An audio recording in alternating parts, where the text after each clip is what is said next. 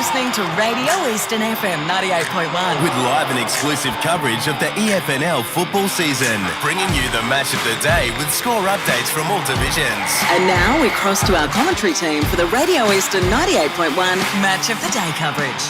Yes, we are back to Eastland Match of the Round broadcast. Welcome to Ted Ajani Reserve, a historic day for the league's newest club, the Bulleen Templestowe Bullants. First ever game in the Eastern Football Netball League, and it is a perfect Saturday afternoon to get things started in round one with the Bullants and the Bloods going head to head this afternoon.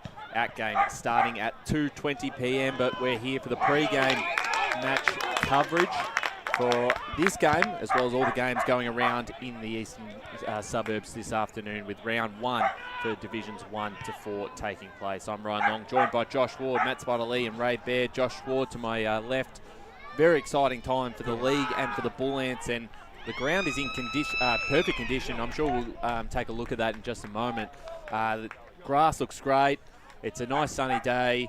We had a walk on there before, and it's a big ground too, probably one of the bigger grounds in the league. Yeah, which will be interesting to see how Warrandyte adapt to a ground this side, and it is great to have the Eastland Match of the Round back for another season. Great to be welcoming the Bullants into the EFNL. Obviously, they're playing their first game in the EFNL at the moment. Now they're trailing the reserves at half-time, 3-2-20 to Warrandyte, 5-1-31, but really looking forward to seeing them in action. We've heard some pretty good things about them the last couple of days. First time I've actually been out to the ground. Might be the same for you. The two to our left have probably been here for cricket reasons. I've heard that Matt Spider-Lee took 4 for 8. How many times did we hear that before?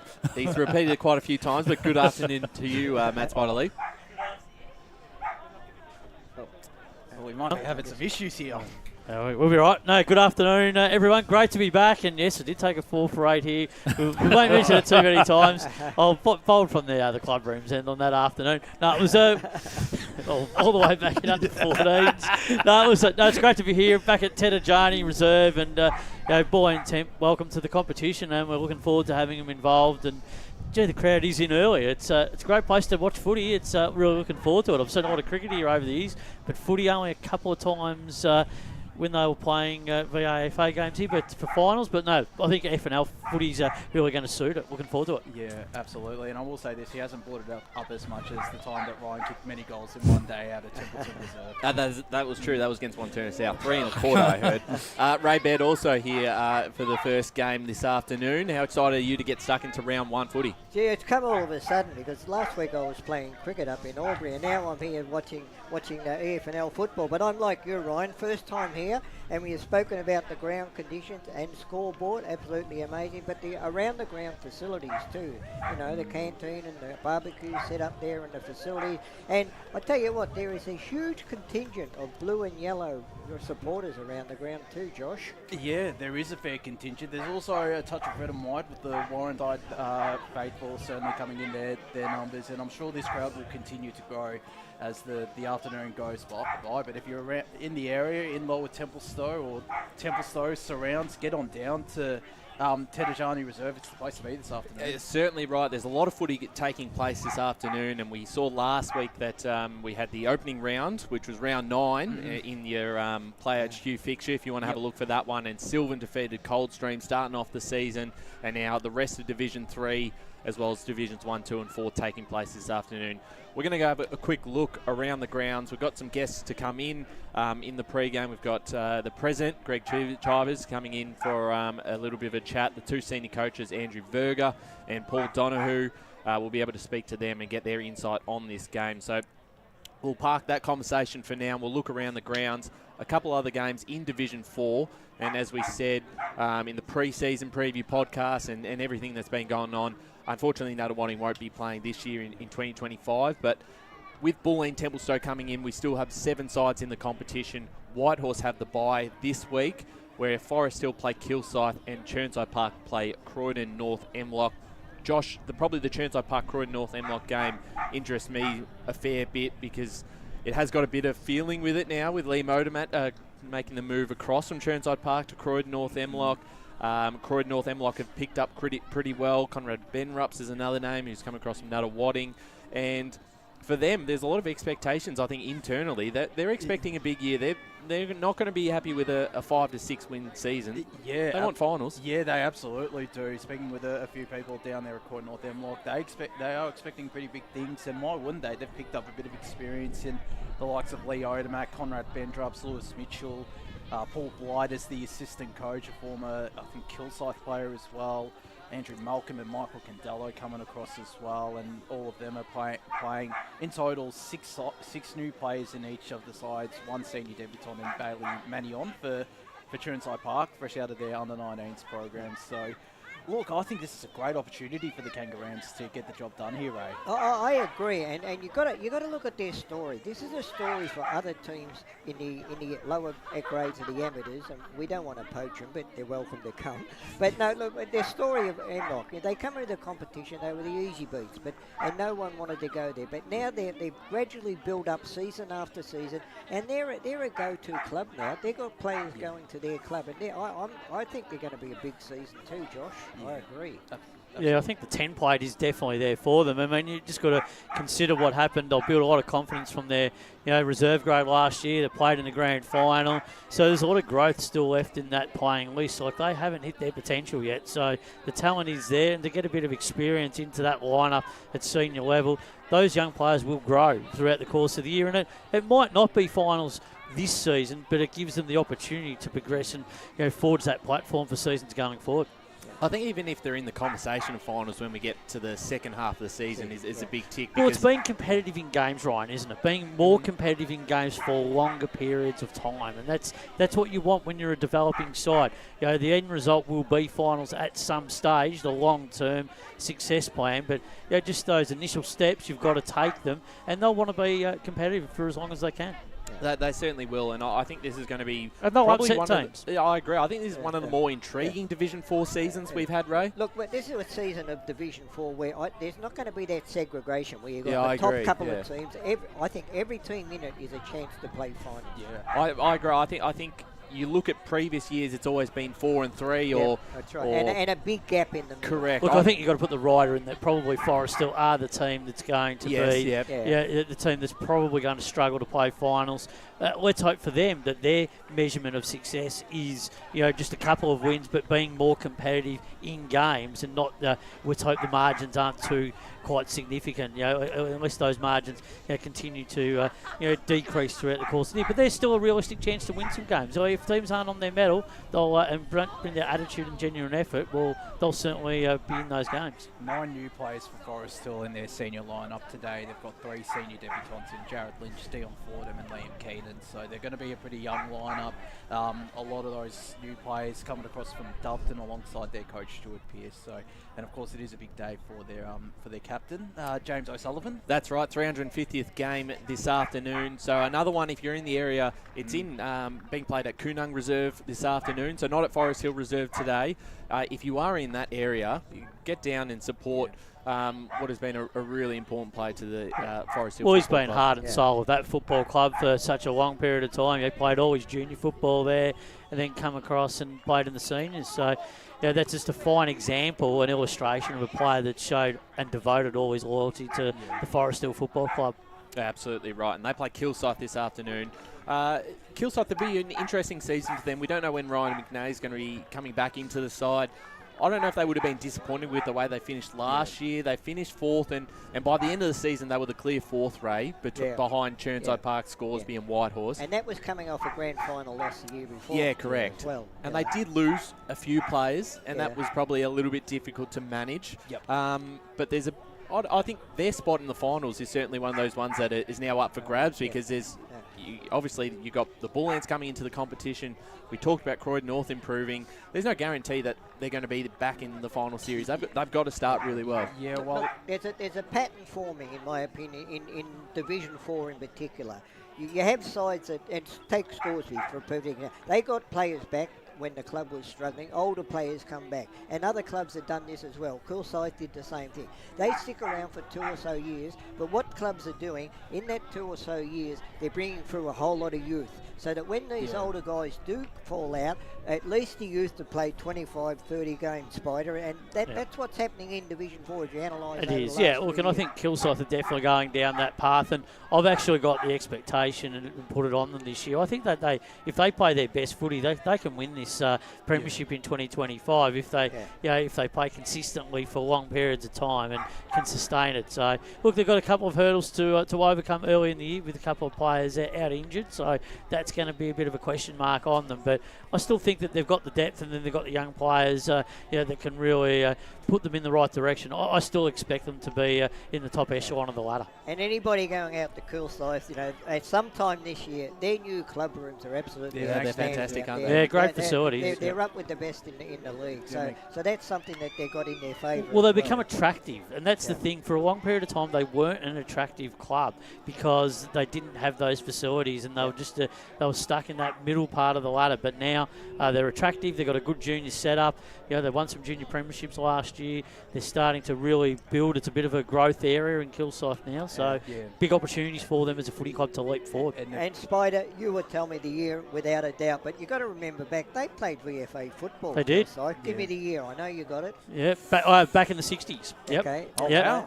So they take his word for they it. did. So what happened was they played in second division. They were in Division 1 of the Eastern Districts Football League in the 60s, and then they at the latter part of the 60s they left to go to the VFA, and they played up until the mid 80s. So that was when the VFA split into two divisions. Two divisions, and they actually had three divisions in the VFA for a period of time as well. But then they just struggled financially to sustain it. And they've got a lot of players coming into the lineup as well. So Brandon Drosler comes back from injury. I mean, you've got Damien Murray, the playing coach, Liam Walter from the base, and Max Lefebvre as well. Sam Carney's a late inclusion for Kilsyth coming across from Mitcham. Yes, and we've seen Carney play. We obviously seen the reserves premierships, not premierships, reserves grand finals, and he played in those and had some senior footy experience as well. So that's actually quite a good pickup for this Division 4 side. And they've got some pretty good players in their reserves, like Drew Sells, Bailey Ray. They pretty much played senior footy last year. Harry McAleese as well. Sean Curry's going around again this season. So the depth is there. Maybe those players might be called up. Maybe they're underdone heading into this weekend. But, it's still promising signs for Kilsyth ahead of this season. I expect them to be back up there in 2025.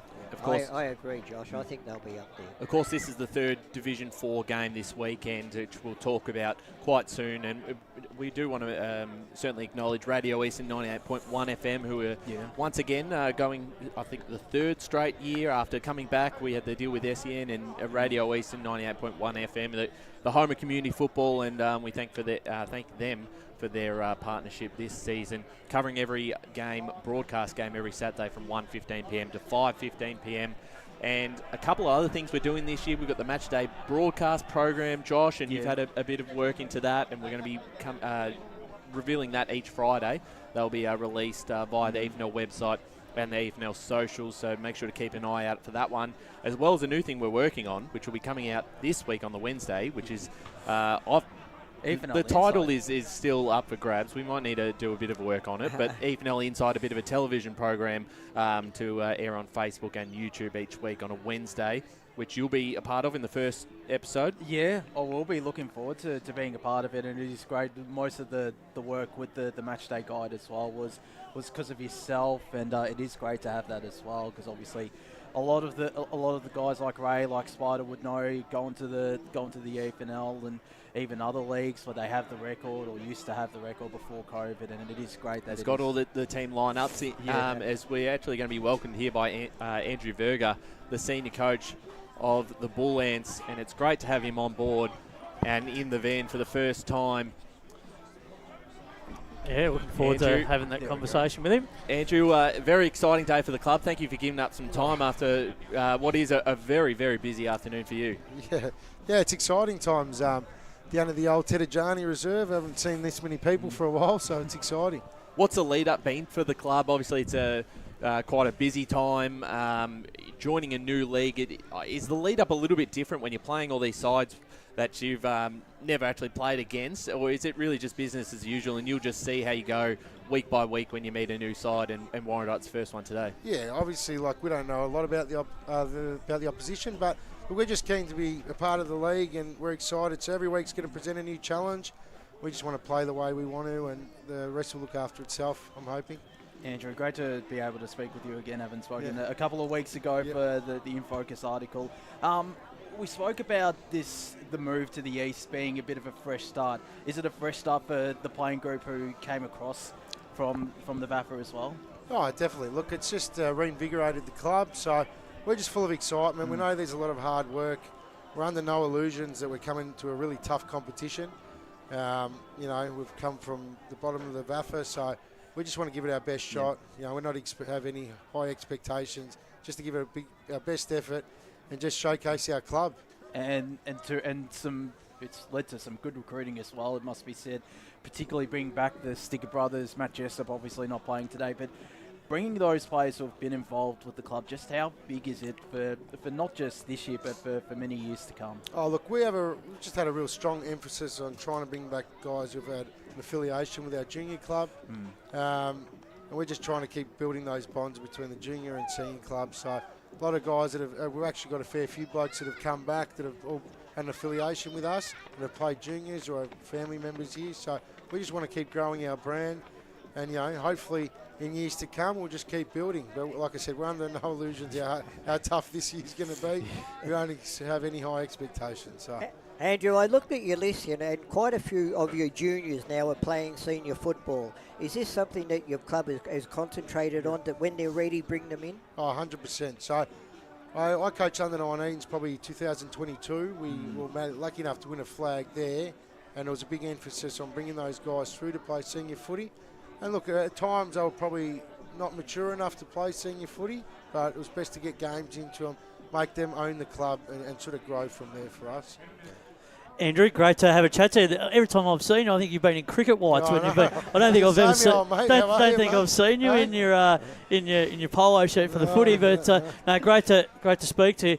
From a coaching perspective, let's drill down on some of the major things. What are some of the key messages and components of you from a coaching philosophy? What are some of your non-negotiables as a coach to your players? And what are some of the insight things in the inner sanctum that you'll talk about pre-game to get the result here today? I think footy's pretty simple at times, but I think a non-negotiable just has to be bring your best effort, be accountable to your teammates, and just represent your club in the right manner, first and foremost. And now, run hard. Run hard, but you've got to run. But you look at the ground, it's a nice, big, open space ground. Do you use that to your advantage to try and make the ground as big and to really share and care for each other? I hope, Spider. As well. I mean, you've got some great players in that team who have been around for a very long period of time. You've nurtured a lot of players. So you've got to use that to your advantage. Definitely. Is that going to be one of the keys to your success this season? Oh, well, I'd hope so. I hope we really run and support each other and run in waves and all that sort of stuff. So, like I said, footy's a pretty simple game. You've got to win it at the contest, and then you've got to be able to prepare to work. And make this a fortress. I mean, that's going to be a thing, because teams are going to come here with a bit of an unknown. They're not going to be too familiar with the surround. That can be really used to your advantage. Oh, 100%. It's a big oval out here. There's plenty of space to work with. So we're obviously hoping to build a little fortress down here at Old Taj Reserve. But, like we did in the old cricket days, Spider, hey? Yeah, well, you used to make that a bit of a fortress. It was. I did say to the boys back when I was playing, I mentioned I did take a few wickets here one day in the juniors. 4 for 8. 4 for 8. 4 for 8. We'll go back to the foot. We'll go to the footy. But I just wanted to ask one more before I handball it back to the boys. I suppose when you look at it from a long-term point of view, what's the current strategy now to put the planks in place to get ultimate long-term success from a coaching, but also from that off-field perspective? What are some of the things that you know that you're going to have to do collectively to get that end result? Well, first and foremost, it's about building a good environment and a strong culture where people can feel like they can be themselves, where young men get to, life's pretty tough at times, so we want to create an environment where young men can be themselves, be comfortable, come and have a kick of the footy, and just keep building our strong ties with our junior club, our strong committee off field. I think we're doing a lot of things right, as you can see by the sponsor banners around the ground. Our playing group's growing, so we just want to be a real connection club We want to keep building our relationships with people and have a strong foothold in the community. And I hope that'll hold us in good stead for the next 10, 20 years, 100 years. That's what we're hoping. Andrew, at the end of the season, when you sit down, Yep. everyone has different levels of success. Yep. What is your level of success at the end of the season? Is it just winning 1, 3, 5 games? What is your? Obviously, you want to play finals, but realistically. Realistically, everyone wants to play finals, but I'm not going to put a number of games. I think it's just in our first year up, it's about our attitude, our intent, and how we go about it as a footy club. And we need to earn respect in this competition. So we're a new side.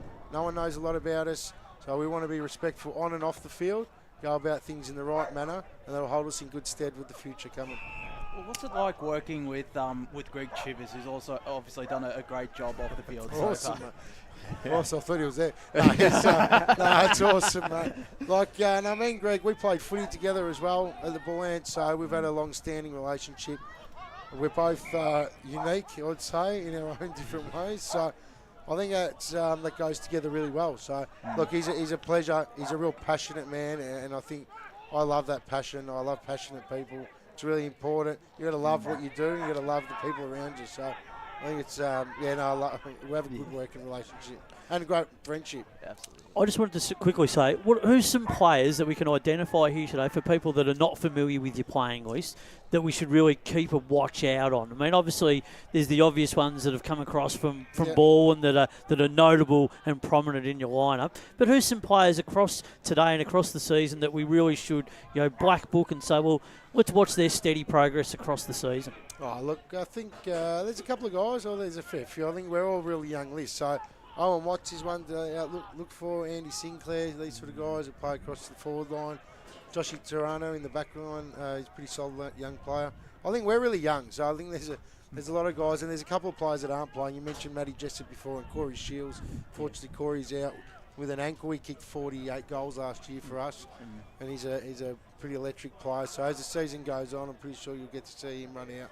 And he's really exciting. Yeah, and a couple of senior debutants as well, I believe, today, which must be pretty exciting. Yeah, I think there's about 6 or so. Wow. 6 or 7 maybe. Jeez, So 6, I think, or something like that. So Yeah. I've actually, for the club anyway. So there's about 3 or 4 that are playing their debut. So it's exciting. Yeah. That's what you want on a big stage like this. Isn't that what you want? Have you practiced the theme song? Have you had it? No. And what's the tune of the theme song for the Bullants? Oh, hopefully you get to hear it later today, mate. There you go. You know? Well, we'll see how we go. But no, with none of that, mate. We're just here to do some hard work, and hopefully the rest will look after itself. Absolutely. Well, Andrew, it's a big afternoon ahead. We really appreciate you coming in and giving up some time ahead of the big game. All the best today, and we look forward to seeing the Bullants, not just today, but throughout the season in the EFNL. Appreciate your time, guys. Thank you. Thanks there. That's Thank the senior coach of the Bulleen Templestowe Bullants, Andrew Berger, and has done a fantastic job. And, of course, the premiership coach of the under-19 side a couple of years ago has now, I think it's his 3rd straight season in the senior coaching position role. I think so. And I think with a lot of the talk about Bulleen Templestowe, just even recently had a really, really good practice match against Fair Park and obviously Fair Park playing in a division above and they were able to come away with a big win in that game. I know it's a practice game, but it's a positive sign coming into round 1 of the competition, right? Yeah, look, every competition has different style of football played, and I think what the Bullants are gonna find today is it's gonna be a little bit tougher on the body. They're gonna get crunched a little bit more than what they're probably used to other years. Well, it's going to be a lot more contested ball, But they'll learn from that. They'll learn from that. Absolutely. But just touching on that under-19 side that Verga did coach in 2022, of the members of that premiership squad, not the team, 9 of them are playing in the senior lineup today, which is that's good. It's a massive positive. Well, it's significant, Josh, because it's showing that they've got so much faith in those young players, but also in Andrew to be able to bring those players through. So they've got a long-term plan to do that, and if they stick the course, then they will get the desired result ultimately somewhere down the track. It might not be in the initial couple of stages in the early years, but over the next 3 to 5 years, they'll see the bare fruits of that. Yeah, absolutely. And they've got the under-19s. Their junior program is a really strong one. And always has been. Yeah, and it's had AFL players come through the junior program even before it was merged. You like Stephen Silvani. Some of the best. Gary Pert. Gary Pert. Wes Fellows. Osborne. Richard Osborne. Oh, Richard and Graham Osborne. Unbelievable. Brodie McLaughlin in recent history as well, who's obviously at Montrose, but was a Bulleen Templestowe. He played here? He played seniors here, Brodie McLaughlin. They had an amazing Fitzroy zone. Fitzroy, they used to get so many great players out of that. And I noticed that Saucy just snuck across the other side because he was going to Marston so he could sneak into the Carlton zone. But very, very cleverly done by the Silvanis. But Fitzroy, they used to get some absolute rivers. They were such a strong under-19s team, but they used to get a lot from this big area down in the Templestowe area, like Bulleen Templestowe, Beverly Hills, all those sort of clubs. It's fascinating what they've been able to do. But Bulleen Templestowe, they're going to be all the chat across today and across the season. Yep. And speaking about the under-19s, they actually play a twilight game here at Ted Ajani Reserve after the seniors. So, again, if you're listening and you're thinking about coming down and you might not get here just for the senior time, there's the under-19s to play after. So it is a massive afternoon. Brash will be happy. That's the fourth twilight game in the EFNL for today. Yes, there's quite a few. 3 in the seniors and that one. Well, let's talk about those because we're going to move on to Division 3 before the senior coach of Warrandyte, Paul Donoghue, joins us in the van. We've got Knox versus Upper Ferntree Gully at 4:30 p.m. out at Knox Gardens Reserve, and then Scoresby versus Ferntree Gully out at Scoresby Recreation Reserve.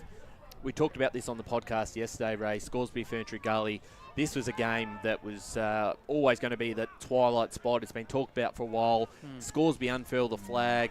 Ferntree Gully, it's a new look Ferntree Gully under Pat Garrity and Jaden Stevenson. I know they've got a lot of other recruits, but the big name is Jaden Stevenson coming straight out of an AFL list and running in for Ferntree Gully. And Josh, I know you're excited. They've named him in the midfield too. I don't mind it. I don't mind that move. I'd like to see him up forward because if he did play up forward, he could kick 3 or 4 goals. I think he's going to spend 95% of the time through the midfield. Well, he's a bit like I suppose he's the equivalent, isn't he, to the Patrick Dangerfield of the competition, the way that he can just be so versatile. He can play anywhere. I mean, he's just going to be an absolute electric player in this competition. And as we talked about yesterday in the weekend forecast, you just get the feeling that some of these young players from Ferntree Gully, they are just going to grow and feed off his talent and ability, but also his leadership and experience. They're going to be able to just crave and learn so much from him throughout the course of the season, and they will grow as players and as a playing group. So I think for Ferntree Gully, it's so exciting for them to get a player of his calibre back to their football club. It brings that much positivity. Sure, they've lost some players, but to get a player of Jaden's ability and his accomplishments, I think it's first class. Spider, there's one thing they've got to be very careful of, though, with Stevenson, and that is let's not become one-man conscious. No, that's right. Because sometimes you can overdo that, and if he demands the ball, sometimes they kick it to him, even if he's in the wrong position. So they've got to just play it as it comes. Treat him as just another player. Sure, watch what he does and admire what he does, but just treat him as another player. Don't become one-man conscious. But it's the teaching aspect too, Ray, I think, that'll come into this, where he's going to be actually able to teach and virtually be a coach on the field. And he's the assistant coach, but he's actually giving, directing traffic on the ground. So those players, that's what I'm talking about, where they're just going to be able to learn firsthand how to do things throughout the course of games. But this game, in general, I think that it's going to be a challenge for Scoresby, in my opinion, because you look at their results last year, most of their games were over at half-time. They were the dominant side in Division 4. They've gone up a division where you can't give the opposition 5-10 minutes to let them handle the ball in this division. And as you go up, it gets worse. So they've got to be very careful, Scoresby, and make sure they run the whole game. Well, they've got to play the way that they did last year, like the fast ball movement. They use the ground very well. They open spaces. They're a very skillful team by hand and foot, and they proved that in the grand final last year against Wallis. They just blew them off the park. But if they get the ball down to a man and those sort of players, I'm just so impressed with some of their recruiting during the season, and that's why I have the expectation that they can play finals. It's going to be interesting. I think the big positive going back into Division 3 compared to where they were before that, they didn't have the under-19s program. They've now got 2 under-19 sides. So it's I think a much better spot to be in for Scoresby. Well, but they've made their we are intentions now clear, joined by the Warrandyte senior coach, Paul Donoghue. Paul, great to have you on board. It's a massive day, first round of the season, and I'm sure you're pretty excited to get stuck into it. It's been a long while to get back. How good is it? Footy's back. It's exciting. The ground's in great nick. New club, a lot of social media hype and everything that comes with it. So we're rapt to be involved in a day like this. Really good. For you, have you been to this ground before? Have you had much experience here? Obviously, it's in great condition. It's beautiful weather and quite a big, decent ground. What's your experience with it? Yes, unfortunately, I've got a lot of memories out here. We had some really good battles when I played at Paran with Bulleen. They beat us by 2 points in the grand final. Oh, no. So sorry to bring that up. No, that's all good. But we had some ripping battles with them out here. We had two really good sides back then, sort of 2011, 2012 era. So yeah, I do know the ground reasonably well. And looking at the club list, there's a lot of players on the side now. You've been able to bring a lot of people in.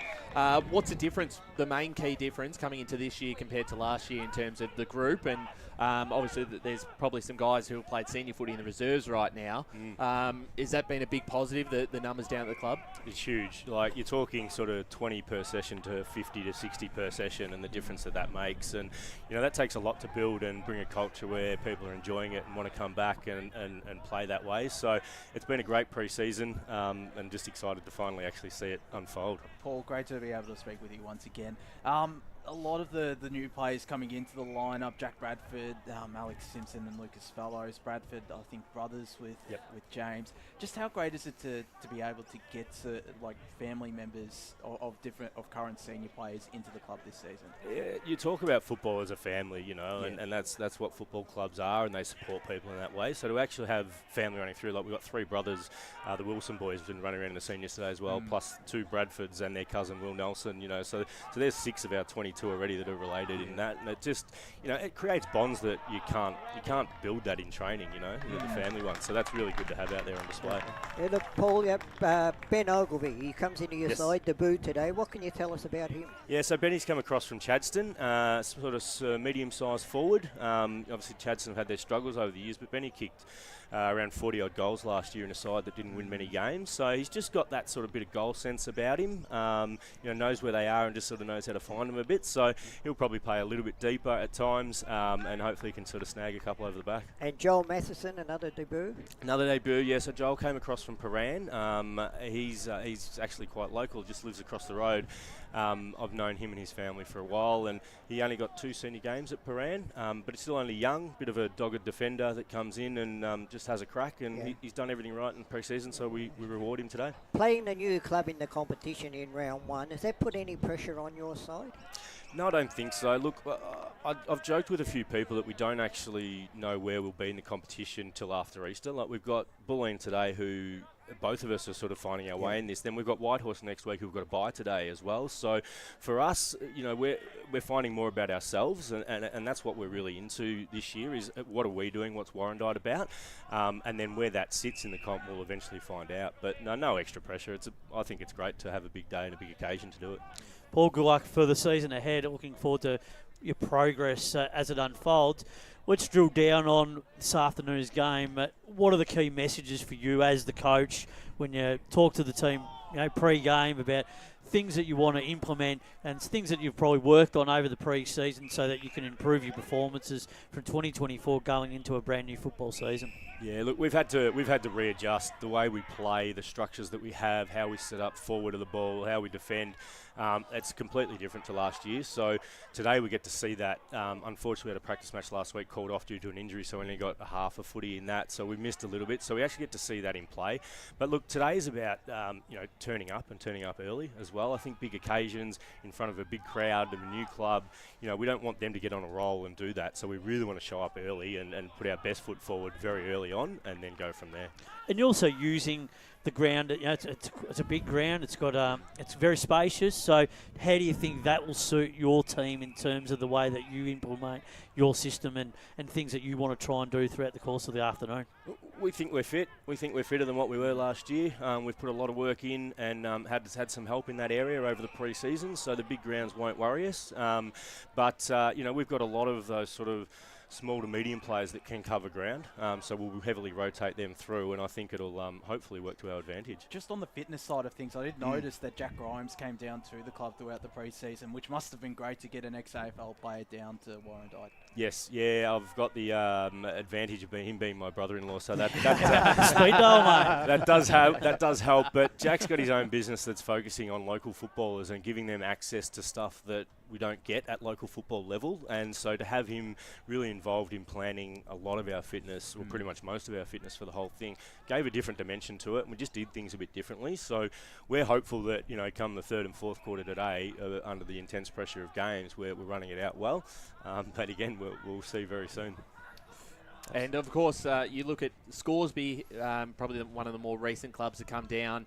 They were able to reset and win a flag last year. Whitehorse, another one in the grand final straight away. Is that sort of the positive sort of look? You obviously you don't want to be going down the divisions, but it's a good chance to reset and get some finals experience potentially in the next couple of years, and then potentially, who knows, you can win a flag and get yourself back up. Is that sort of the positive look that you're trying to install with the group? Yeah, you have to. And, we won 2 games in the senior club last year, so it's about winning games of football now. That's what we'd love to do, and we want to hear that song again. So whether that's this week or next week, whenever it is, but we want to have more opportunities to do that, because we can have as much fun as we want off the field, but really you're here to win games of football and do that. So that's what we're about today. We hope that there's probably half the blokes won't know the song, and there'll be a lot of people in the middle of that circle, but we're hopeful we can see that in action, so that'll be pretty cool today. Talk about your leaders. Obviously, Zach Carroll's been just so prominent, at your football club for such a long period of time, and he always plays a key role when he steps out to play.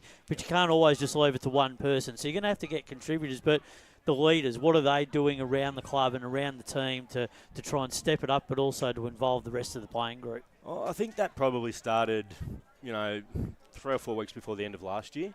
And we really sat down with a few of those and drove where we wanted to head this year and what that looked like. Our fate was sealed and we knew what was happening, and we had to reassess. And, like I said, during the week, was I the right person to do this, and the plans that I had, and how does that look? So we got some real buy-in before we finished last year from our leaders, who have then driven a lot of the, buy-in from the rest of the group and do that. Because as a coach over, 70 to 80 people, that's really hard to do, and you need help doing that. So we've brought them on the journey to say, this is going to be a great football club, and we want to be in Division 3, but again, we don't know where that sort of sits. So we'll do everything we can, and they've really bought into that, which again helps me and helps the club in the right direction.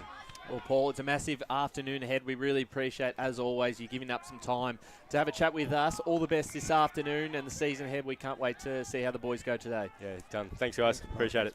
Paul Donoghue, the senior coach of the Warrandyte Football Club, and it's a great chance to see both sides in action, and it is a massive afternoon ahead. The game starting at 2:20 p.m. out here at Ted Ajani Reserve. The crowd continues to fill in. It's a good crowd, isn't it? It's a very good crowd. Yeah. We had the music playing before in the background.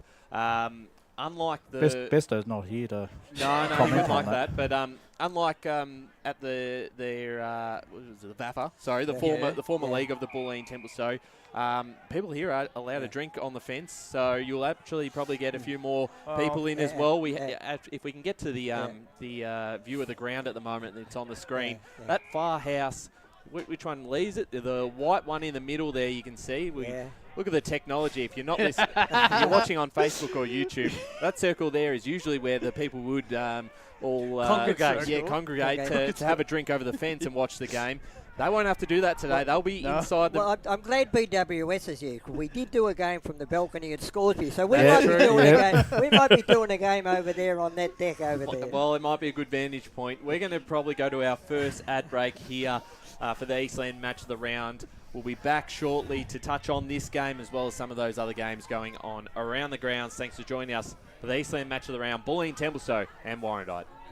Today at Eastland, Lucy's trying on jeans for a momentous occasion. Coffee with the ex. She needs jeans she can move in because she's definitely moved on.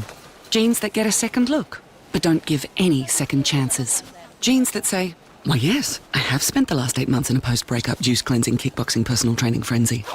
And it looks as though she's just found the perfect pair. Yeah, that's great. Bravo, Lucy. For all of life's little moments, there's Eastland. Eastland. Live real. Sprained your ankle bursting through the banner? For bumps, breaks or bleeds, be seen sooner, close to home at Knox Private 24/7 Emergency Department. You'll generally experience shorter wait times. Knox Private 24/7 Emergency, 262 Mountain Highway, Wanturna. Do you feel good about your bank? Because there is a bank you can feel good about. They share their profits to fund big community projects, small community clubs and vital emergency services. They've given $250 million to help Australian communities thrive. They have all the products and tech you expect from a big bank, with service you don't. It's Bendigo Bank. Feel good about who you bank with. Try Bendigo. Search bendigobank.com.au or search Bendigo Bank near me. Tobin Brothers Funerals wear their heart on their sleeve. Their clear and easy-to-use website and Memory Maker app make it easy for families to make an informed decision. Here's James McLeod, Managing Director of Tobin Brothers Funerals. There's no mystery about our pricing. It is clearly displayed on our website and our app. We have staff standing by 24 hours a day, every day of the year to assist you in your absolute time of need. Visit tobinbrothers.com.au. Tobin Brothers Funerals, celebrating lives. There are only 3 things that should be flushed down your toilet: pee, poo and paper. Some wet wipes and antibacterial wipes say that you can flush them, but you can't. They clog up the toilet and pipes, causing expensive blockages. Save yourself a truckload of trouble. Put your wet wipes in the bin. To learn more, head to the Yarra Valley Water website, yvw.com.au/wet-wipes. Hi, Dylan Dow from the Bulleen Football Netball Club here. When I need to grab a quick coffee or a bite to eat, I'm popping into Eastland. Eastland's more than a shopping centre. They support a range of community organisations and have been a major partner of the EFNL since 2018. Cheers, Eastland.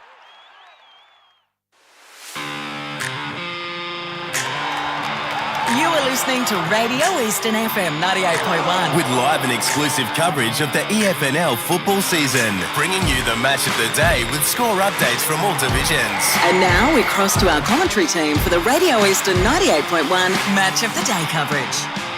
Welcome back to Ted Ajani Reserve. Bulleen Templestowe Bullants taking on Warrandyte for the first Eastland match of the round in 2025. A lot to look forward to coming up at 2:20 p.m. We've got a few more games to take a look at before we jump into that game. We've got, of course, the Division 3 game we spoke about, which was Scoresby Ferntree Gully, and Knox Upper Ferntree Gully is the other one, the Twilight game. The other 2 games, or 3 games, but I'm looking at these 2 because these 2 sides played last week in Sylvan and Coldstream. Coldstream now head to Fair Park Reserve to play the Lions, and the Cats host Oakley District. One of the talking points yesterday in the podcast, Josh, was the Cats now have a great opportunity after getting a win that many expected they wouldn't get. Yeah. They could go 2-0 on their home deck to start the year off and really, really put the fate of their season in their own hands. And it would be a perfect start. They've got a good challenge against Oakley District. Yeah, it's a really good challenge against an Oakley District side that has the likes of Luke Potts now, Cam Hansen, Josh Cochran. So it's only a much stronger Oakley District lineup. I feel it's almost that full strength for them. But Sylvan, they equally bring back Darcy Turnbull, James Charge, and Kristen Clarson, which are 3 really good inclusion. Clarson on Sylvan debut. Yeah, really good challenge for Oakley Districts today to be able to really go up against a Sylvan team that will have a lot of confidence after what they provided last week. So they'll have to be very careful. But no, look, I think Oakley Districts, it's just that not relying on Blake Pearce, and we talked about it yesterday in the podcast. Just that week after week, they've got to have good, solid contributors right across the board. Look, they've recruited well. Look, sure, they've lost a couple of players as well, but it's just going to be one of those things during the course of the season where I think it's going to be one of those efforts from the team as a playing group that they all need to pitch in. And I think Potts is going to be a really good recruit for them and a player that's going to really provide another element to what they want to try and do throughout the course of the season. Yeah, I think Oakley Districts will win this game as well. I like the way they're going about their business. As you said, there's a big reliance on Pearson, but I think that they're smart enough now to bring these other players in who should take a bit of pressure off them. Yeah, it will certainly be interesting to see how it all plays out this afternoon. And for Oakley, we talked about probably just this side being about a middle-of-the-road type team. And I know Blake Pearson, I know the group, they don't want to be that side. They don't want to just be making finals. They want to be having that impact once they get there. and this year's a good chance to do it. Obviously, the top two sides from last year, or two of the three, obviously Surrey going up, are going to be very, very strong again in Knox and Donvale.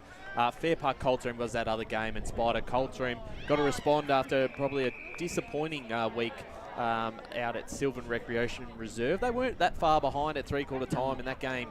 That margin started to blow out in the final term, so potentially the margin didn't quite do justice to the way the game was played, but you'd still expect this Coldstream side, who's got a lot of key players in his lineup. Darcy Fritsch is there, Mitch Edmonds comes back in the side, Carrigan through the midfield. There's enough talent on this side that to start 0-2 would be a little bit worrying. Yeah, absolutely. There's enough talent in that team, and they need to be getting better results than what they put out there, particularly in the last quarter last weekend, which was extremely disappointing. So no doubt they would have had a review of that game and discussed things that they did right, but more importantly, the things that they didn't do as well in the review. So from their point of view, they'll need to respond.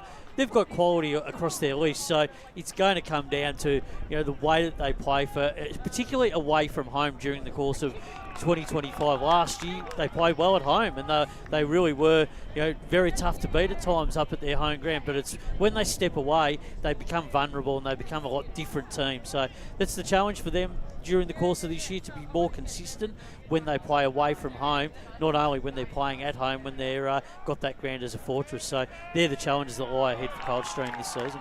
Yeah. Look, I'm not wrapped on them, I'll be honest. I've got them as the big sliders in the division. I've got them down finishing 7th.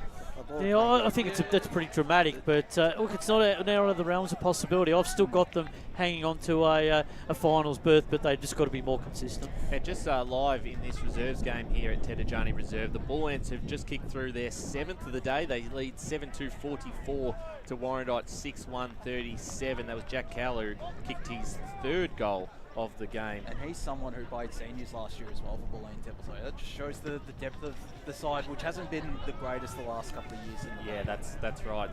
The good thing to see, though, is that's been going up and down. Bullants were 14, nip, and then it was 20-31, and now and that was for the whole 3rd quarter. I don't think they scored. A very good contest. So if we get a similar type scoreline or contest in this senior game, I think we'll be pretty happy. Let's have a look at Division 2. The other game in Division 3 was Donvale the Basin. We talked about that podcast, and all 4 of us were tipping the Magpies on that occasion. Division 2, I feel like there's 3 or 4 games here in this division in round 1 that could be considered a 50-50, and that's how tight this division is. One of those games is Heathmont versus Templestowe. The Jets have been if you look at the ladder predictions on our Facebook and Instagram pages, I think there's 3 or 4 of us who have tipped Heathmont to win the flag this year. They've got a lot of hype around them. James Appleby leads the recruits. They've brought a lot of players back. Harry Isaacs is one of those names. Jed Hansen. I think they're going to be really strong. And Templestowe as well, they picked up Matt Mariani coming back. They've got Daniel Cooper from South Croydon up forward. They've been able to get some players off John Castor-East as well. So potential, this is, Spiders picked this as a potential grand final preview, because these are 2 sides that are going to be right there in the running for it. It wouldn't surprise me if it's a potential grand final preview, and Templestowe have picked up someone from Doncaster and UU Ashwin, who's a VFL listed player with the Northern Bullants, and he's someone that can help strengthen them on the outside, which has certainly been a focus for Templestowe throughout the off-season, and they're going to threaten Heathmont today out at AJ Parker. Yeah, I think so, and I think you're right, Josh. I mean, the last few years we've really focused, in particular, the work that they've been able to do on the inside part of the ground, where they've been able to put clamps on teams. We only have to step back into that final series from a couple of years ago when they took down teams like Waverley Blues out at Mitcham. But this is really important step forward for them to be able to now do that on the outside and then score a lot more. They've got got a fantastic ruckman in Bo Mitchner. That's going to be a really important component of today's clash. And now to have a player of Cooper's talent up forward, and he has that opportunity now to kick more goals for them, and that's something that they've been lacking in the last couple of years, and I think that they can really step forward this season, and that's why I think I have the confidence in them that they can really go deep into a finals campaign. Well, Bo Mitchner isn't playing for them today. Not playing, so no. He's not listed, which is... Well, that's a bit of a blow, but long term for them during the year, if he does play, they still can have that, that opportunity to be a real contender. I look at both these sides. Now, Heathmont last year, they had a season that they no doubt want to forget about. Injuries and whatever, everything that could happen happened to them. And on the other hand, Tempe. Now, I'm not sold on Templestowe. Because you look at last year, I know they got players brought into the side, but if you look back to last year, there were games there that they should have won, and they didn't. They put in some good performances and knocked a few of the top sides over. But they're inconsistent still. Until they get some consistency into their game, I'm not sold on it. Yeah, I want to see, you're right, I want to see a month's form and then see what they can do with building onto that. That's why I'm tipping the Jets at home. The other games happening, we've got Lilydale versus Croydon, which is a twilight game at 4:20 p.m. Surrey Park play Wanturna South at Surrey Park Reserve, two sides new to Division 2. Ringwood Mulgrave at Jubilee Park, and Waverley Blues versus Eastfield at Central Reserve. We spoke about a lot of these games yesterday. Ringwood Mulgrave's the other one, just want to quickly touch on. I think a couple of us potentially tipped Ringwood as a bit of an, I wouldn't even say it's an upset. I think this is a real, almost a 50-50 game at Jubilee Park. Started the season so strongly off last year, Ray. If they can get a big win over Mulgrave, who are a finals contender, that's a great way to start. Well, you guys talking to Brett Rowe pre-season, he's expecting a 1 or 2% improvement on that young side that he had on last year, and that's got to happen if they're going to beat Mulgrave, because to me Mulgrave still play that exciting game of football. Okay, Lynn John's not there anymore, but he's only one player. They've brought in a couple of other players. I think Mulgrave will win this game. Yeah, I'm backing in Mulgrave. Yeah, as well. I'm Mulgrave as well. There's some pretty decent talent while we're making this debut, and Josh Parker for the Lions as well, which is handy. Yeah, and Nolan Jong, of course, he's moved on from the Lions. They've got enough talent in that midfield, I think, to cover him. But you can't replace him. He's Lin Jong. You can't find someone who's going to come in. But you've got to move forward, Ryan. You've got to move past him. He's decided to go to Deer Park. That's where he's headed. So once you put your chips on the table and you say you're out, you move on straight away. And I think that's what Mulgrave have done. Yeah, they have. They've been able to pick up quite well. They've got a lot of talent. Connor Tilliard's probably one of my favourite players to watch live in action.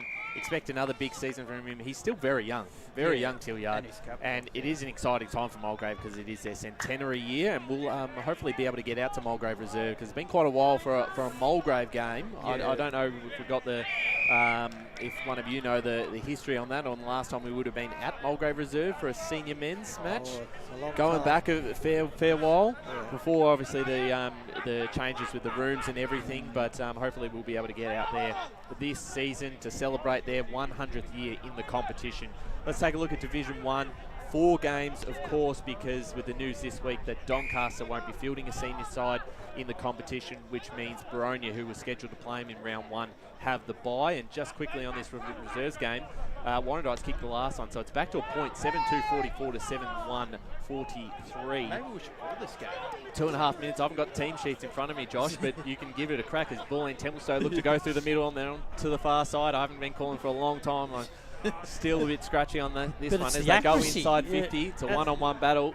Number 48 out the back here, is able to pick it up nicely, almost copped one high, got the handball away, no teammates near him.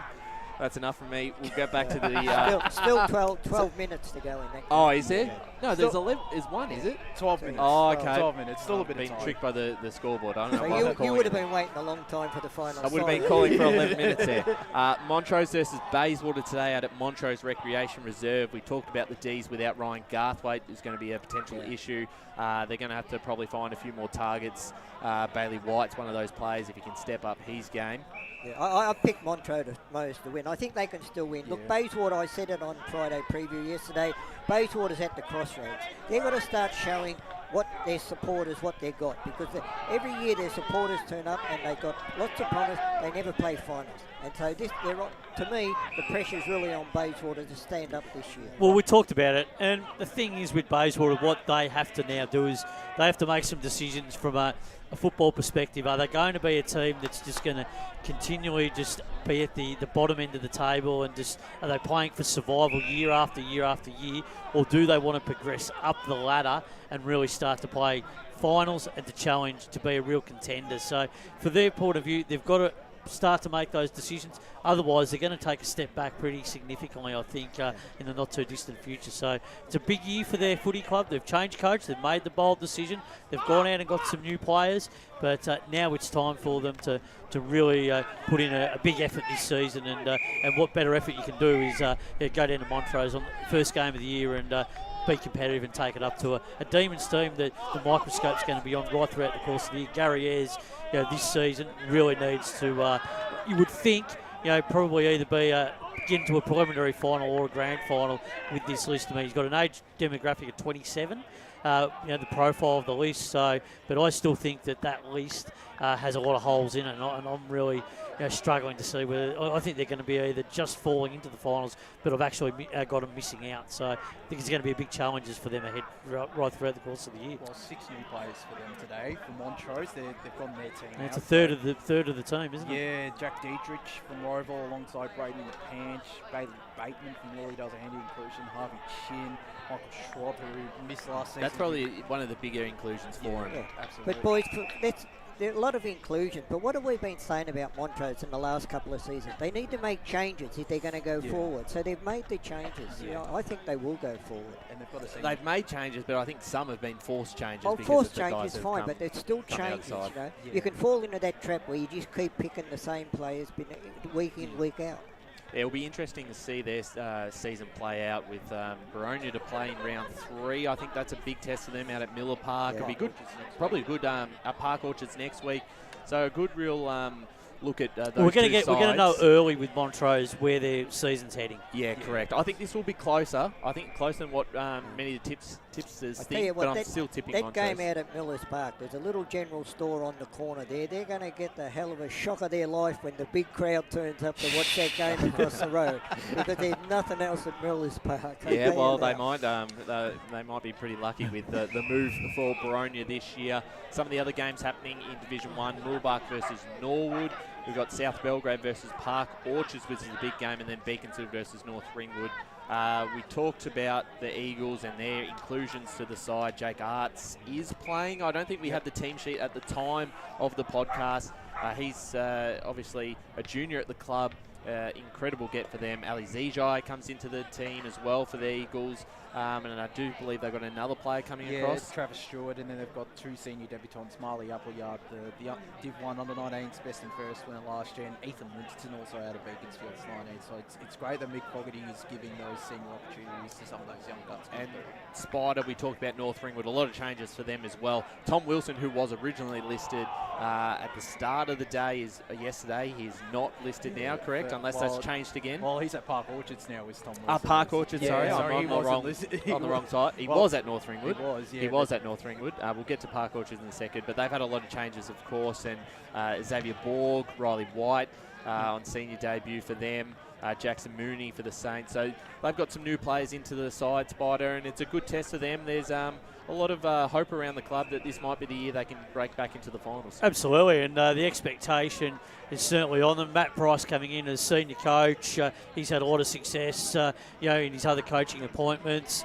Davidson's going to be a real big figure for them, coming across from Germana as well. So, look, they've certainly done their homework in terms of recruiting. They've laid the foundations to take some steps back up the ladder, and I think they'll be the biggest improver in Division 1 this season. I really think that they can play a real big role and have a real good tilt at a finals possibility. Yeah, I agree with you. Their improvement is going to be enormous, I think, Spider. They're going to finish in the top 3 without a doubt in my mind. And the other big game was South Belgrade versus Park Orchards out at Belgrade South Recreation Reserve. 2 very strong sides in this competition. We saw what Park Orchards were able to do once they dropped into Division 1 and almost won every single game in the home and away season. It was just one loss to Mitcham, and then unfortunately for the Sharks, they lost to the Tigers twice in the final series, and a really disappointing grand final for them, only being able to kick the 1 or 2 goals in tough conditions, but it wasn't the way they wanted to finish their season. And they've recruited and they've picked up players, and it is a stronger side.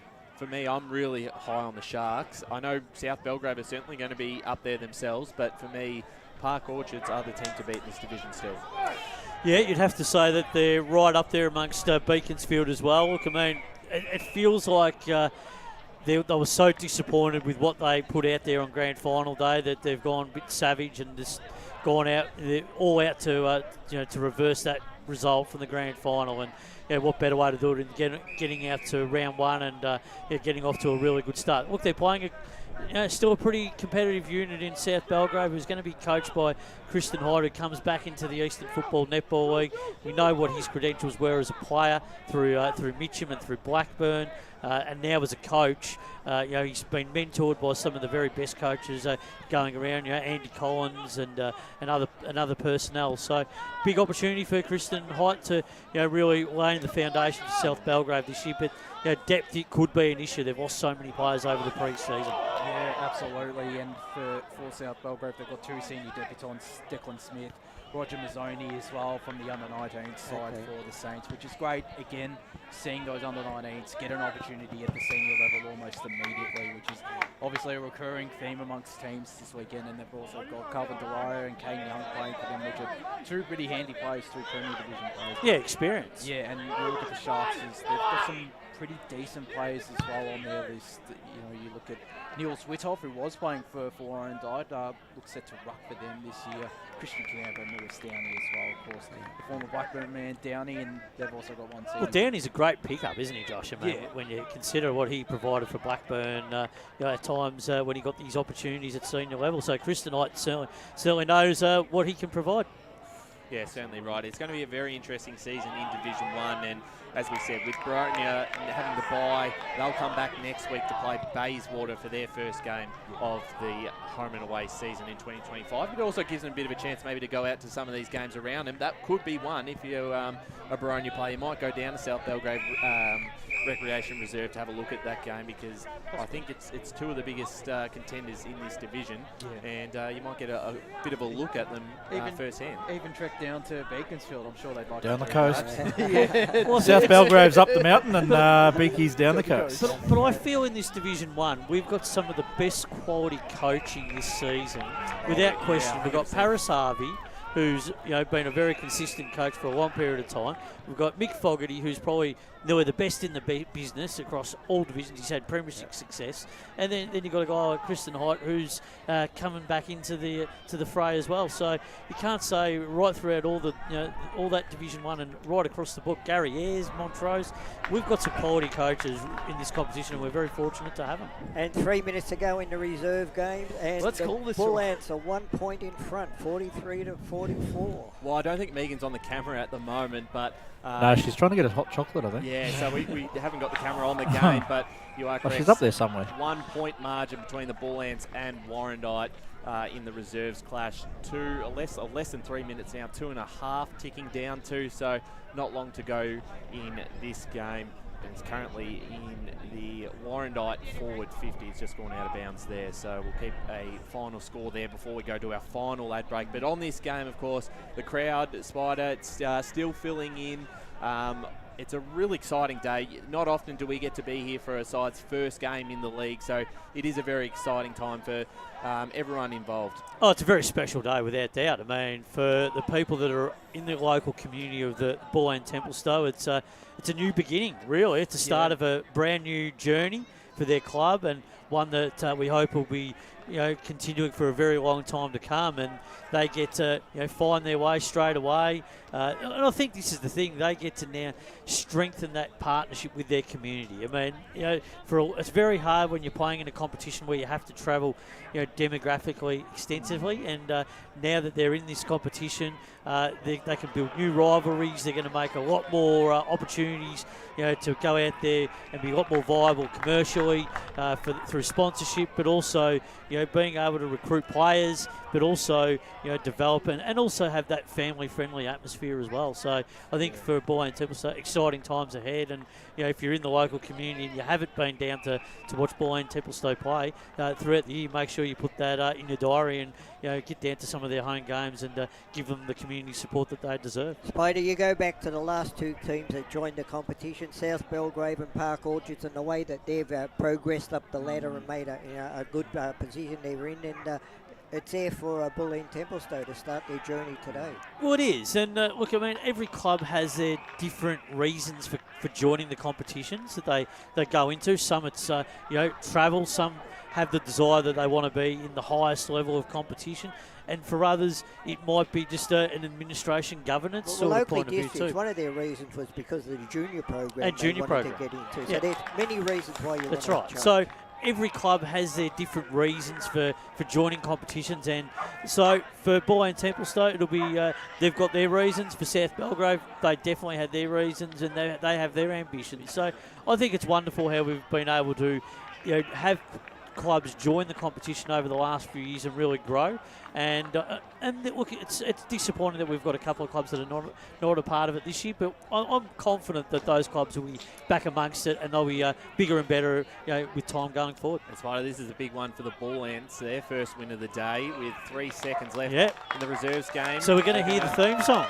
Well, hopefully we might actually be able to hear this. 7-2-44, they defeated Warrandyte 7-1-43. For their first win in the league. Incredible kicking, 7-1, 7-2. It was a very good game. We only saw bits and pieces of it, obviously working in here, but a great little preview potentially of what's to come. We're going to go to our last ad break. We'll bring in the call team, Ben Warren-Smith and the gang for the Eastland match of the round. It's the Bulleen Templestowe Bullants versus Warrandyte for the match of the round. As Sarah opened her best friend Jackie's wedding invitation, she was overcome with a wave of emotion. While her 2 young boys wrestled on the floor, tears of happiness rolled down Sarah's cheeks as she saw the words she'd been longing to see. Please note, this wedding will be a child-free event. Well, Sarah, looks like we're off to Eastland for a new frock and some heels. And let's book in that babysitter. For all of life's little moments, there's Eastland. Eastland. Live real. At Yarra Valley Water, we know reducing your shower time, or show time, to 4 minutes can save you an average of $200 a year on water and energy bills. Shower shorter. Save water. Authorised by the Victorian Government, 1 Treasury Place, Melbourne. Sprained your ankle, bursting through the banner, broke a finger high-fiving the ruckman, or did you run into the goal post again? For bumps, breaks or bleeds, be seen sooner, close to home at Knox Private 24/7 Emergency Department. The preferred provider of emergency care to the Eastern Football Netball League, you'll generally experience shorter wait times. You don't need private health, but there is an out-of-pocket fee. Be seen sooner, close to home at Knox Private 24/7 Emergency Department, 262 Mountain Highway, Wantirna. Do you feel good about your bank? Because there is a bank you can feel good about. They share their profits to fund big community projects, small community clubs, and vital emergency services. They've given $250 million to help Australian communities thrive. They have all the products and tech you expect from a big bank, with service you don't. It's Bendigo Bank. Feel good about who you bank with. Try Bendigo. Search bendigobank.com.au or search Bendigo Bank near me. The first time I met the team at Tobin Brothers Funerals, I felt like I'd known them for years. They're so caring, honest and passionate. James McLeod, Managing Director of Tobin Brothers Funerals, sums it up best when he says, Every day our people get out of bed to assist client families in their absolute time of need. Our people love what they do, and you will not find a more highly trained group of people than those at Tobin Brothers. Visit tobinbrothers.com.au. Tobin Brothers Funerals, celebrating lives. Hi, I'm Ben Desson from Montrose Football Netball Club, and when I need a new kit for a night out, I head over to Eastland. But Eastland is more than a shopping centre. They support a range of community organisations and have been major partners of the Eastern Football Netball League since 2018. Thanks, Eastland. You are listening to Radio Eastern FM 98.1. With live and exclusive coverage of the EFNL football season. Bringing you the match of the day with score updates from all divisions. And now we cross to our commentary team for the Radio Eastern 98.1 Match of the Day coverage. Good afternoon, ladies and gentlemen, to the EFNL's Match of the Day out at Ted Ajani Reserve for the big Division 4 clash, the opening game of the season between the Bulleen Templestowe Bullants and the Warrandyte Bloods. My name is Ben Warren-Smith, and it's fantastic to be back here in 2025 for what shapes to be another stellar season in the best metropolitan competition of local football in the country. Sun is shining, the grass looks fantastic out on this field. The picture is set for what is shaped to be a great game today, and a fantastic job by all the team who are on the pre-match. We'll go through and introduce the call team this afternoon, and it's a great privilege privileged to be calling alongside one of the up-and-coming stars in the media industry, in the sports industry. Josh Ward, very good afternoon to you, mate. It's an absolute pleasure to be calling alongside you this afternoon, BWS. Looking forward to this game, looking forward to seeing the Bullants in action for the first time in EFNL history. And it's a massive crowd that's come into Ted Ajani Reserve. If you're around the area, get on down. It's the place to be this afternoon, that's for sure. Certainly is, and what I really like about this ground is in front of the club rooms as well. There's a lot of seating. You don't actually get that at a lot of local footy grounds. So if you're in the area, like, parking's not the easiest to do here, but there's plenty. You can park along the road on the outside, and you won't get stung for a fine. You've got my personal guarantee on that. Come on down, and a man who has got some pretty fond memories of this venue, and we've talked about it on the way here and heard a bit about it on pre-match, is Matt Spider Lee. Good afternoon to you, Spider. Yeah, good afternoon to you again, BWS. Great to be here, and really looking forward to seeing a game of footy here. It's been a long time since I have done that. Normally here for cricket, but looking forward to what will be promising a really great afternoon of footy between two sides that we're going to learn a lot about here this afternoon. Yeah, that was a fantastic. I really enjoyed watching the reserves game out here. Very sharp shooting both sides as well. Only 3 behinds kicked for the whole game, but it was neck and neck right to the end, and probably a little bit stiff Warrandyte towards the end with no boundary umpires and a lot of stoppage time. Just sucked up that last 5 minutes. They just couldn't get a chance to get it in. But well done to the Bullants. They're off and running with their first win, and of course, we'll keep introducing the team, and a man who we've heard him do many stats over the previous seasons. This year, he's our around-the-ground specialist, and we're really looking forward to the role he's going to bring. He's looking cool. He's a cool cat, but he's looking cooler than ever in 2025. Good afternoon to you, Paul Yaconi. Thank you, BWS. Thank you, everyone. So, yeah, unfortunately, the stat sheets decided to pull a sickie for the first game of the year. So, but yeah, no, looking forward to this one, seeing Bulleen Templestowe in the EFNL for the first time, and see how Warrandyte go in Divi 4. Yeah, we've got another special comments man who's out walking the red carpet, kissing babies. Ray Baird. He's getting his photo opportunities. He's just introducing himself to everyone. To be honest, I think he's out kissing hands and shaking babies. Oh, I think he's just telling everyone about his life membership. Warrandyte? Yeah, absolutely, no doubt. Yeah, we just heard from Kate Green talking about cricket.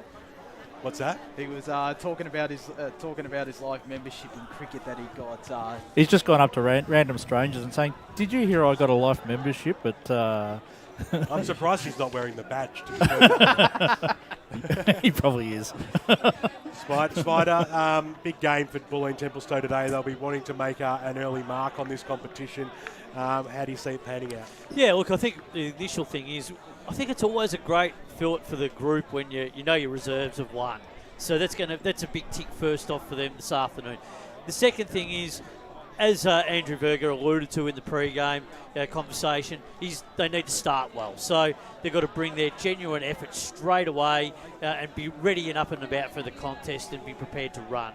And I think that's really utmost importance for them. They're coming up against a Warrandyte team who also have got a point to prove, because obviously off the back of last season they were relegated. They've had so much change across the pre-season with players coming and going throughout the course of the off-season. So they also want to settle into this division and make immediate impact. And our expectation, we're not really sure where they sit currently, where they're going to be by the end of the season, but the most important thing for Paul Donoghue and the rest of the Warrandyte people are just to try and get off to a really good start, particularly in the first quarter, and set the platform for the rest of the afternoon. Well, we're about to get underway. It's great to have Ray Baird here in the caravan, but as the umpire holds the ball aloft, here is Josh Ward to take us away for season 2025. Finn Ellery up against Taylor Hayden in this first ruck contest. Dean O'Neill throws the ball up. It's Ellery who won the tap down.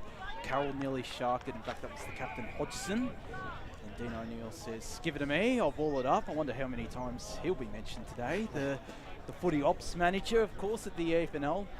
Heard there was a radio game. As we get this ball tossed back up right in the middle of Ted Ajani. Ellery won the tap down on senior debut, running onto it there.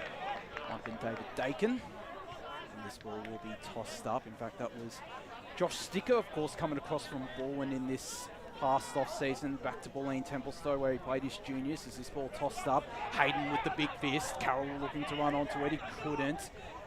Wrapped up there was Brendan Ghosh.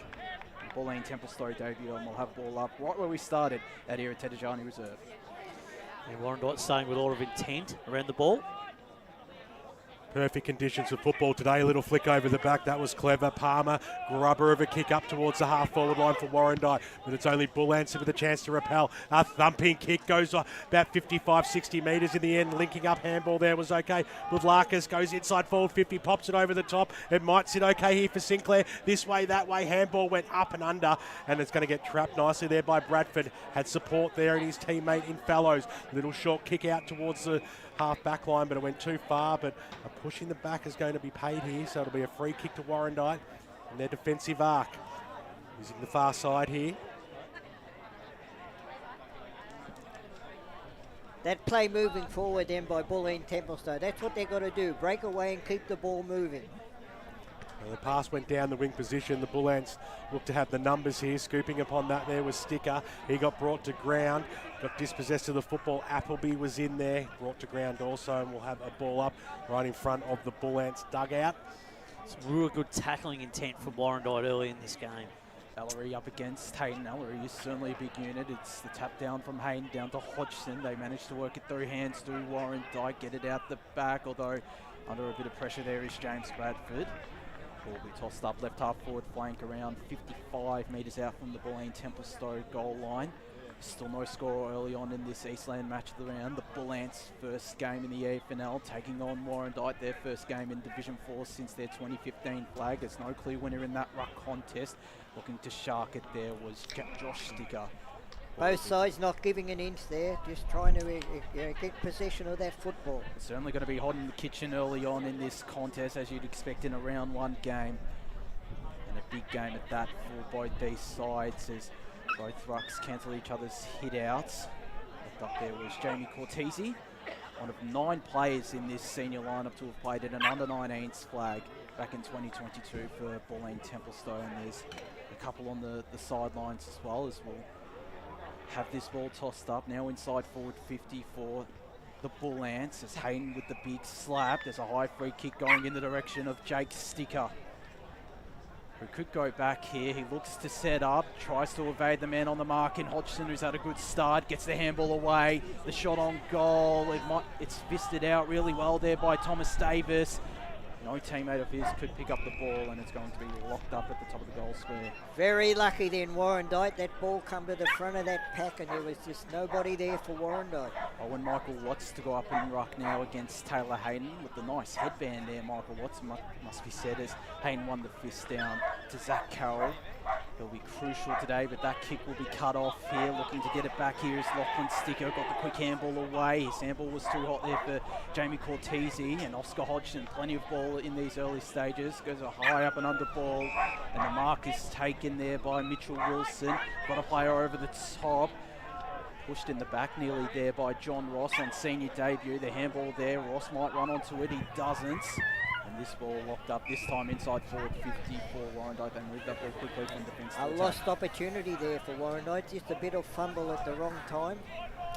As we go down boundary side for the first time today to Ryan Long. Thanks, Josh. Just a number change. Joel Matheson now wearing number 47 instead of the usual 13. Thanks very much, Ryan. So we're about 40 metres out.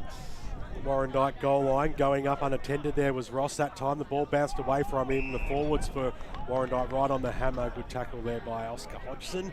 We'll have another ball up. They've inched closer. 35 out.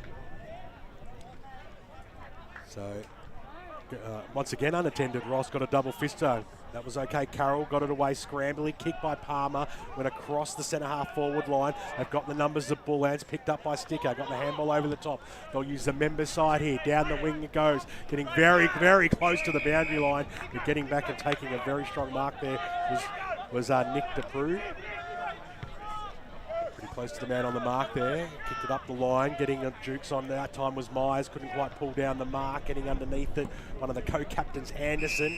Can't quite release the ball. The umpire will come in and bounce this one right in front the canteen out here. Speaking of the canteen, the barbecue's got Kranskis and bratwurst, one of the best array of barbecue meats that I've seen at local footy. I'm very impressed with that. I give the burger 8.5 out of 5 in honour of Blake Tennant. Very nice. Who's watching on from Los Angeles is Blake Tennant. No doubt he's having a blast. I'm really enjoying watching his time over there. It's a strong tackle that time by Josh Myers. Sees the ball to be bounced across the half-forward line for Warrandyte. Still no score in this game. We've crossed 6 minutes on the Bendigo Bank scoreboard. Under a little bit of pressure, Bulleen Templestowe. They've had control of the ball basically for the first 5 minutes, and now it's in their defensive 50. Ross went up early, got a little flick behind over the boundary line. She goes. Yeah, the forward stoppage game really being evident at the moment. Warrandyte really getting the territory on their terms. This ball tossed in on this broadcast side, right on the cusp of the 50-metre arc out here for Warrandyte. Will kick to the left of your radio dial. Bulleen Templestowe to the right as they pick up this ball. Do the Bullants through Lachlan Stick at a pretty decent start. This ball will get eventually to Ben Ellery. Got the handball away quickly. Got a player over the top with the kick.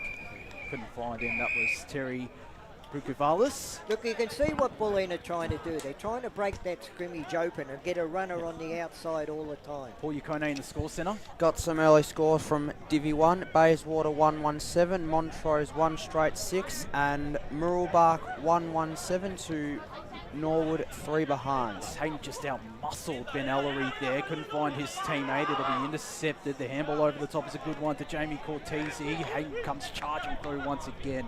They eventually get it to Cole Appleby. His kick will be nearly cut off. Ellery got the backwards tap. It might be in the favour of Warrandyte. It's pushing the back free kick going in the direction there of Alex Simpson on debut for the Bloods. The nice stance step goes on this broadcast side. It is a really good kick to Jack Wilson on the left half forward flank. Under pressure, gets the kick inside 50. Moved it very quickly. That's what he had to do. That is great play. Wilson. He's got to go back now and kick this, make the opposition pay. Well, he was looking at Cole Appleby, who was deeper in the forward pocket. Yeah. This is on the broadcast side out here. You back your forwards in to kick a goal from where he is, Josh. You have to back him in. He's kicked 29 goals in his senior career in 63 senior games with both Warrandyte and Churnside Park as he comes in. And it's just drifting to the left, way left in fact. Just snuck through for a behind. One behind Warrandyte. Bulleen Temp yet to score. 8 minutes gone. Paul Yukone in the score centre. Scores from Divi 2, Waverley Blues 1 straight 6 to East Burwood yet to score. Ringwood 3 behinds to Mulgrave 2 behinds. And Heathmont 1 goal 6 to Templestowe yet to score. Sticker to sticker. We'll hear that a few times today. No doubt about that. Short passes on. Just look at that crowd in the background. A lot of people here watching this game today. Geronglou on the left boot. It was a shocking kick in the end. It's been chopped off. Warrandyte a chance to go forward into the pocket. Mark almost taken there by Wilson. He should have taken that in the end. Geronglou wanted to make up for that missed kick. Later, very quick tackle just to bring the stoppage. So right forward pocket for Warrandyte. Currently leading this game by 1 behind. Rucks go at it. A lot of plays around this ball. Will it somehow get released? Over the top there was John Ross laying a tackle. Going nowhere. Looking dangerous when they go into 50, Warrandyte at the moment. Holding in the ruck contest. Sticker was there. The Lockie variety. Just on these stoppages, I'd just like to see a Warrandyte player out in the corridor, out on his own, if you get someone out there. Another confirmation for you. Blake Tennant currently watching from his hotel room in Orlando, I believe. He's just messaged me. Very nice. Ogilvie couldn't get a little backflip. He almost tried to kick that one through soccer styles. Still across the half forward line for the Bloods. Wilson trapped the ball, but he was a strong tackle there by Jackson Anderson, leading from the front, the co-skipper.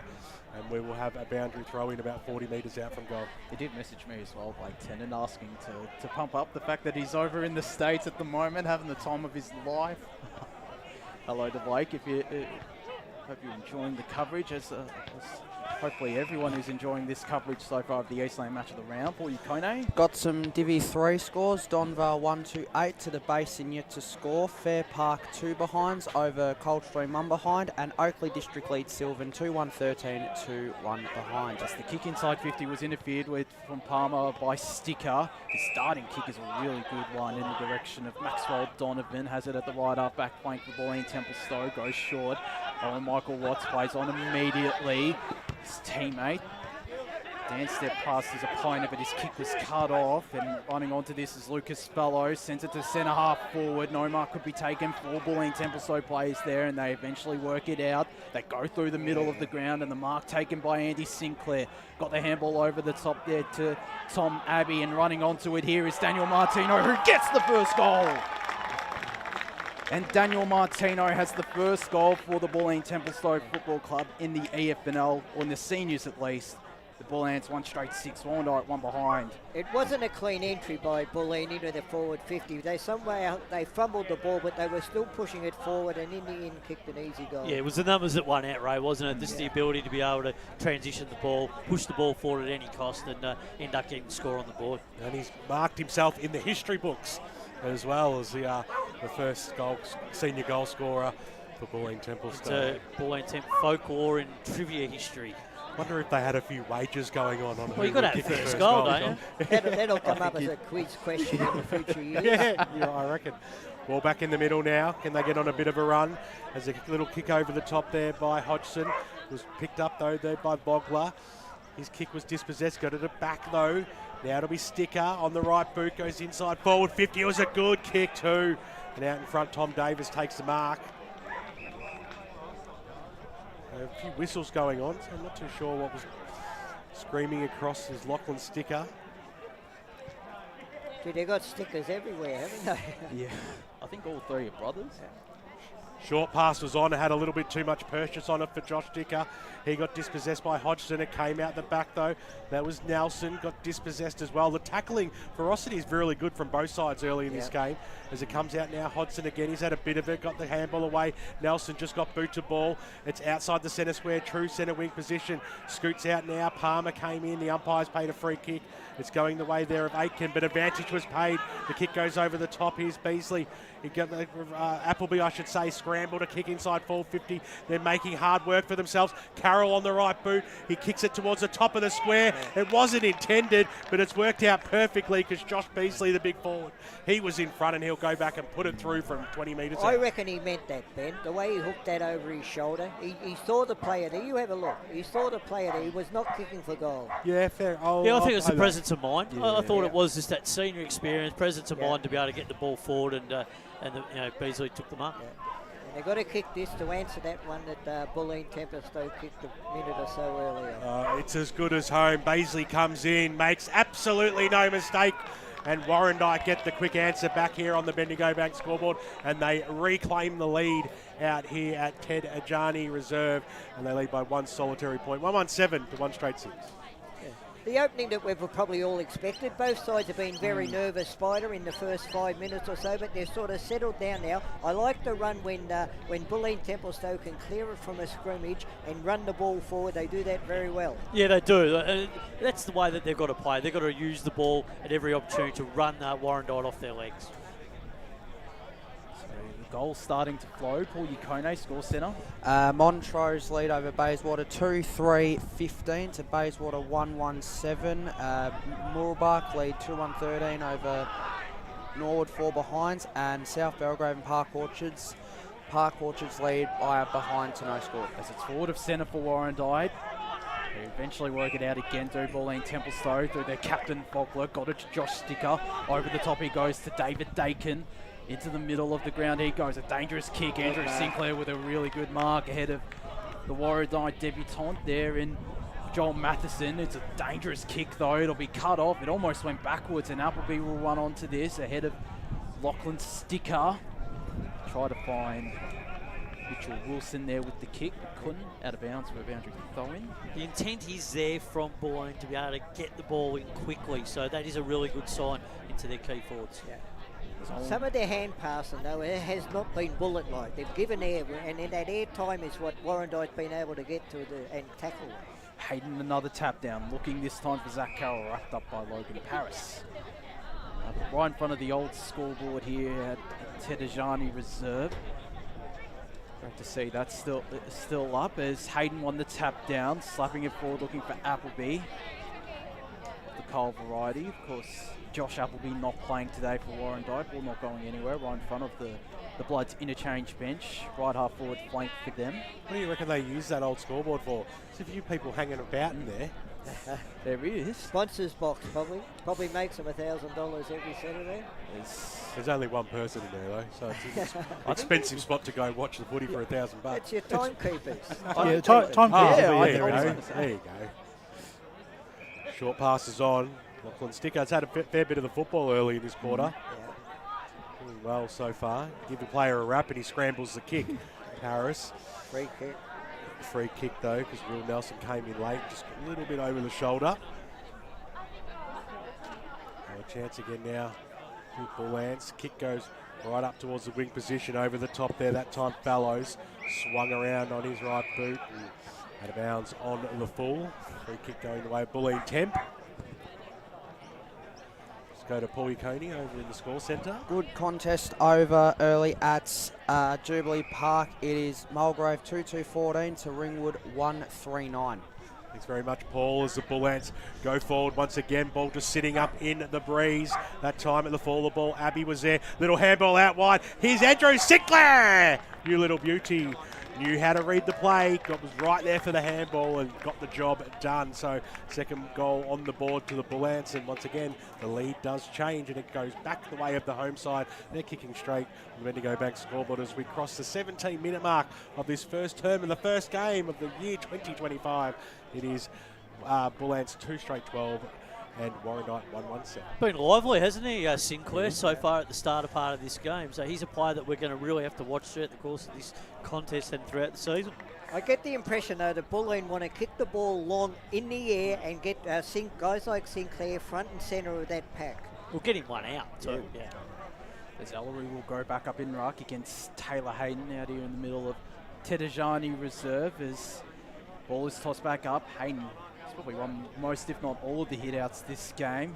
Slapped forward there by Gorish, but it's intercepted. Carroll got it to Hayden. He's had a dominant start as the big ruckman from Warrandyte. His kick goes out wide, and it'll be cut off here. Picking up cleanly there was Liam Chu. Got past two. Will go on to his left. Looks to go down the line. Hayden might cut it off. He went the fist instead. Went straight down to David Dakin. High up and under ball to Andrew Sinclair with a really good mark. He used his body well then. Took the opposition out of the contest. He did. He's got a lead just outside forward 50. The backwards airball was a really good one. That might have been a throw there from Maxwell Donovan. But eventually Warrandyte get hands on this. It's cut off though. David Dakin, one of the stalwarts of this Bulleen Temp lineup, goes into the middle. Lachlan Stick out a really good start. Looks like he's playing off a half-back flank. His two brothers, Josh and Jake, playing forward or midfield. As he goes short, Sticker, he'll get it back here from Logan Paris. Sticker inside forward 50. No mark taken on the ground there. Looking to get the free kick was Tom Abbey. And I'll just clear it out through hands for Warrandyte. Out to this broadcast side. All by himself there is Harvey Wilson at the left half back flank for the Bloods. His kick was nearly chopped off. Alex Simpson took a really good mark. Looks to go through the middle. He's got to play all by himself. Drop the mark there. Did Nelson under pressure from Sinclair. Wrapped up in the end by Ghosh. And it'll be a ball up in the middle of Ted Ajani Reserve. It's certainly hot in the kitchen early on out here. That's the Bullants lead. 2 straight 12, 1-1-7 Warrandyte. 19 minutes gone first quarter. Both sides are prepared to move the ball on at all costs. Early score out at Surrey Park. Wani South lead over Surrey Park. 1 straight to no score. And the Basin lead over Donvale 2 straight 12 to 139. Ray Baird's up and about, but I know you tipped Wani South as your roughie. You still tipped Surrey Park in the record though. You tipped them in the record. Drove past Surrey Park as I lived just down the road from it, and it was a bumper crowd out there today.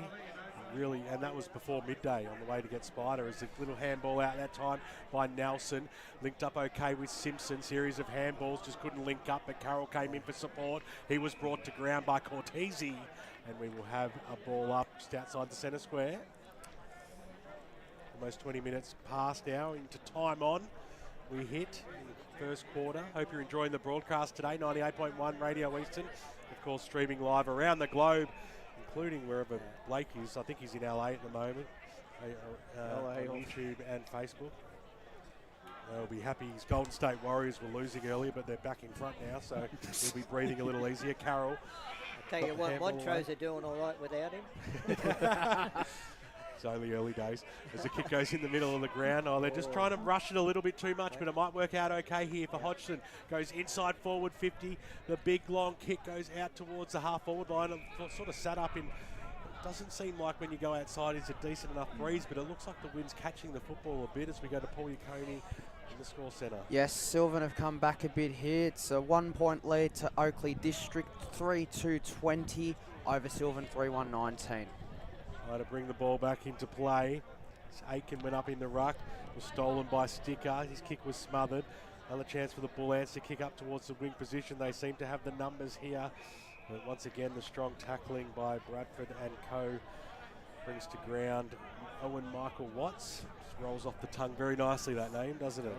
Owen Michael Watts. Some good pressure by both sides early in this game. Really impressed with the level of tackling. Staying on true centre wing, far side, right in front of our boundary rider, Ryan Long, this afternoon, our illustrious leader. Doing some great stuff. Illustrious.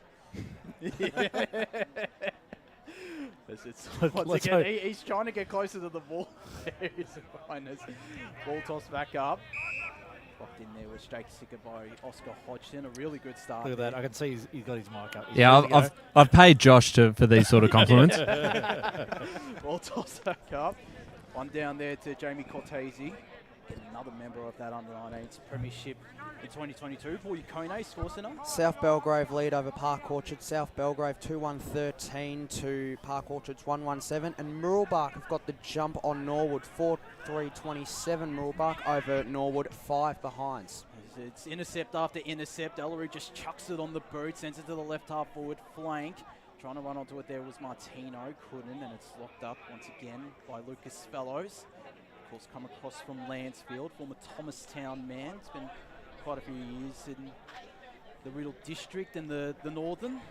He's moved across to Warrandyte this season as the tap down by Owen Michael Watts. Got it down to his teammate. He might get it back here, but he's under immense pressure. Well, not going anywhere. The good tackle there by Alex Simpson, and it's inside forward 50 though for Bulleen Templestowe. They lead 2 straight 12. Warrandyte 1-1-7. Just under 23 minutes gone in this first quarter of the Eastland match of the round between the Bullants and the Bloods. As the tap down there, won by Owen Michael Watts. And Dean O'Neill calls for it. Just one of those names also that you've just got to say the whole thing. Yeah. As well. I'm pretty much just going to stick with that. As it is, Watts, who nearly won the tap down, followed up his own work. Ball hasn't really moved in the last couple of seconds. I'll throw over to BWS to get something happening. So, about 35 metres out from the Bullants goal line. Owen Michael Watts goes in after his own football. Little handball over the top. This might work out okay here for Paris. Got the handball backwards. Can they squeeze something up here to the top of the goal square or thereabouts? It drifted to the pocket. They might have the numbers picked up by Martino, brought to ground. He couldn't get boot to ball in time. Good pressure. The Bloods backs doing their job there, and we'll have another ball up. Montrose lead over Bayswater, 3-5-23 to 3-2-20. 20 comes out now. That could have been holding the football, and the umpire is going to pay it, and so it should have been too. So Ghosh was dispossessed and had the prior opportunity. So it'll be Myers on the right boot. Drives the ball out wide. Getting in the front spot there was Liam Chu. Couldn't bring the ball to ground. Chiming in there was Aitken. He just lost the football in the end, so a chance for the Bullants to go inside forward 50. Carroll was there to mop up for the Bloods. Backwards to go, forwards they go. Linking up okay. Here's DePrew on the left boot. Had to hit the target and did hit the target. Nice lead there, Harvey Wilson. And he took it, and he got a little bit for his trouble from Hamish McLean, and a 25-metre penalty to boot. So that's a bit over anxious there, wasn't he? Defending. Just actually didn't need it. It's almost you're upset that you were behind to let him take the chest mark as the kick goes down right in front of us here in the broadcast position where Tarongaloo takes the mark. So it'll go straight back in or thereabouts. It's barely the required 15, but the mark's been taken by Lachlan Sticker. Those fancy yellow boots we've seen many a possession already had goes to Josh Sticker, rather in the middle, wearing blue boots. Sloppy work there by Warrandyte. They've got to pick up these short kicks. Rongaloo goes inside forward 50. Ball hits the deck. Owen Michael Watts is in there, but he's not going anywhere. He's not able to get it because Lucas Fellows Hands the ball back to the umpire, Paulie Coney. More scores. Yes, Coldstream lead over Fair Park. Coldstream 3-1-19 to Fair Park, just the 3 behinds. Will be tossed up once again, and forward 50 for the Bulleen Templestowe Bullants. They're getting the territory going on their terms, Bulleen Temp at the moment. They're certainly working this uncontested marking game around. Hayden, another hit out. Harvey Wilson, the clearance, goes straight through the spine. It'll be cut off here by his fellow number 15 and Liam Chu. His kick was smothered, almost unintentionally by the Warrandyte player. Bogler picks it up. They eventually get it to Josh Sticker. Might have been taken high. Still got a handball away to his brother Jake. Got it quickly there to Ben Ellery. Sends it inside forward 50. Got a couple of options. Warrandyte have the numbers on the ground. They'll look to clear. They do eventually through Nick DePrew. Get it out to Cole Appleby. Quickly to Jack Bradford, who sends it long down the line to Mitchell Wilson. Can take a bounce if he wants to, but will just set it up inside forward 50. Good mark taken by Josh Beasley. And a great pass to him as well. Yeah. Just put the ball out in front of him to run. Well, it's a lot better, Ray, because before that they were dump kicking. You just can't afford to do that when you get possession of the ball in that circumstance. But that was a lot better process going forward. Goal number 2 for Josh Beasley this afternoon on around about a 45-degree angle from 35 metres out, or 30 metres out. Now pretty big arcs out here at Ted Ajani Reserve as he comes in now. Let's fly to the right. Minus score for Warrandyte. They move to 1-2-8. Bulleen Templestowe 2-12. Just ticked over the 27-minute mark of this first quarter on the Gooding scoreboard. Waverley Blues lead East Burwood by a goal. You'd like that one, Spider. Thanks to the Catfish for letting us know those scores. He's out there today taking photos. Lachlan Sticker drives the ball in. It's a big kick too, went over the back. Oh, Michael Watts is in there, brought to ground, and we'll have another ball up. 27.5 gone here in the first term. 98.1 Radio Eastern all afternoon, and of course YouTube and Facebook around the globe.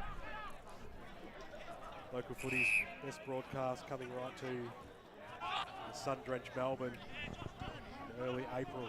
So now the chance for the Bullants. Linking handball in the middle. This is okay. Here's Jake Sticker. He might have enough to go all the way here. Instead, he poked it forward. It wasn't a high percentage kick, but at the fall of the ball, Martino goes around the body and let off there. They could have made them pay. It was good end-to-end football. But minus score is the result. Then you go back, scoreboard shows at the 28-minute mark of this first term. It's a 5-point lead to the home side, 13-8. The transition game at the moment, Bullants is really standing up during this first term. Jack Moss, former Northwood man, with this kick in, goes to the far side. Went over the top of Valerie, it fell to Will Nelson, one of the new players for this Warrandyte side. His kick was chopped off. Lachlan Sticker had a lot of possessions in this first quarter. He gets it back from Ben Ellery. Yeah, level ball game out at the Basin. It is the Basin 2 straight to Donvale 1 goal 6. Bit of an accurate kicking there from the Bales out there at Batterum Reserve as the tap down was read well by Jackson Anderson. Got it to Sticker. Sticker goes long down the line. And the intercept mark taken at the left half forward flank for Bulleen Templestowe by Warrandyte as they look to just slow it down here for Lucas Fellows. Goes down the line, got a couple of options. The big boy there couldn't take the mark. Just notice Andrew. Yeah, he's just he's just incognito his way in, right in front of us. Why wouldn't you come down here as well as we get this ball tossed back into play? Ellery, Hayden on the tap down, looking for Carroll, who was held without it. Take this free kick on a couple of possessions early on this game, Carroll. Professional free kick that was. I was going to say, like, I don't know what happened there, but it didn't. He definitely played for that and threw it away, and then it went the way of Bulleen. So potentially that's how it was seen. Score updated Churnside Park upon the call. Churnside Park lead 23-14, I believe. Nothing. If you've got another score, sorry. I do. Sorry, Josh. I have a score from Surrey Park. Wanney South 139 to Surrey Park 117. Ball inside forward, 50 for the Bullants. Strong tackle. Fantastic tackle that time by Sinclair. who's already kicked one goal. He might get the handball off here. Shoots towards goal. Josh Dicker right to the goal line, and it can't go through because getting back in the last line of defence was Fallows, who just poked it out. Here's Carroll now for Warrandyte. They'll get a chance to reprieve here. They've got a little bit of space as Bradford takes the mark across the half-back line. Gee, Warrandyte got out of jail then. Certainly did. Should have had another goal, Bulleen Templestowe. Long first quarter, isn't it? It's already over 30 minutes. Is there still time left as the umpire's going to come in and bounce this one? Over to you, Paul. Shootout at Sylvan Oakley District lead 5-2-32 to Sylvan 4-1-25. It's a fantastic first quarter.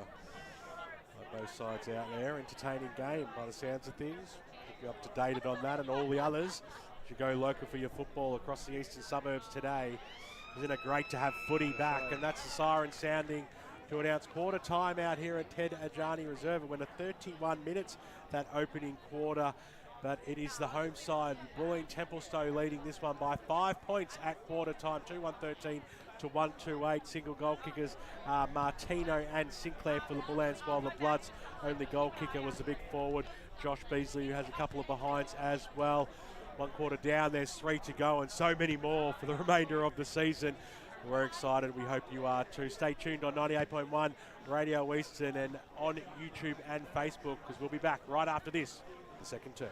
As Sarah opened her best friend Jackie's wedding invitation, she was overcome with a wave of emotion. While her 2 young boys wrestled on the floor, tears of happiness rolled down Sarah's cheeks as she saw the words she'd been longing to see. Please note, this wedding will be a child-free event. Well, Sarah, looks like we're off to Eastland for a new frock and some heels. And let's book in that babysitter. For all of life's little moments, there's Eastland. Eastland. Live real. Sprained your ankle, bursting through the banner, broke a finger high-fiving the ruckman, or did you run into the goal post again? For bumps, breaks or bleeds, be seen sooner close to home at Knox Private 24/7 Emergency Department. The preferred provider of emergency care to the Eastern Football Netball League, you'll generally experience shorter wait times. You don't need private health, but there is an out-of-pocket fee. Be seen sooner close to home at Knox Private 24/7 Emergency Department, 262 Mountain Highway, Wantirna.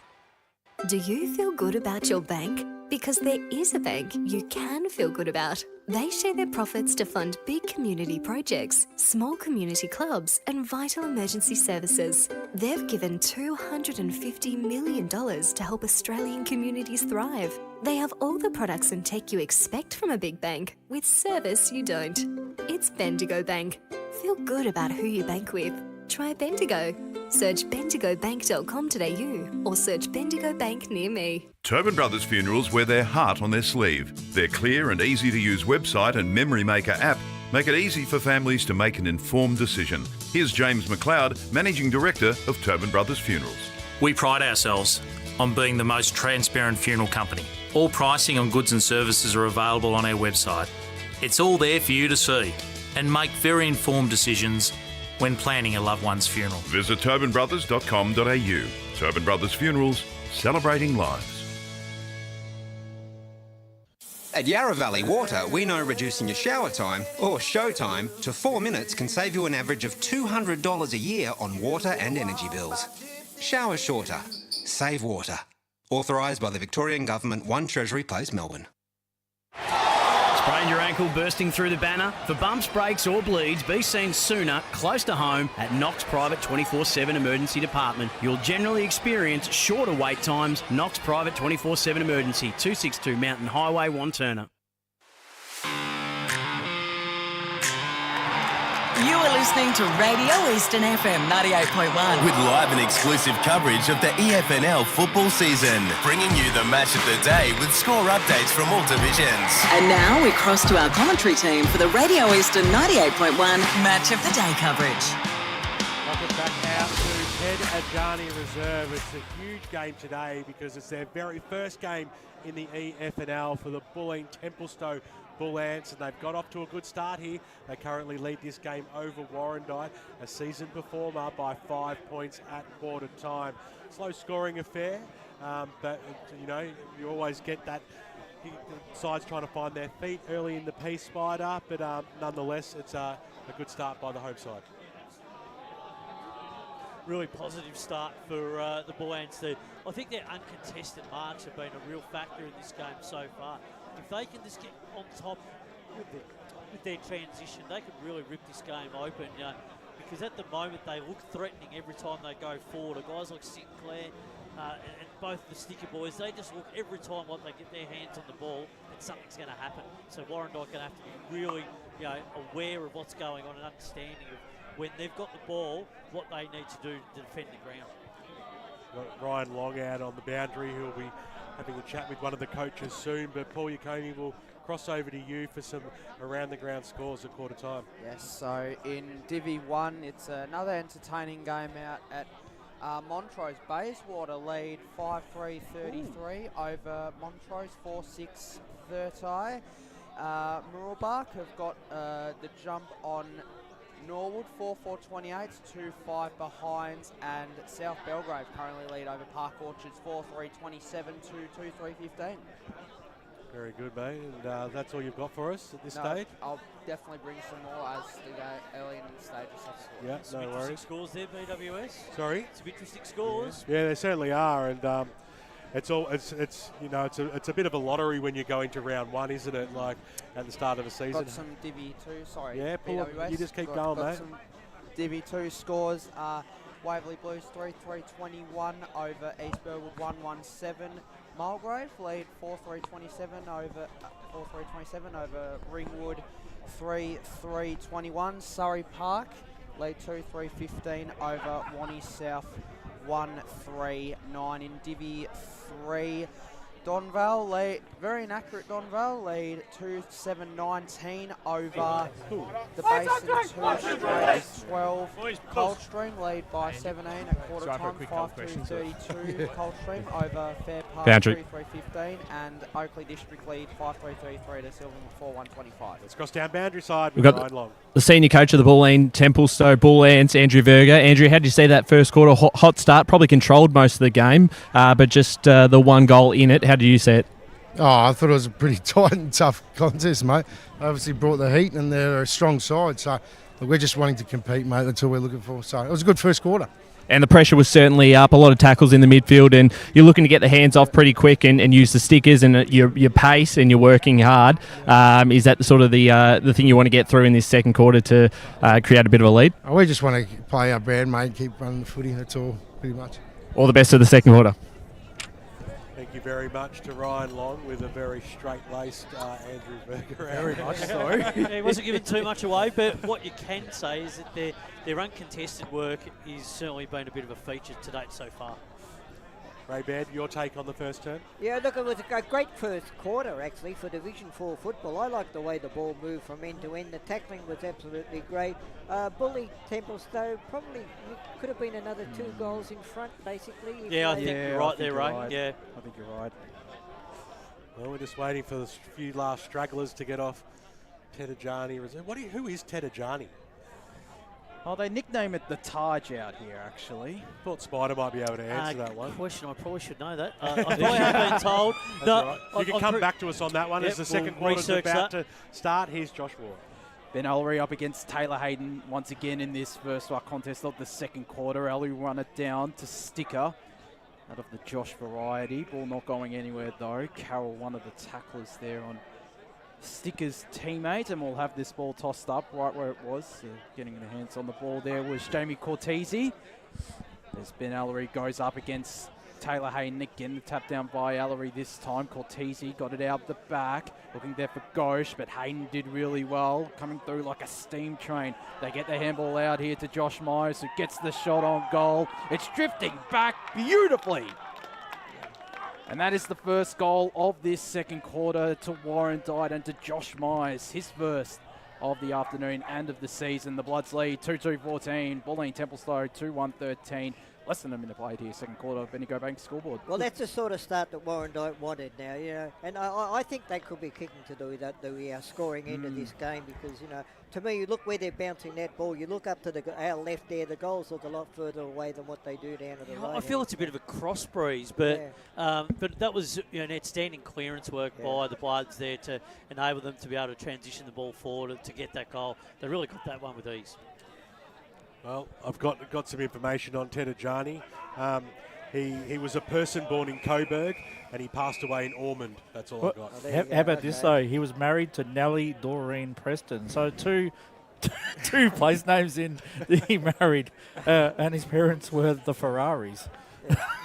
Ben, thanks for wasting 2 minutes of my lunch.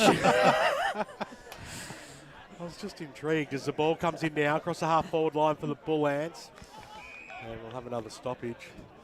I love the colours of both these sides as well. They're really... It looks like you're watching the West Coast Eagles, doesn't it? Yeah, because they've got a fantastic kit. There's no doubt. And I've always liked Warrandytes. And no doubt you do too, Ray, with the old blood style. Yeah. As Carroll goes up towards the wing position. But going to be taken right in front of us here in the broadcast position. Stocker came in, but handball went out. Here's Myers. Looped one over the top. That was okay. Palmer, they're working their way forward here. The Bloods, little handball. Backwards now. They'll have to go. They probably should have got boot to ball as Carroll got the handball away. Nicely done there that time by Aitken. Up towards centre half forward. 25-metre handball going towards Carroll. They're trying to use him a lot, and rightfully so. He's a clever player, but he's under a lot of pressure in that instant. And the way the handballs were going, then I expected one to come into the caravan. Well, Carroll and Myers certainly having early impact in this second term. Paul? Got a score from Beaky as North Ringwood lead over Beaconsfield 4-1-25, over Beaconsfield 3-4-22. Carroll managed to get a handball out, couldn't find Josh Myers. Just on those scores from Paul, a lot of nervous first quarters in the first game of the season. Yeah. Absolutely, which is what you'd expect. It was certainly, you could argue, a nervous first quarter out here for both Bulleen Templestowe and Warrandyte. There's no ruck could win the tap down. Trying to tap it forward there was Myers. Instead it's Tarongaloo. That's wrapped up and we'll have a ball up. Right half forward flank for Warrandyte. 55 metres out from their goal. Got the perfect view of this stoppage as it's Ellery, the young gun, going up against Taylor Hayden. Hayden another tap down, but the clearance to Sticker goes down the line right in front of us. Couldn't keep it in there, could Warrandyte. In fact, it did stay in. Running onto it there was Daniel Martino, just keeps it ahead of himself. But it'll be Warrandyte who gets hands on this ball first. Go down the right broadcast side wing, looking there in the direction of Lucas Fellows, who's wrapped up there by Martino. Ball not going anywhere. Slightly forward of centre for Bulleen Templestowe. Looking to the left of your radio dial this quarter. Warrandyte to the right. If you're tuning in on 98.1 Radio Eastern FM, or of course streaming live across the globe on Facebook and YouTube, let us know where you're tuning in from. There's this ball fumbling around, trying to get clear possession. There was Josh Sticker. Got it out to Cortese. Goes to centre half forward. Picking it up there was Andrew Sinclair after the drop mark. Goes deep inside forward 50. Looking there for Thomas Davis. Got to kick off the ground. Martino might run onto this. Looks to get the high free kick. Does. Played for that well there. He did. And it's Lucas Fellows, the former Lansfield man, who gave away the free kick. And Martino, this is a much tougher shot than his first goal, the first ever goal for Bulleen Templestowe in the EFNL. It's on the wrong side for a right footer. It's right forward pocket, around about 15 metres out he'll be kicking from. He might be looking to go the check side here. If he does kick this, this would be certainly a contender for the Tobin brothers goal of the day. Great to have that back for another year as he comes in now. Does go the check side. Connects with it beautifully. 3-1-19, Bulleen Templestowe. Warrandyte 2-2-14. 5 minutes gone, second quarter. Mark it down, boys. That's the goal of the game so far. Ray, that was just really good play earlier in the piece of passage of play by Josh Sticker there, because the presence of mind to look inside to his teammate, to get the ball moving, and then the direct kick into the forward line. And that set up that goal. So that was really good play by the Bullants. So 5-point lead to the home side. Lead change again. Any more scores, Paul? Yeah, I've got a score from Murrelbach. They are doing it comfortably over Norwood. 5-6-36 the Mustangs over Norwood 6 behinds. Oh, they're struggling to kick straight, the Norsemen, aren't they? There's a ball in the middle of the ground, a chance to go through the middle again. Here's another chance. We haven't seen back-to-back goals yet this afternoon, so here's a chance, though. Charging through Martino like a bullet against. He got another free kick. He might be just too far out to score. His kick was an absolute shocker, went straight into the arms of Simpson. So he was able to get it. Now they've got the numbers. Good tackle, though, there by Sticker. He's going to be rewarded. Was it? Or no holding on afterwards? Just hung on to the tackle too long. Yeah, okay. I think that's a little bit stiff, but anyway. A free kick going the way of Sharp. All three Stickers have certainly looked lively today. So Sharp, very indecisive, and then a very awkward-looking kick goes out of that defensive zone. Made it difficult for anybody to win clear possession, so we'll have the ball up. 7 minutes gone in the second term. 5-point lead, Bulleen Temp. Great to have them part of the best local comp in the land as the ball comes out. Little handball over the top, that time by McLean. He was looking for Sticker of the Jake variety, seen over the boundary line by Josh Myers as we go across to Paul. Fair Park have got it back to 5 points against Coldstream. Coldstream still lead 5-2-32 over Fair Park 4-3-27, and Donvale is starting to build a buffer on the basin 4-7-31 to 2-1-13. Ball toss back into play is Ellery and Hayden. Both could argue they got a tap down there, but ball not going anywhere. Locked up there was Alex Simpson by Jamie Cortese. He's been good early on as Cortese in midfield for the Bullants. As Ellery another tap down, looking for Sinclair. He's been impressive. The tackle applied there on Josh Myers and will be pinged. Yeah, he took the tackler on and he got caught. And it is that man, Jamie Cortese. He has had a good game in midfield. They've certainly got a talented midfield, do the Bullants, with the Stickers rolling through there. Cortese as well. Ellery and Owen Michael Watts in ruck as Cortese looks for options, goes to the pocket, offering a lead there. Looks like it's Thomas Davis, just trying to bustle his way through. Gave away a high free kick though. And his opponent lets him know about it afterwards. It was just a bit sloppy, wasn't it? Just a little. It's good coverage though by Warrandyte on the kick in the direction of Davis. They look like they're trying to get it into him at Bulleen Templestowe. This kick goes in the direction of Jack Bradford. Out to the far side now they go to Warrandyte. Taking the mark there was Cole Appleby right in front of his bench. The left half back flank for Warrandyte as he looks to go down the line. No mark could be taken. In fact, it was taken there by Nick DePrew. Gee, that was a good kick. That was a good kick. Yeah, what is that handball? Appleby gets it back, who did create the kick, but it wasn't the greatest handball there as this ball looks like it isn't going anywhere. In fact, it's a high free kick as we go down boundary side to Warren Long. Just keeping a good look at Daniel Martino coming off the ground in the hands of the trainers, just getting a bit of work done on his ankle. We'll keep an eye. Alex Simpson with the kick inside 50 will be cut off here by the Bullants as they look to repel.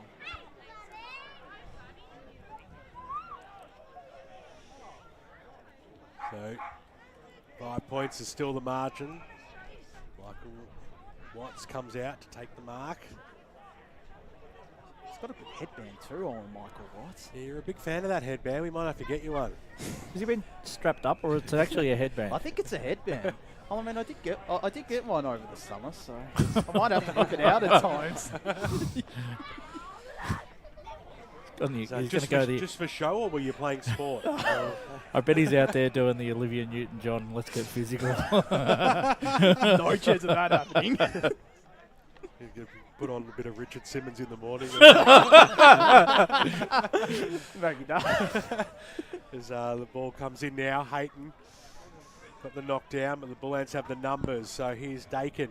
Scrambly kick into the middle of the ground, but it was chopped off there by Palmer. A little pirouette, that was okay. Then thumped it on the boot. Goes inside forward 50. Bouncing footy now out towards Beasley. Handball back inside. This might work out okay. Scrambly kick towards the goal line for Wilson. Bouncing through to the right-hand side.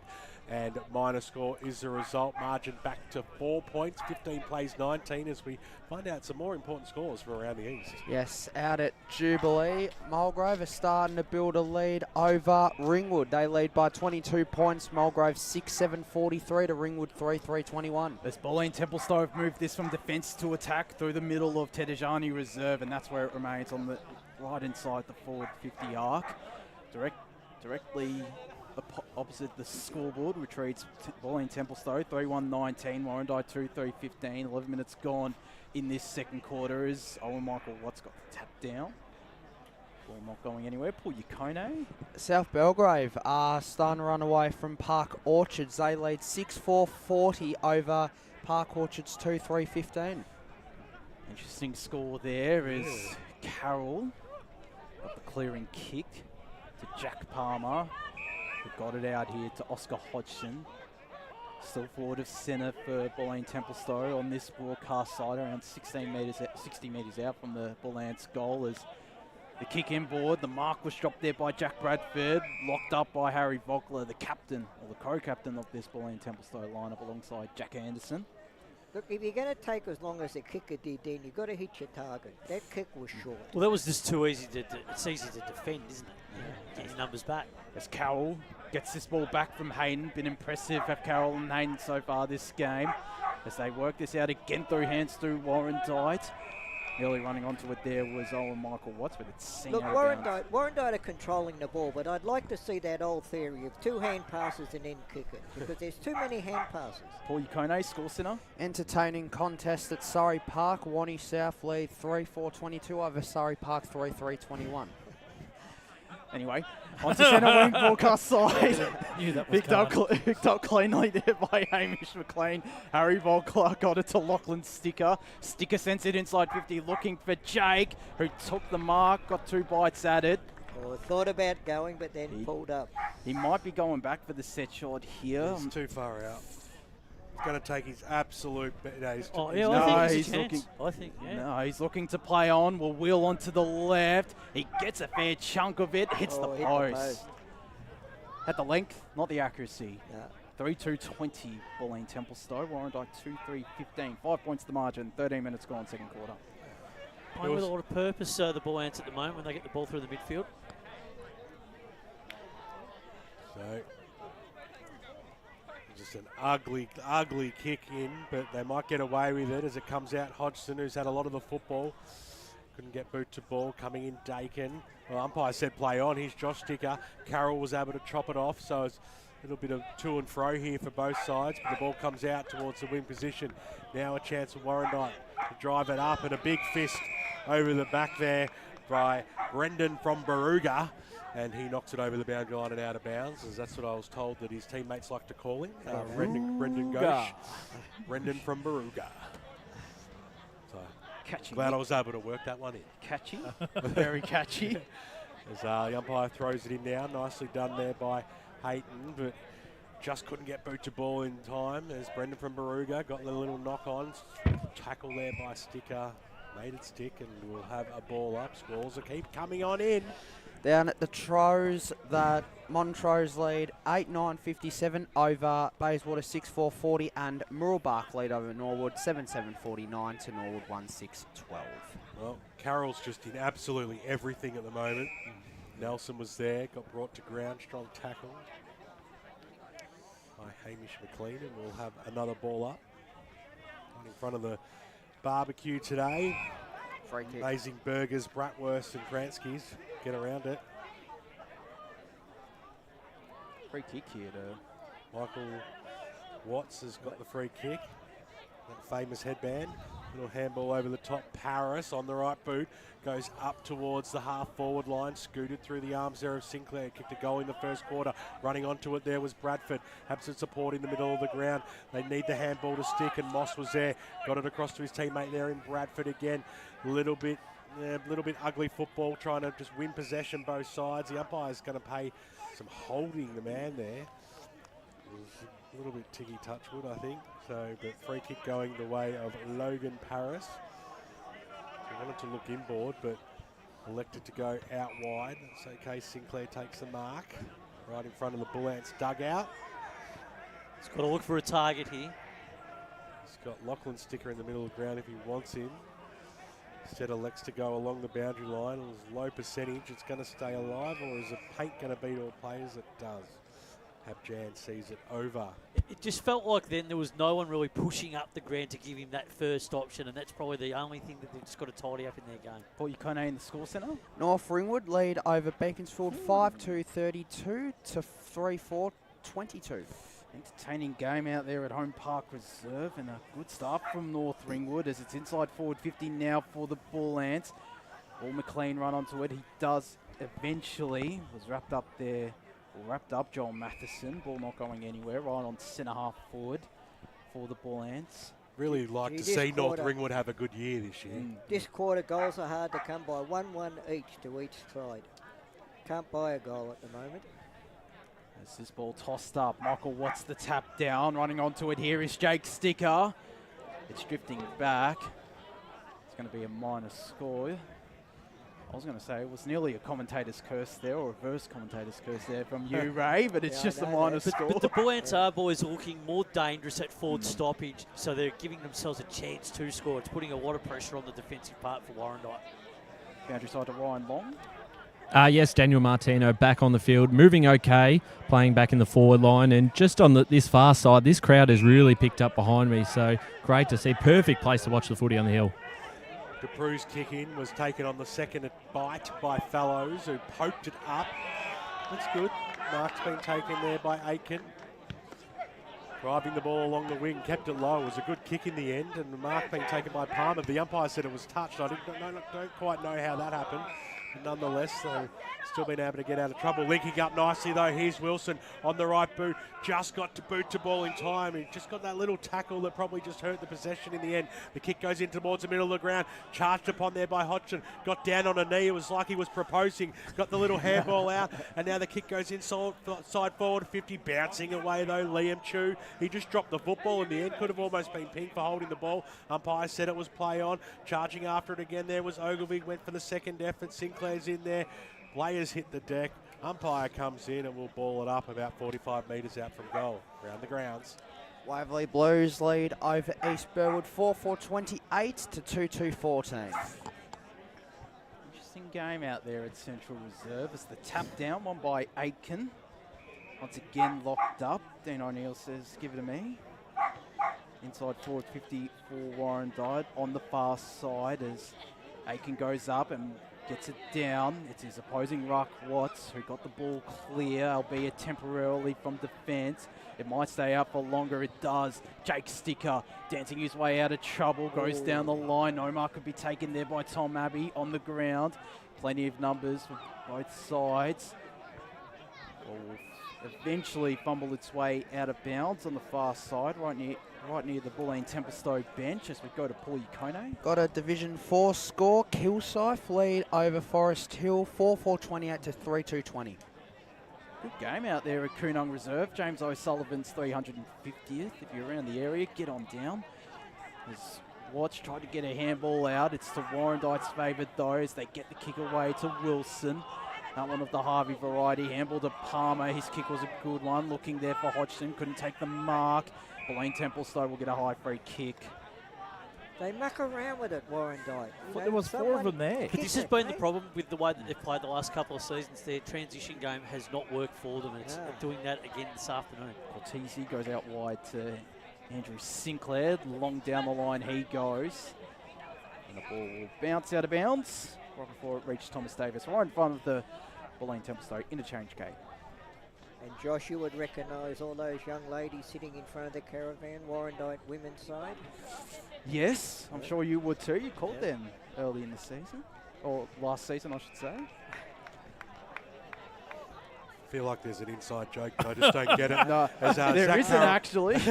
Zach Carroll goes in, Anderson over the top. Maybe we'll find out more at half-time. As the kick goes up towards the wing position now, over the back, the Bloods have the numbers. Handball there by Myers, had a teammate for support. The kick goes up towards centre half forward now. Ball was drifting, but it came out wide there to Wilson. Handball over the top. He was looking there for Palmer, who had to lay the tackle from behind in the end. The numbers are still with the Bullants. Dakin was on hands and knees crawling after it. The ball was paddled out towards the Appleby direction. It comes to him now on the right boot. Just poked it forward, and it was good. He had poise, and Ogilvie gets down low and takes the chest mark, and will have a shot on goal to level the scores out here. That's better. Ball movement from Warrandyte. Their intent was a lot more purposeful there. This is a real opportunity to go back and counterpunch when the Bullants take control of the game. So, Ben Ogilvie, his debut for Warrandyte, looking to kick his first major in the red and white. An important kick as well to level the scores. Comes in now, starts to right. That's a magnificent kick and went straight through the middle in the end. He used the wind for perfection. That's his first of the afternoon. That's his first in Blood's colours, and scores are level out here. Time on in the second term on the Eastland match of the round, 21 apiece. Yeah, the boy from Chadstone come across this year to Warrandyte. His first goal, always good for when you kick your first goal for a club. Looks very capable. Kicked 36 goals last year for Chadstone in the Amos Division 3. Didn't go up against Bulleen Templestowe as we go to Paul Yukone. Yes, as Oakley District lead over Sylvan in an entertaining contest. Over there at Sylvan, 8-3-51, Oakley District to Sylvan 7-4-46. Nice scoring, entertaining contest out there at Sylvan Rec Reserve as Ellery's back up in ruck, got the tap down. Carroll went on to this, locked up. By circling, and the ball will be tossed up where it all started out here at Ted Ajani Reserve this afternoon for the Eastland match of the round between the Bullants and the Bloods. 22 minutes gone. Locked up at 3-3, 21 apiece as Hayden another tap down. Nearly running onto it there is Brendan Ghosh. Vogler tackles his opponent, Alex Simpson. And they'll have the ball up. Forward of centre for Warrandyte, right near centre half forward for them. They're kicking to the right of your radio dial. Bulleen Templestowe to the left. As this ball will be tossed up once again. Hayden had a really impressive game and he gets another tap down. Nearly running onto it there will be Bulleen Templestowe who do and clear their lines. Looking there for Josh Sticker. Was he held without it? No, he wasn't. Warrandyte have the numbers. Carroll trying to dig his way out of trouble. Couldn't. I will call for a true centre wing on this broadcast side. Right in front of us out here in the van at Ted Ajani Reserve as this ball will be once again tossed up. Plenty of stoppages as you expect in this opening game of the season for both the Bulleen Templestowe Football Club and Warrandyte Football Club. Ball not going anywhere and still on centre wing broadcast side. Dare I ask, did anyone look at a draw for today? Megan would love it. We know she loves a draw. A restart here, right in front of the broadcast position here. She loves a draw, does she? Oh, she can't get enough of them. I mean, here we are trying to pack up at the end of the day, and you know she wants an extra 10 minutes. Fine, she's not getting paid any extra. Carroll went after it, got the handball away. It was a strong tackle by Sticker. I said play on, slung around was Myers, and over the boundary line we go, and it's just moved forward of centre, so almost across the half-forward line here for Warrandyte. Paul? Park Orchards are getting back into the contest against South Belgrave. South Belgrave lead 6-5-41 over Park Orchards 4-3-27. Great stuff around the grounds today, Paul Yukone. Handball came out. It was intended for Carroll, but it was stolen by Cortese. Carroll then went, I'll have none of that. Carroll's been absolutely magnificent. Oh, he's been he's the best player on the ground, been their without best a doubt. Player by far. He's the best player on the ground at the moment. I'm calling it. Hayden's also been really good, I must admit, in ruck. And field umpire was pretty happy with himself about something. There must have been a joke or something had on the field. He was laughing, very, very jovial. High scoring contest out at Montrose. Montrose lead 8-11-59 to Bayswater 8-5-53. Yeah, certainly an entertaining game against the old rivals out there. And we'll have another stoppage. So been a few of these in recent moments. It's been a bit of a game of cat and mouse in this first half. Kicks by Brendan from Baruga up towards the half-forward line. I'm just going with that today. As it comes out, as the handball goes up there, Davis is linking across. Stolen there by James Bradford, and we'll have a ball up. It's almost become a rugby scrum, hasn't it? Pretty much. Well, it has been, but it's because no team is prepared to really take a risk in trying to open up the game. Early in the game, but all these stoppages, Bulleen had outrunners where they could handball out to them, but they've sort of been closed off. Yeah, the exits have been closed off through the source. Yeah. There goes the halftime siren, and we're still locked up 3-3, 21 apiece. Paul, you had a score? Yeah, I had some Divi 2 scores. Mulgrave are up by 35 points, 8-9-57 over Ringwood 3-4-22. And Surrey Park leads 6-3-39 to Wanny South 3-5-23. Look, Paul Donahue would look at that quarter, and if he looks at the inside 50s for the reward they got, he would not be happy. No, absolutely. Look, they've just got to be a bit more purposeful when they go forward at the moment. Their ball transition is just a little bit lackluster. They need to tidy that up. Whereas when the Bullants go forward, they're looking a lot more dangerous, like they're going to score. And I think that's just due to the fact they're going a little bit more direct. Half-time out here at Ted Ajani Reserve, where the scores are level 3-3, 21 apiece. Daniel Martino has 2 goals for the Bullants, single to Andrew Sinclair. Whilst it's all singles for the Bloods, Myers, Ogilvie and Beasley. Hope you're enjoying the broadcast on 98.1 Radio Eastern and streaming live around the globe on YouTube and Facebook. 1 half down, 1 to go.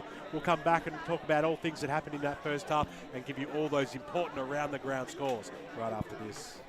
As Sarah opened her best friend Jackie's wedding invitation, she was overcome with a wave of emotion. While her 2 young boys wrestled on the floor, tears of happiness rolled down Sarah's cheeks as she saw the words she'd been longing to see. Please note, this wedding will be a child-free event. Well, Sarah, looks like we're off to Eastland for a new frock and some heels. Let's book in that babysitter. For all of life's little moments, there's Eastland. Eastland. Live real. Sprained your ankle, bursting through the banner, broke a finger high-fiving the ruckman, or did you run into the goal post again? For bumps, breaks or bleeds, be seen sooner close to home at Knox Private 24/7 Emergency Department. The preferred provider of emergency care to the Eastern Football Netball League, you'll generally experience shorter wait times. You don't need private health, but there is an out-of-pocket fee. Be seen sooner close to home at Knox Private 24/7 Emergency Department, 262 Mountain Highway, Wantirna. Do you feel good about your bank? Because there is a bank you can feel good about. They share their profits to fund big community projects, small community clubs, and vital emergency services. They've given $250 million to help Australian communities thrive. They have all the products and tech you expect from a big bank, with service you don't. It's Bendigo Bank. Feel good about who you bank with. Try Bendigo.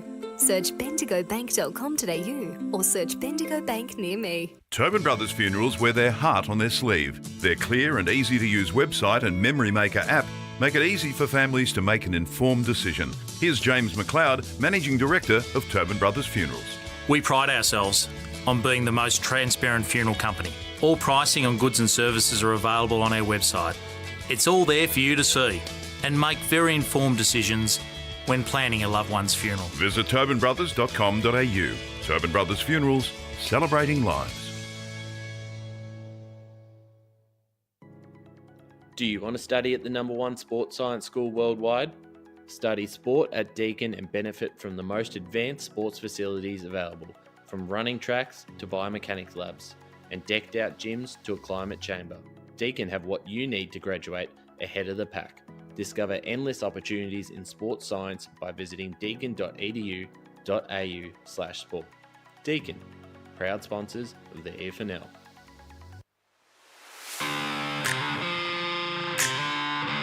You are listening to Radio Eastern FM 98.1. With live and exclusive coverage of the EFNL football season, bringing you the match of the day with score updates from all divisions. And now we cross to our commentary team for the Radio Eastern 98.1 Match of the Day coverage. Welcome back to the half-time out here. Bulleen Templestowe and Warrandyte locked up at 3-3, 21 apiece. Joshua here alongside our boundary rider, Ryan Long and Matt Spider-Lee. Certainly an interesting first half, a lot of stoppages, but also a pretty open ball game out there, Ryan. Yeah, I certainly thought so. I thought the first term, Bulleen Templestowe maybe had a little bit more of the play. The second term, Warrandyte had those forward 50 entries where they weren't able to capitalise on. It is one of those scrappy games. There's a lot of contested footy, a lot of stoppages. We're going to have to see how that plays out and if it opens up in the second half. But you look at the likes it is very clear from ground level. You can look at those guys who have played at a higher division before coming in. A sticker stands out, particularly Jake. His work rate across the ground, and once he gets the footy, he's not getting tackled. He's off. He's very quick, and he uses the ball well. Same with Zach Carroll. You mentioned him on the broadcast a lot in that second term.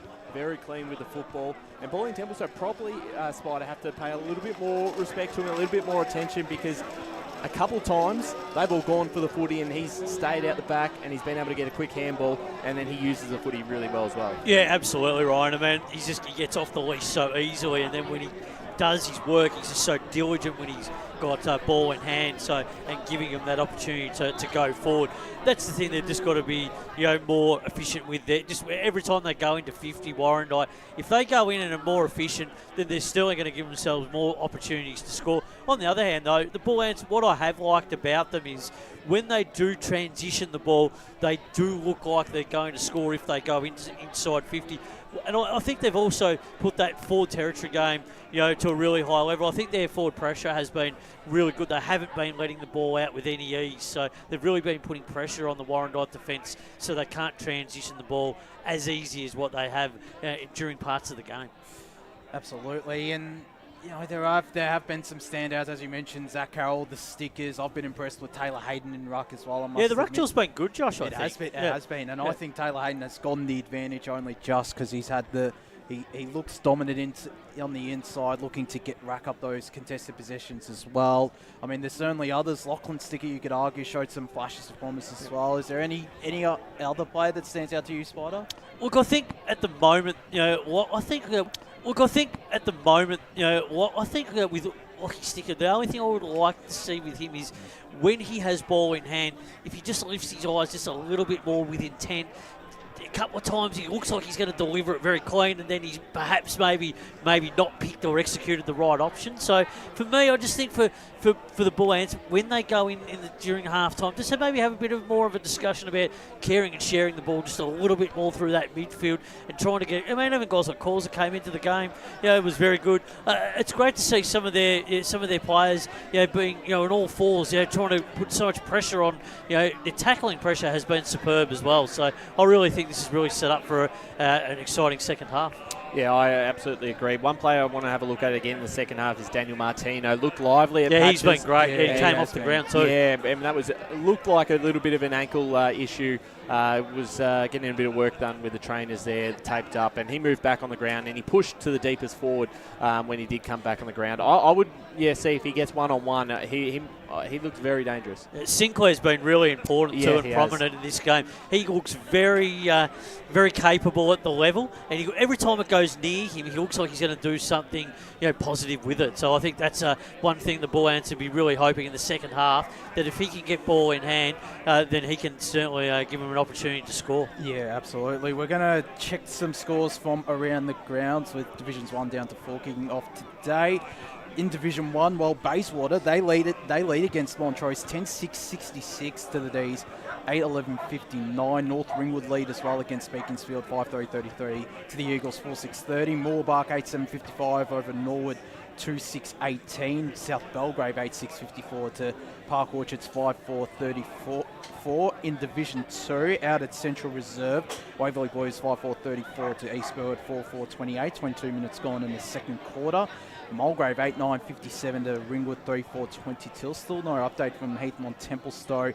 Surrey Park 7-4-46 to Wanturna South 4-6-30. Spider. And looking at those results through the first half, it feels like each side, when they've had advantage of kicking with the win, that they're taking their advantage, and sides who are kicking against it are really having to work hard and defend in those quarters. So in the second half, if the wind picks up, the side that's kicking with it in the third term is probably going to have to get a fair way in front, so that they've got a bit of a buffer going into the last term. So some exciting games in prospect going into the second half. Absolutely. In Division 3, Donvale 6-10-46 lead the Basin 3-2-20. Fair Park 5-3-33. Trail Coldstream 8-2-50.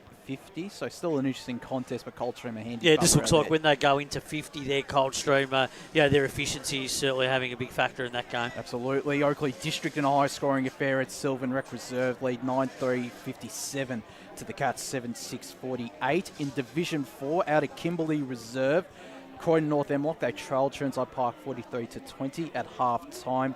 Still no update from Coonong Reserve, but at last checked it was 4-4-28, Kilsyth to Forest Hill 3-2-20. So that was one score I missed when I was on the boundary. That's an interesting game, and great to see that Forest Hill really competitive in the first half. Absolutely. Any score that stands out to you the most, Spider, at half-time? Well, I think when you look at, you go back to a couple of those Division 1, obviously, Bayswater certainly making a good fist of it against Montrose. North Ringwood obviously making some progress against Beaconsfield, as we alluded to in the pre-game. But I think when you look even in that Division 3 game, I mean, Donvale certainly have had to work. I mean, they probably turned up thinking that the Basin was certainly going to probably not provide the opposition that that was expected, but the Basin is certainly giving it they're certainly giving it a go, aren't they? So yeah, absolutely. We're going to go to an ad break here on this Eastland Match of the Round coverage live from Ted Ajani Reserve. When we return, the call team will reassemble for the second half of action out here between the Bullants and the Bloods.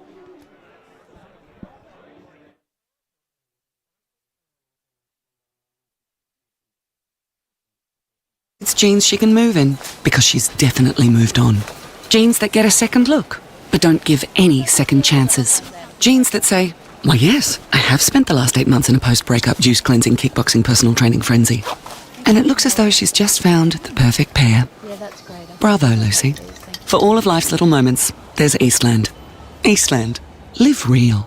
Sprained your ankle bursting through the banner? For bumps, breaks or bleeds, be seen sooner, close to home, at Knox Private 24/7 Emergency Department. You'll generally experience shorter wait times. Knox Private 24/7 Emergency, 262 Mountain Highway, Wanturna.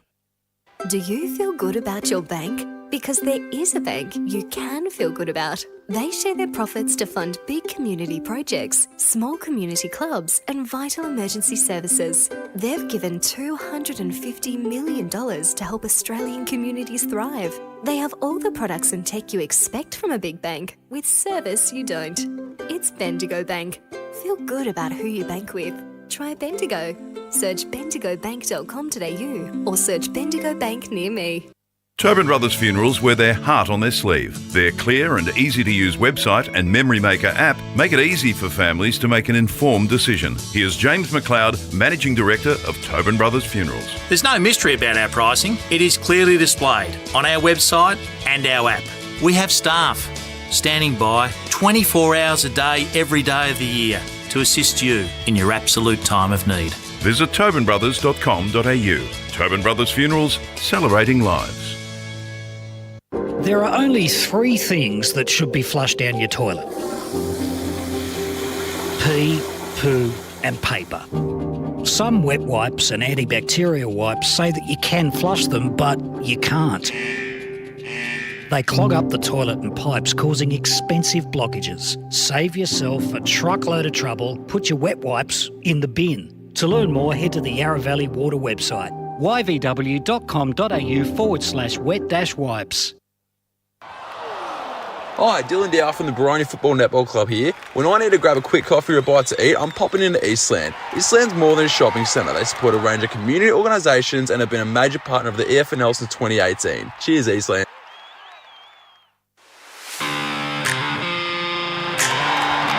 You are listening to Radio Eastern FM 98.1. With live and exclusive coverage of the EFNL football season, bringing you the match of the day with score updates from all divisions. And now we cross to our commentary team for the Radio Eastern 98.1 Match of the Day coverage. Reserved for the Eastland Match of the Round, all locked up out here between the Bullants and the Bloods, 3-3-21 apiece. Just about to get set for the second half. Josh Wood here, well, I would say alongside BWS, but he's not here at the moment. Ray Baird, Matt Spider-Lee, Paul Yukone and Ryan Long down on the boundary. What do you expect from this second half, Ray Baird, Spider? Well, look, I expect that Bulleen Templestowe, they'll fight back. You know, there's nothing in the scoreline at the moment, but Warrandyte controlled that quarter with so many forward entries. But as I said prior to half-time, they didn't hit the scoreboard as much as they would have wanted to. So the challenge is back to Warrandyte. And I think I can see Bulleen Templestowe coming out, Spider, and having a real red-hot crack this quarter. Yeah, I have to agree with you there, Ray. I think if they can keep the way that their game style the Bullants up, the way that they're trying to play this game, it certainly will frustrate the Bloods enough, and they could probably potentially open them up with their run and spread, particularly on this ground, and really make it hard for Warrandyte. I just feel at the moment Warrandyte are not using the ball with enough purpose to allow themselves the opportunity to score, and that's making it a little bit hard for them. I think the Bullants' defence has been really good, being able to intercept and then being able to create those opportunities through the middle part of the ground and then connect up and give their forwards an opportunity to score through the likes of Sinclair up forward. So I think that's a really good opportunity for them going into this second half. As the Bullants are now back onto Ted Ajani Reserve. Warrandyte just going through their final paces. Bulleen Templestowe getting their final message from one of the co-captains in Jack Anderson and Harry Vogler. Paul Yukona, you've got some scores around the ground. So from Divi 1, Bayswater lead over Montrose 10-6-66 to 8-11-59. North Ringwood lead over Beaconsfield. North Ringwood 5-3-33 to Beaconsfield 4-6-30. Mooroolbark lead over Norwood.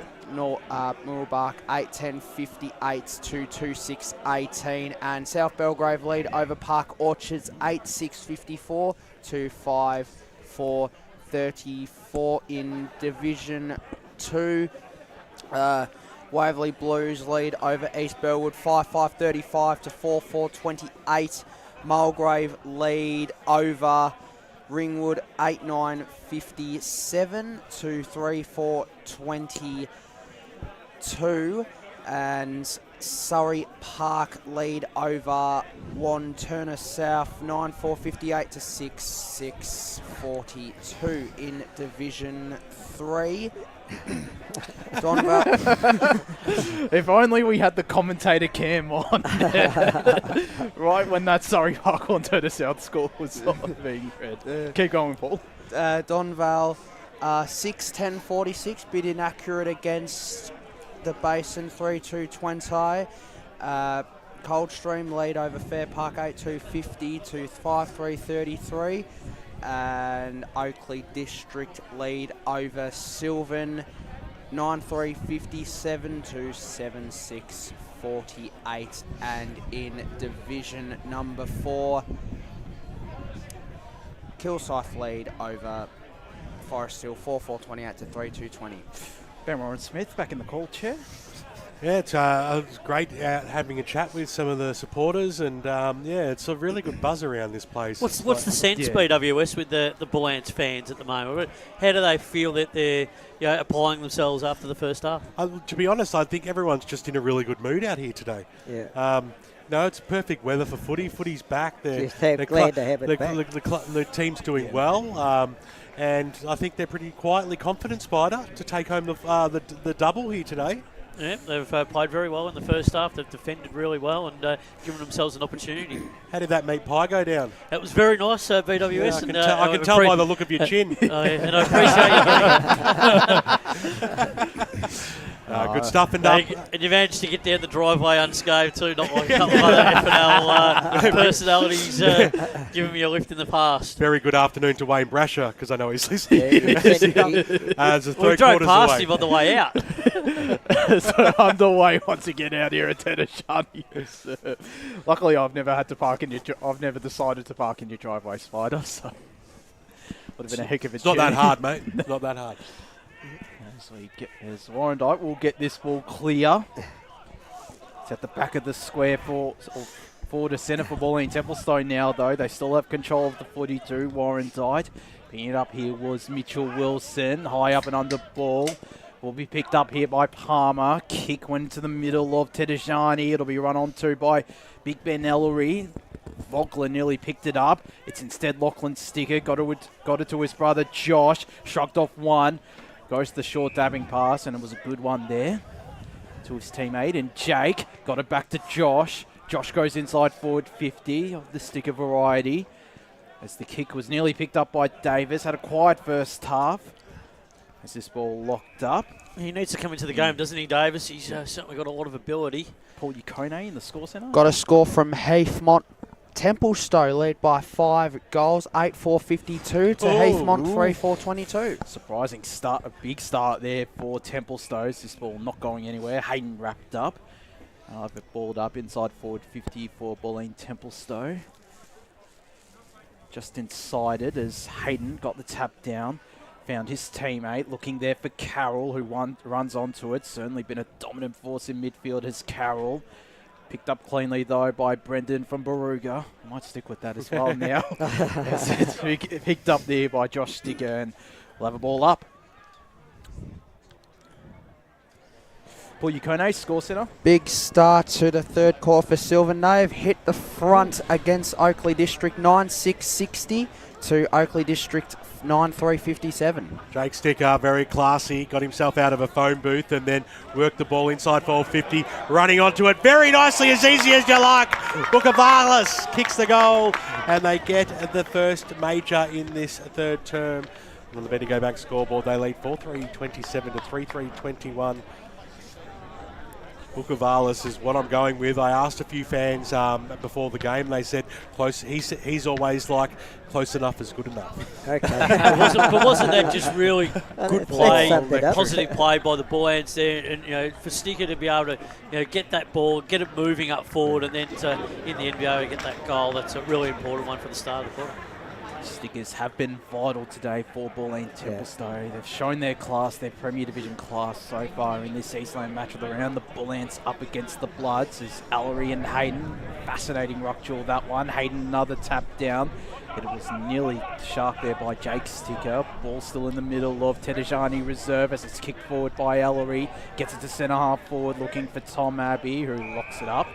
There alongside Nick DePrew, and ball will be tossed up. It's the level of clearance that they're getting the Bullants, the way that they're getting the ball out, whereas they're having to work a lot harder, the Bloods, when they do it. This ball once again not going anywhere, and it's at the left half forward flank for Bulleen Templestowe. Balled up.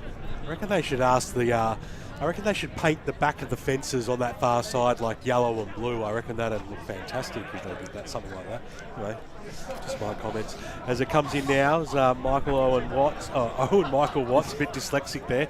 Couldn't take the ball, came out. Carroll swung around on the right boot, kicked it up towards the wing position, but to no avail because Drongaloo takes the mark now. Poked it forward on the left. It's going to be okay. Martino's there. Gets down. He kicked 2 goals in the first half. Couldn't quite get the mark there. In and under. Sharp did well. Got the handball away. Kick goes up towards the wing position, but they've coughed it up again. This time, Sticker on the right boot. Making their way forward now. Cortese inside forward 50. Ball stays alive for Sinclair. Has a little bit of flair there. Backwards to go forward. Sticker of the Lockie variety. Just poked it right into the hot spot. The Bloods do have the numbers at the fall of the ball though, and they'll get it out of that danger zone as a clearing kick creates a foot race. Who's going to be the first player to meet it down here? Chasing after it that time was Josh Sticker. He really didn't go after it with enough purpose there, to be honest. He probably could have kept that ball alive, and over she goes for rounding throwing. And that was good play by Wilson, the Warrandyte player there, because he was the only one going charging in to get it. Right off forward flank here for Bulleen Templestowe on this broadcast side. Hayden, the double fister, got it down there to Josh Myers. The clearing kick from the Bloods from defence stays in, and we'll have a boundary throw. Right in front of us, Paul Ukone. Score from Muralbark. They are doing it comfortably. 9-12-66 to Norwood. 2-6-18. Big start there for Muralbark. You could argue the start of a new era with no Brett Lavers at the helm for them. Meanwhile, out here, Ted Ajani Reserve breaking a tackle. There was Myers, got it out to Wilson. Keep it moving to Warrandyte, not for long. Appleby couldn't take the mark, and we'll have a boundary thrown. Once again, right in front of us, centre wing on this broadcast side as both teams' midfield set up and both rucks get into position. It'll favour Hayden this ball in. It'll be called back, in fact. Once again, right in front of us, true centre wing on this broadcast side. 5 3/4 minutes gone, third quarter. Bullants lead by one straight kick as the tap down one there by Allery. Looking to bustle his way through. He eventually got it to Cortese. Might have disposed of it illegally. He did. They'll take the advantage here. Will Warrandyte look to go the short option. It stayed in. The mark taken there by Mitchell Wilson. Down the ground with a dabbing ball he goes. A good mark taken there by Josh Myers. inside 50. He looks. Big pack forms. Come crashing through there. Oh, that's gone. That should be gone. It isn't gone. That was holding the ball. He had prior opportunity there. He looked, and then he got caught from behind. Very unfortunate to not have a free kick paid then. So making his way to the front spot there was Mason. A little handball that though by Appleby, got it away. Kick was smothered on Hodgson. Picked up again by Appleby, just poked it out wide. It might sit up for Bradford. Bradford on the right boot, snapped it right towards the goal line. Fantastic goal.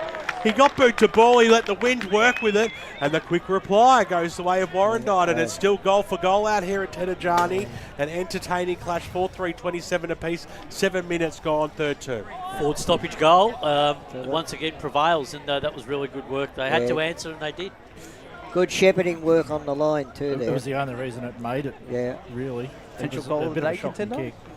Potential goal of the day. Well, I thought it was a great team goal. Yeah, I thought the way that they worked that ball out from that forward stoppage was really important. Tobin Brothers goal of the day contender. I love it. Great to have them back on board, Tobin Brothers, for the goal of the day. It was a $50 Coles and Meyer gift voucher.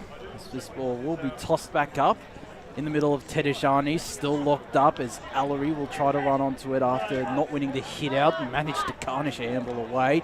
The handball from the Warrandyte man will be intercepted by Cortese. Got it to Jake Sticker. Sticker goes to centre half forward, looking for Andy Sinclair. Couldn't take the mark. It's there on the ground for Bulleen Templestowe. Bukavalis.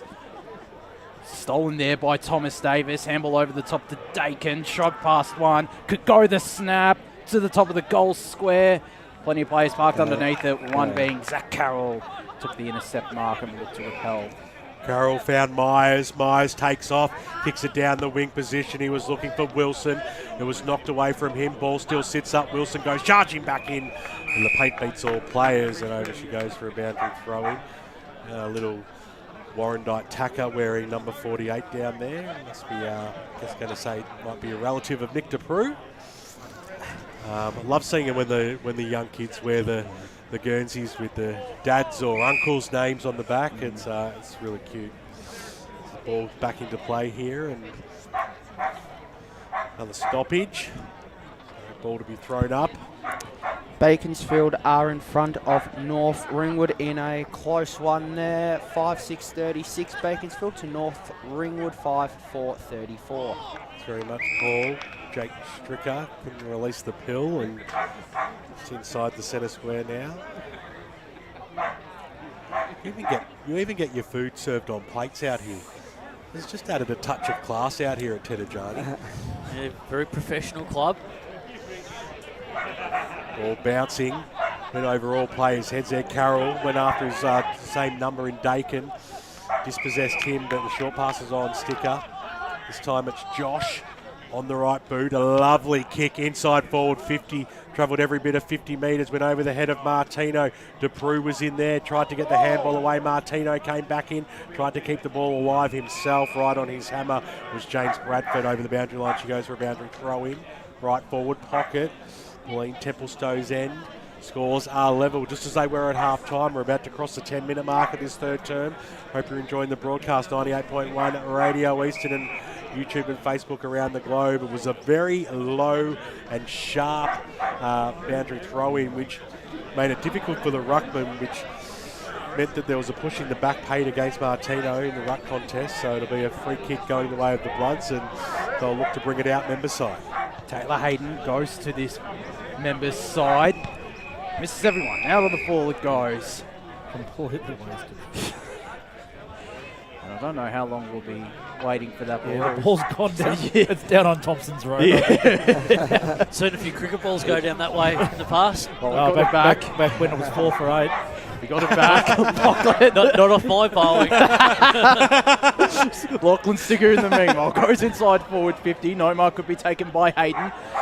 His teammate picks it up off the ground. They get it out eventually to Josh Myers, and that kick is again out of bounds on the full, and that nearly could have gone on to Thompson's Road as well. Free kick going in the direction of kicking it to the little tacker. Josh Tarongaloo, who's called to go back beyond the boundary line. He remained in when he took that kick to Tarongaloo. He's about 60, 65 metres out from the Bulleen Templestowe goal line. There's a big pack in the right forward pocket for the Bullants. They have it here on this broadcast side as he heads in that big pack direction. Who will take the mark or who will get the ground ball get? Was there a holding free kick? No, there wasn't. Oh, Michael Watts got it out looking for Josh Sticker. It's Carroll who picks it up, got it out cleanly, as he has done for pretty much all this contest. Ball not going anywhere. Another ball up again in the Bullants forward 50, 11.5 minutes gone. Important that they score here, the Bullants. Make the most of their opportunities. It's been down in their forward line long enough this quarter. As Hayden won the tap down, looking there in the direction of Hamish McLean, who was taken high. He looked to handball it immediately to Lachlan Sticker, in the end faked it. As he goes deep inside forward 50, Davis offering a lead. 3 Warrandyte players try to juggle the mark, they can't. They should have the numbers on the ground, they eventually do. Hayden got a nice handball out and the Bloods are able to clear, although it's temporarily. Harry Vogler got it quickly to Liam Chu. Couldn't get it. Threatening ball inside forward 50 and Fellows just chucks it on the boot. They're piling on the pressure here are the Bullants, as there might be a holding free kick here to Tarongaloo. It is. Advantage paid. No mark taken. There on the ground was Abbey, but they cleared through Warrandyte. They're holding up well in defence. They get the handball back to Lucas Fellows. Fellows' kick is going to be intercepted, so Bulleen Templestowe piling on the pressure, applying the press. Can they be rewarded with a goal here as they send it deep inside forward 50? Sinclair from behind couldn't take the mark. Again, Warrandyte on the ground. They get it out to Josh Myers. They're holding up well for now are the Bloods. How long can they last as Bulleen Templestowe will once again go inside forward 50, and again the intercept mark taken by Lucas Fellows. Doing a terrific job by the Bloods defence. Certainly is. Pass went out wide, Appleby. So it's an up and under kick, kept it pretty close to the line, but a push has been out on Josh Beasley. It's an early goal. He's a long way from home. Yeah, well, he's had to push up the ground because he's just not getting any supply. Yeah, it's true. Free kick. Shepherded in the contest. Yeah, Mitch Wilson. Short passes on. This is okay.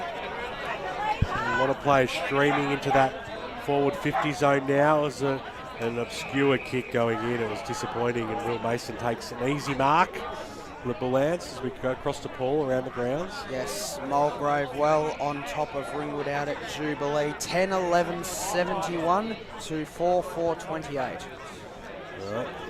Oh, no. Coughed it up here in the goal square, but getting away with it was Sticker. That was of the Jake variety, but he scrambled the kick away, looking for McLean. They've got the numbers here, the Bloods. Little handball over the top. This is going to work out okay here. And Wilson of the Harvey variety puts it through. And Warrandyte hit the front, the first back-to-back goals of the afternoon. And on the Bendigo Back scoreboard, as we hit the 14.5-minute mark, it is Warrandyte leading 33-27. How many times do we see teams have all the territory and then concede a goal? It goes the other end and the opposition score. Correct, and they just created something out of nothing there. Yeah. That was the meaning of that, and that was probably for the Bullants. They'll be really disappointed that they didn't make the most of their opportunities. And the back line there of Warrandyte, they were under a lot of pressure for that first 10 minutes of that quarter, and the fact that they've got it up there and got a goal, that just relieves the pressure and off their it's probably their best connection of passage of play for the afternoon. Well, as BWS mentioned, they've got back-to-back goals, all single goal kickers in this game for the Bloods. They lead by one straight kick as Hayden the big fist. Can they build momentum from this goal?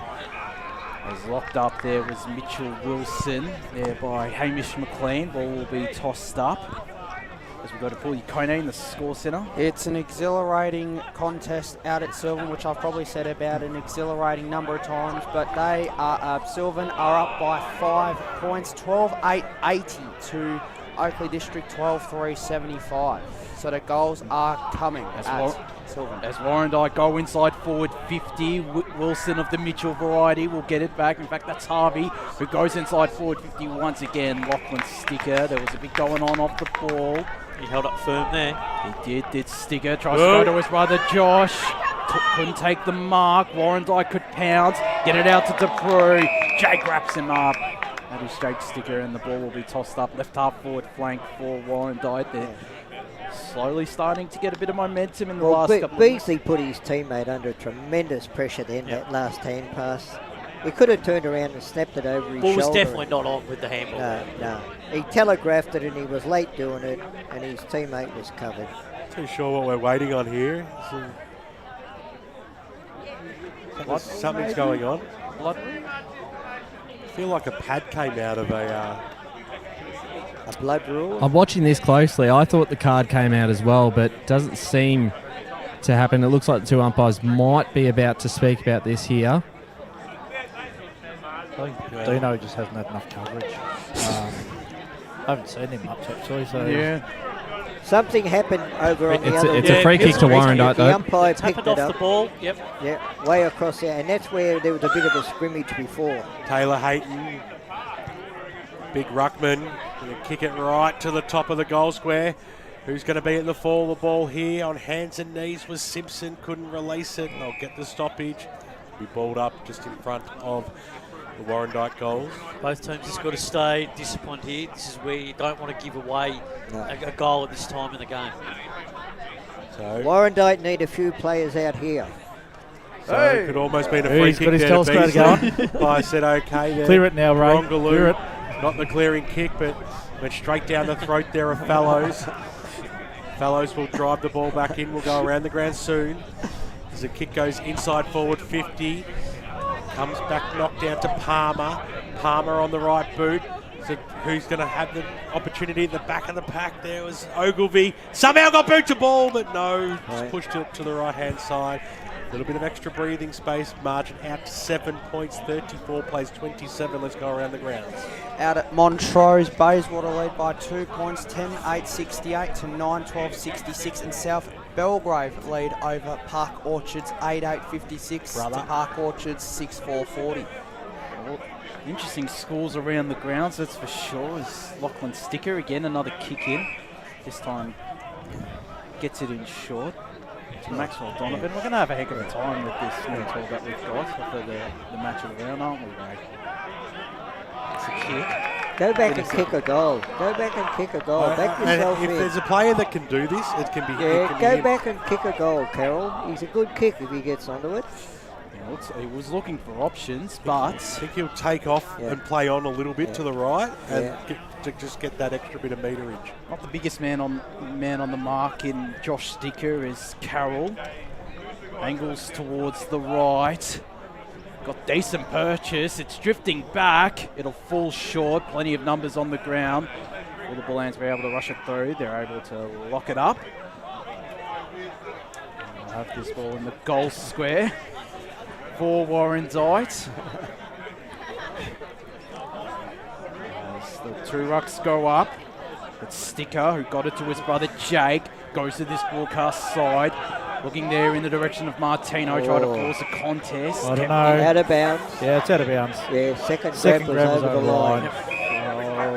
Got that in stereo, didn't Umpire's call for the boundary umpire was too far around. Yeah, possibly. Paul, do you have a score? Yes, Titanic struggle out at Beaconsfield. The Beaconsfield are up by 5 points, 5-9-39 to North Ringwood 5-4-34. And if you look in the background, the under-19s there for Bulleen are getting ready for their game after this main game tonight. The ball will be paid a mark to Nick to Warrandyte as they go inside forward 50 through the Bullants. There on the ground is Zach Carroll. Sticker will just tap it out of bounds. That is Jake. Another ball in. Of course, that's a twilight game, as you mentioned, Ray. The under-19, which is great to see some twilight footy. Plenty going around the ground. Gold Coast beat Adelaide by 1 point. I was just about to mention that, actually, for the 5 people in Australia that care. but that's a significant result after last week. It just shows that they can win against the good sides, Gold Coast. Who was it? Yeah, see, so it shows how much I care. Ball comes out now. Picked up nicely there by Abby. Just got the handball away. Hold on there by Ghosh. Worked their way up towards the wing position now. Coming in the big man over the back there, Hayton. Kept the ball alive. Martino laid some pressure there for the Bullants. They've won the football back. Hayton, strong tackle on McLean and rewarded as well. Great effort by the big man and absolutely letting you know all about it as well. Got the handball away to Carroll. On the right boot now, swings it from one side to the other. It might work out favourably here for Wilson. It sits up for him. Backwards he goes. That was okay. Goes to Broads, Bradford, inside forward 50, and the mark's been taken by Ogilvie, who kicked a goal. We saw a great goal kicked by Ogilvie in that second term. Yeah, that was a team lifter when he did that too. That sort of swung a lot of momentum in that second term. You just get the feeling that Warrandyte are just sort of getting into their stride a little bit, and maybe will take this away. Well, we saw him use the breeze to perfection in that second term with that shot on goal, and you need to start this one out right, exactly like he did down the other end. He needs to start it out right and let it work its way back, but he's confident that he can get there, but he's got right up and underneath it, so it's going to fall short. Double fisted by Anderson when he should have taken the mark. Ended up being quite dangerous, but it was okay in the end because Liam Chu was there to get the ball out, but he's kicked it straight out of bounds on the full. It was a bit like the Darcy Moore double tap the other night. Interesting kick there by Chu as Warrandyte go inside 50. Good Strong mark. grab. That's a good mark. That is a good mark by Mitchell Wilson. The kick wasn't the best, a little bit too much air time on it, but he did well to mark it. He absolutely did, and Wilson could go back of the Mitchell variety. Of course, there's 3 playing today, Jack and Harvey. Harvey got him on the scoreboard. Can Mitchell follow what Harvey did earlier on in this contest? He's on a very tight angle. If he did kick this would definitely be a contender for Tobin Brothers' goal of the day. Wrong side for a right footer, around 30 metres out as he starts his approach from the scoreboard. Gets a decent connection of it to the left. Warrandyte missing a couple of chances. 5-5-35 the Bloods. Bullants 4-3-27, 23 minutes gone. Paul Ukone. Surrey Park lead over Wani South 11-4-70 to 7-6-48 Joshua. Thank you, Paul. So stick up. The Lockie variety. Went one way than the other. Kick was good, so. This is where Warrandyte players have got to pick up an opponent. They just can't let this ball get over the back. But Spider, what they've done, they've blocked them going down the line. So they've got to get crisscross. That was forced by Warrandyte. Yeah, he's spot on. Forced the error. Now they've got another chance. So really on top in this quarter. Beasley has kicked it to the hot spot, and why wouldn't you go there? Follow the ball, Dakin on the right boot, and just as it's happened many times before, it's gone out of bounds on the full. Will you tell that guy in the crowd stop calling for the ball? just some errors creeping into the Bullants game in the last little while at the moment. Churnside Park are up 81-34 over Croyd North Emlock at 3/4 time. Carroll, back yourself in again. Have another shot. I think I will be happy with these Panthers in this game. Carroll now goes for goal, brings it back. It's coming right back, right to the line, but through for another minor score. So 24.5 minutes tick away here in this third quarter out here at Ted Ajani Reserve. Got to hold on here, BWS. The Bullants got to not afford to get a goal scored on them. Well, they certainly can't now because they're a goal and a half behind. So if they concede another one, it makes it very difficult to come back from there as Hamish McLean takes the mark across half back. There's a right in front of the Warrandyte bench where the under-19s of the Bulleen Templestowe Football Club are warming up as he tries to evade one. Still got it away to Logan Paris. Quick handball over the top looking for Jake Sticky. Won't get it. Carroll there again. Could have been That's great pressure by Warrandyte there. They just put the ball carrier under so much pressure. They're just not letting that ball out at the moment. Yep. Starting to ramp it up. Interesting to see how they hold up in terms of fitness, especially given they did have Jack Rhymes, the former AFL man, over the pre-season. You're going to stay and watch the 19s tonight, Ray? I don't know, mate. Depends what time they finish. Got to be in bed by 8, you know that. The Swans are on tonight. Daylight savings ends this weekend, Ray. You can add an extra hour. What does that mean? We get an extra hour of sleep tomorrow. I can watch them on whoever knows, really. Seriously. I'm still getting over BWS's comments about Adelaide and GWS. The Suns. I mean, the Suns. When his side St Kilda were down, we were very polite. And We've been down the whole time. We've never been up. Also out of bounds right near the old scoreboard out here. A lot of Warrandyte. spare seats over there under the old scoreboard now, boys. Maybe you should join them, Ryan. Well, I will. I'm getting burnt out here. Maybe jump onto the old scoreboard. I've got umbrellas in the van. I will say it is quite warm out here, and you can certainly tell with some of the players. Not much movement from Bulleen Templestowe this quarter. And it's the first time he's ever worn pants as well. Terrible timing. Yep. Pantsless Ryan. As Myers goes after it. We're going to take back that rule, actually.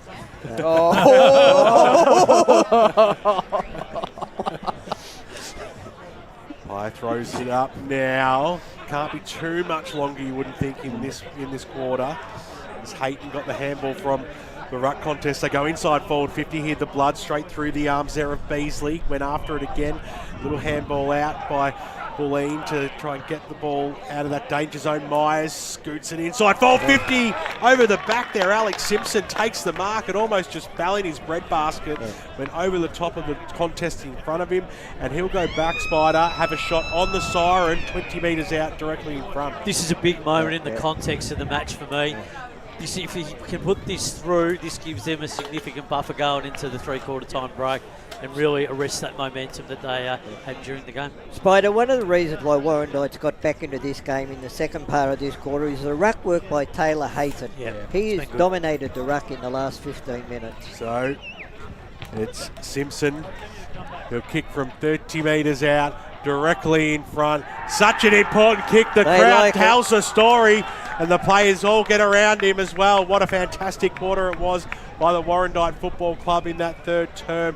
And on the Bendigo Bank scoreboard going into three-quarter time, they lead 6-6-42, a very handy 15-point lead over the Bullants, who are 4-3-27, who only managed one goal in that third term. Major goal kicker on the ground is Martino. The rest are singles.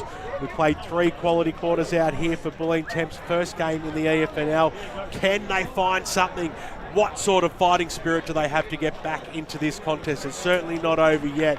We'll be back to bring you the last quarter action and, of course, bring you all those important around-the-ground scores right after this. As Sarah opened her best friend Jackie's wedding invitation, she was overcome with a wave of emotion.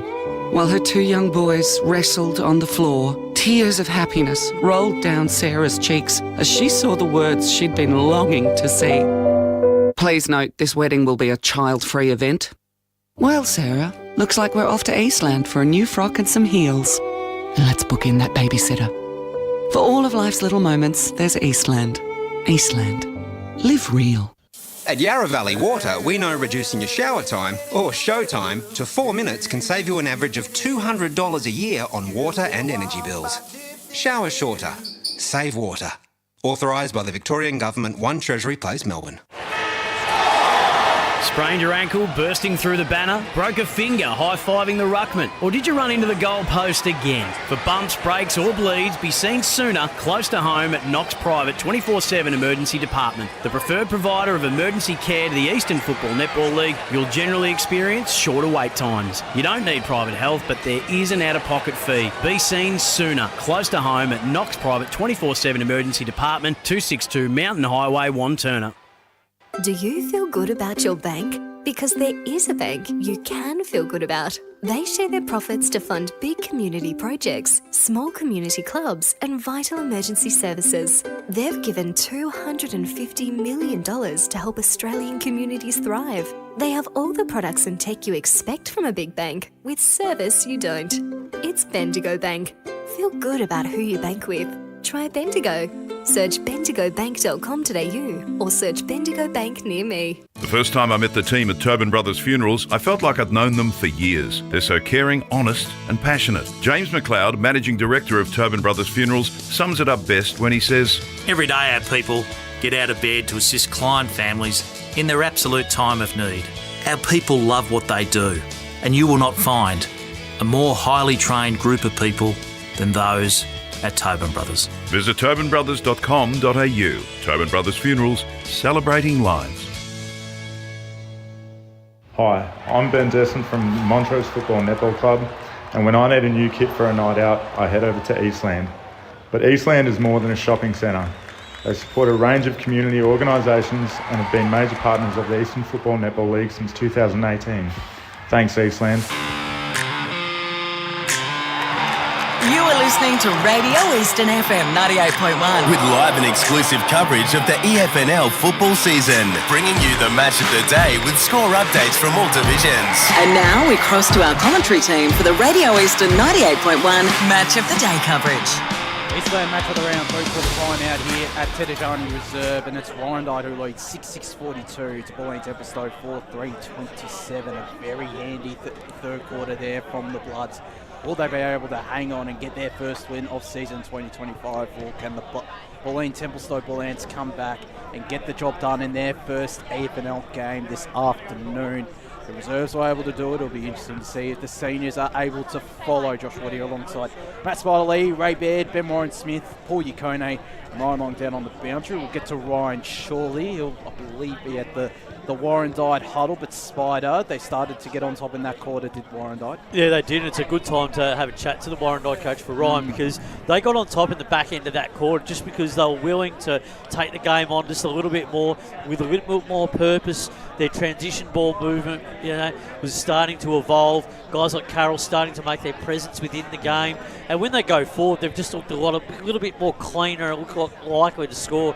And they locked the ball into their forward line in the back end of that quarter, which was really important. And the Bullants were just struggling to get it out, and that was a real problem for them. So the challenge for the Bullants in the start of this quarter is to really dominate clearance at the source and try and give their forwards an opportunity to score at the start of this quarter so they can get some momentum back, because they lost a little bit of it in the last 10 minutes of the quarter where the Bloods certainly got on top. Yeah, well, they were on top for the first 10 or 15 minutes of that game. There was one period where Bullants were just able to keep it at centre half forward as we go down boundary side to Ryan Long. Got the Warrandyte senior coach Paul Donoghue. Paul, fantastic quarter, and the goal on the siren really lifted the boys.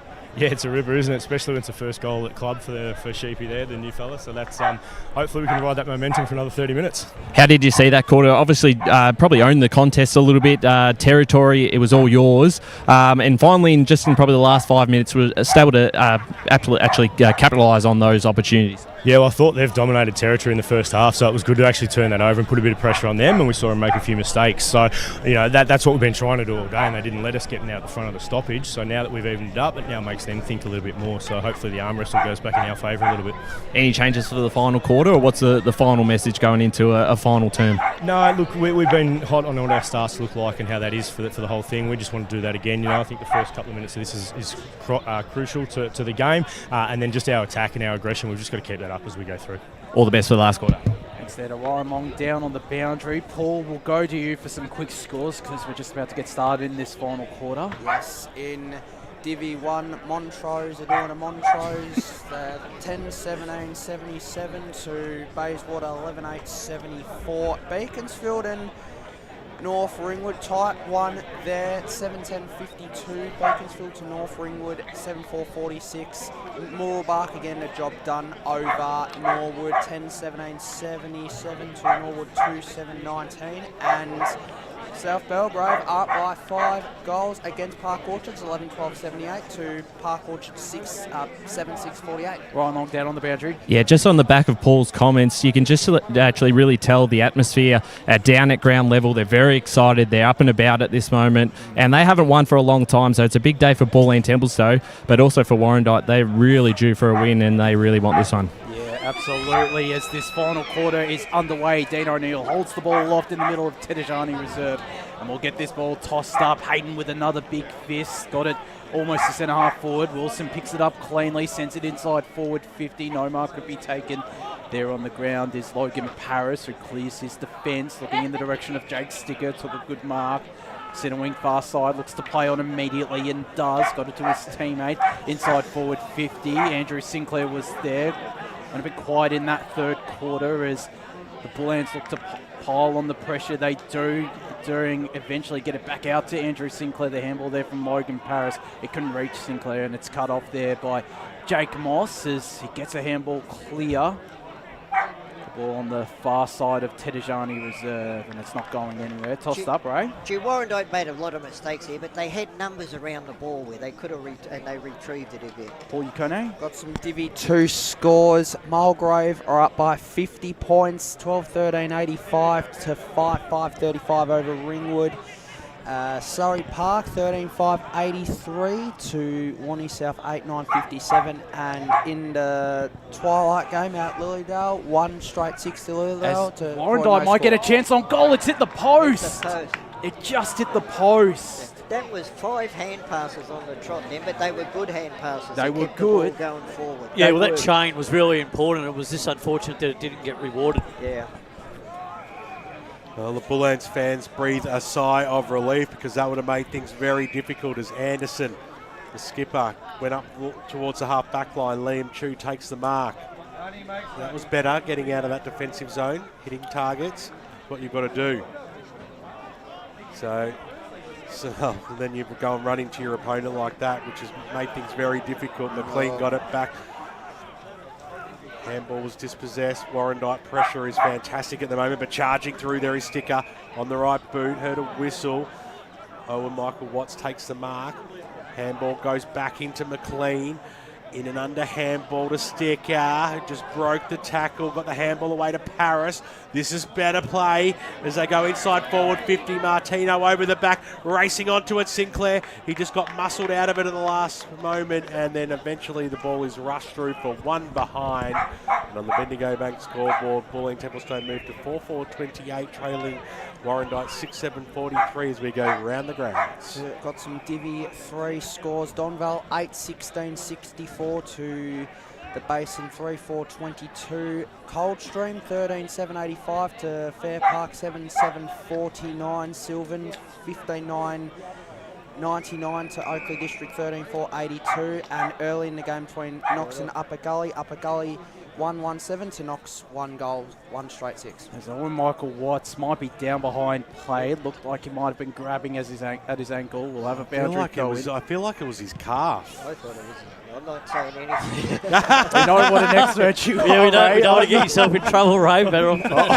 Well, I'm certainly no medical expert either. We'll get an update from Ryan. We've got a Long banter order that can go and check that out. We'll check it out shortly. As this ball true centre half forward for Bulleen Templestowe. Got a bit of momentum now as this ball tossed up. Hayden just deflected off his chest there. They get it out to Tarongaloo. There's a holding free kick going in the direction of the Bullants. Hamish McLean has it in the centre of Ted Ajani Reserve. Goes deep inside forward 50. Got a lead. Well done. The last 2 passages of play have been a lot better build-ups by the Bullants. That's something they just couldn't do at the back end of that last term. Well, Jake Sticker's been involved in both of these. Yes, too. yeah. And Thomas Davis is the beneficiary. He's yet to kick a goal for the Bullants today. This was senior goal number 50. Played plenty of reserves footy last year for Borland. Played a couple of senior games there as well. As he comes in almost directly in front. Slide angle. Nails it. That's the much-needed first goal of this final quarter for the Bulleen Templestowe Bullants. They still trail 5-4-34 though. They go to Warrandyte 6-7-43. 4.5 minutes gone on the Bendigo Bank. But that's what you've got to do, boys. You've got to arrest the momentum back because, the Bloods had that back on that siren. Paul Donoghue alluded to it just when he was talking to Ryan before. So that's a great answer by the Bullants at the early part of the quarter. That's a 2-goal turnaround. It is, yeah. The one that hit the post there for Warrandyte, and then they've gone up the other end and they've kicked the goal.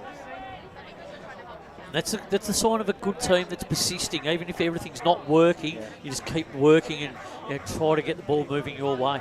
Eventually it'll turn. So the umpire throws it back up now.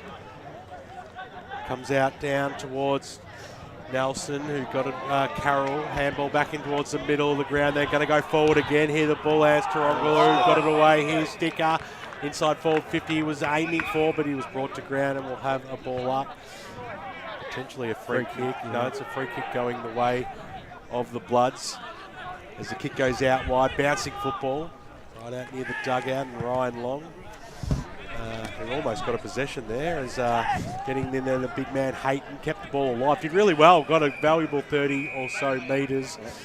We might cross down to Ryan Long and see how the Michael Watts is. It might have been a bit of cramping even down there, Ryan. Yeah, I'm having a couple of issues with the headset at the moment, so I'm not sure if you just threw it to me, but he is getting those cars worked on at the moment. He did throw the mouthguard out when he came off, so he is in a bit of discomfort, but we'll keep an eye on if he does return to the field. Well, you just watch out for missiles over there then, Ryan.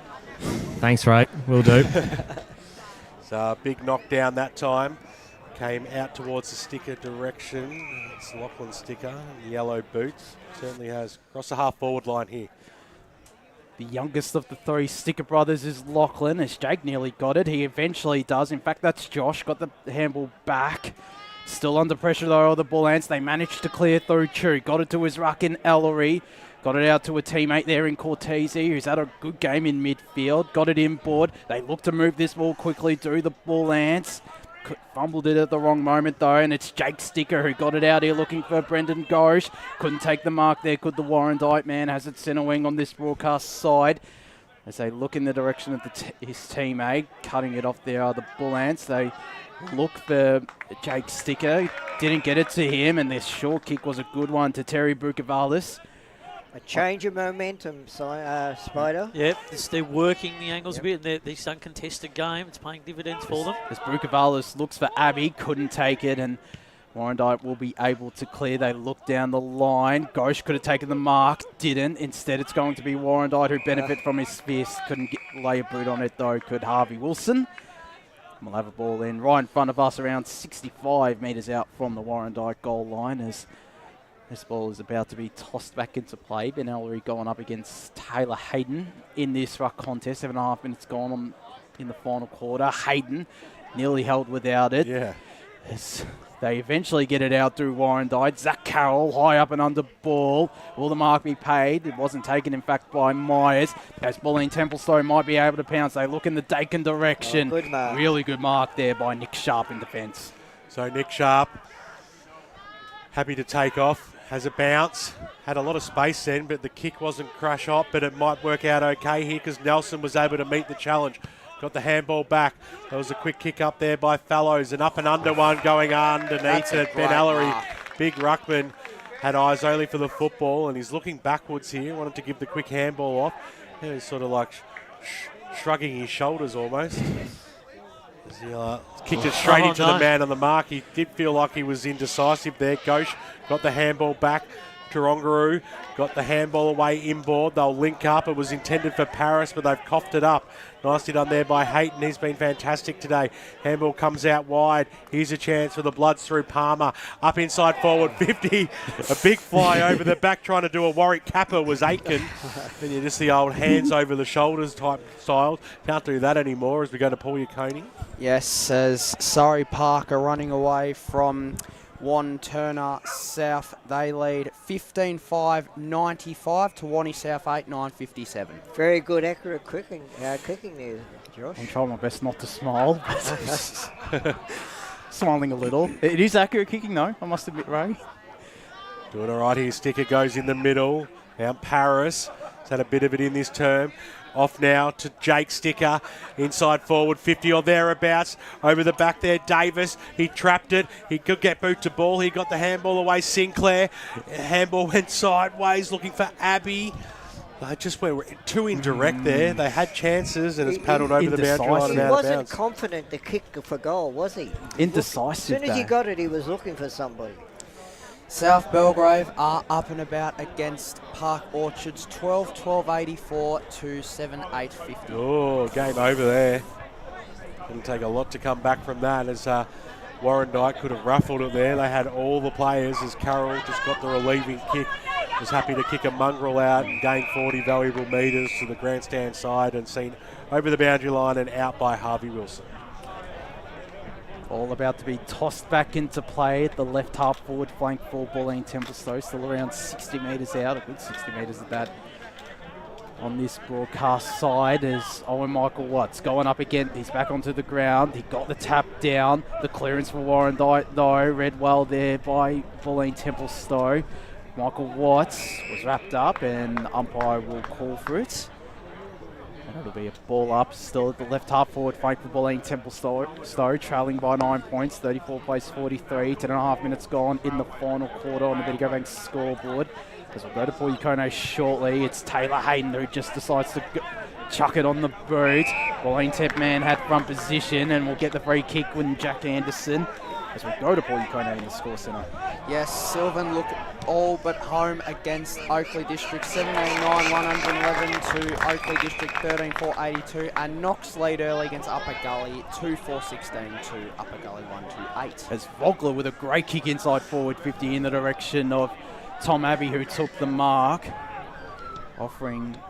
There was Josh Sticker on the handball received, was well followed there by Will Nelson as Abbey comes in to cut the margin to 3 points. It'll fall short. Big pack forms, taken out the back, couldn't take the mark. 5-5-35 the Bullants. Warrandyte 6-7-43, 11.5 minutes gone in this final quarter. Porty Coney. Another score out at Heathmont. Looks like a big win coming up for Templestowe. 11-6-72 to Heathmont 5-8-38. Thanks very much, Paul.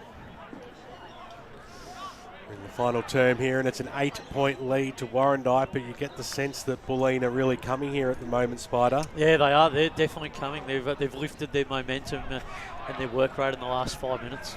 Well, going after it again, there was Anderson. Got it away to Paris, whose kick was a shocker. Side forward 50. And Anderson's been good, I think, today. Co-skipper. So, up and under kick just out of that defensive zone. They've done well at the fall of the ball today, Warrandyte. Just that awareness, and the kick goes rolling out towards Kyle Appleby, but over she goes for a boundary throw-in. Nearly got a touch there, did Ryan Long. Yeah. Give him a stat for that. I can see his sunburn from here. Well, I've had sunscreen on my hands, so that's why I couldn't control it. Where's the grippo? Little kick now from Warrandyte. You feel like they need a score just to stem the flow a bit, even though they still lead by 8 points, and this might work out okay for them. Trying to run onto it there was Harvey Wilson. Little handball over the top, though, by Mason for the Bullants. Getting boot to ball there was Simpson. Just hard to get clear possession at the moment. It's desperation stakes all round, and we'll have a ball up 40 metres out from the Warrandyte goals.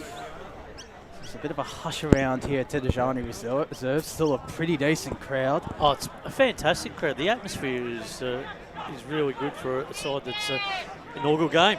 As Jake Sticker gets the ball to this broadcast side centre wing. Brucavalis will look to burn off his opponent, pick it up cleanly. He can't. At the left half forward flank near the boundary line. Kept in play by Warrandyte, and they get it here to Nick Sharp. Had an impressive game as Sharp in defence. Handballs into himself in the end. Got it to Jack Palmer. Right half forward flank he goes. Vogler reads it best. One of the co-captains takes the intercept mark. Team of the Year member last year was Vogler, as that kick was dangerous, looking for his fellow captain in Anderson. It eventually reaches Martino. Kick was a grubber. Michael Watt, the backwards handball, only benefits Lucas Fellows.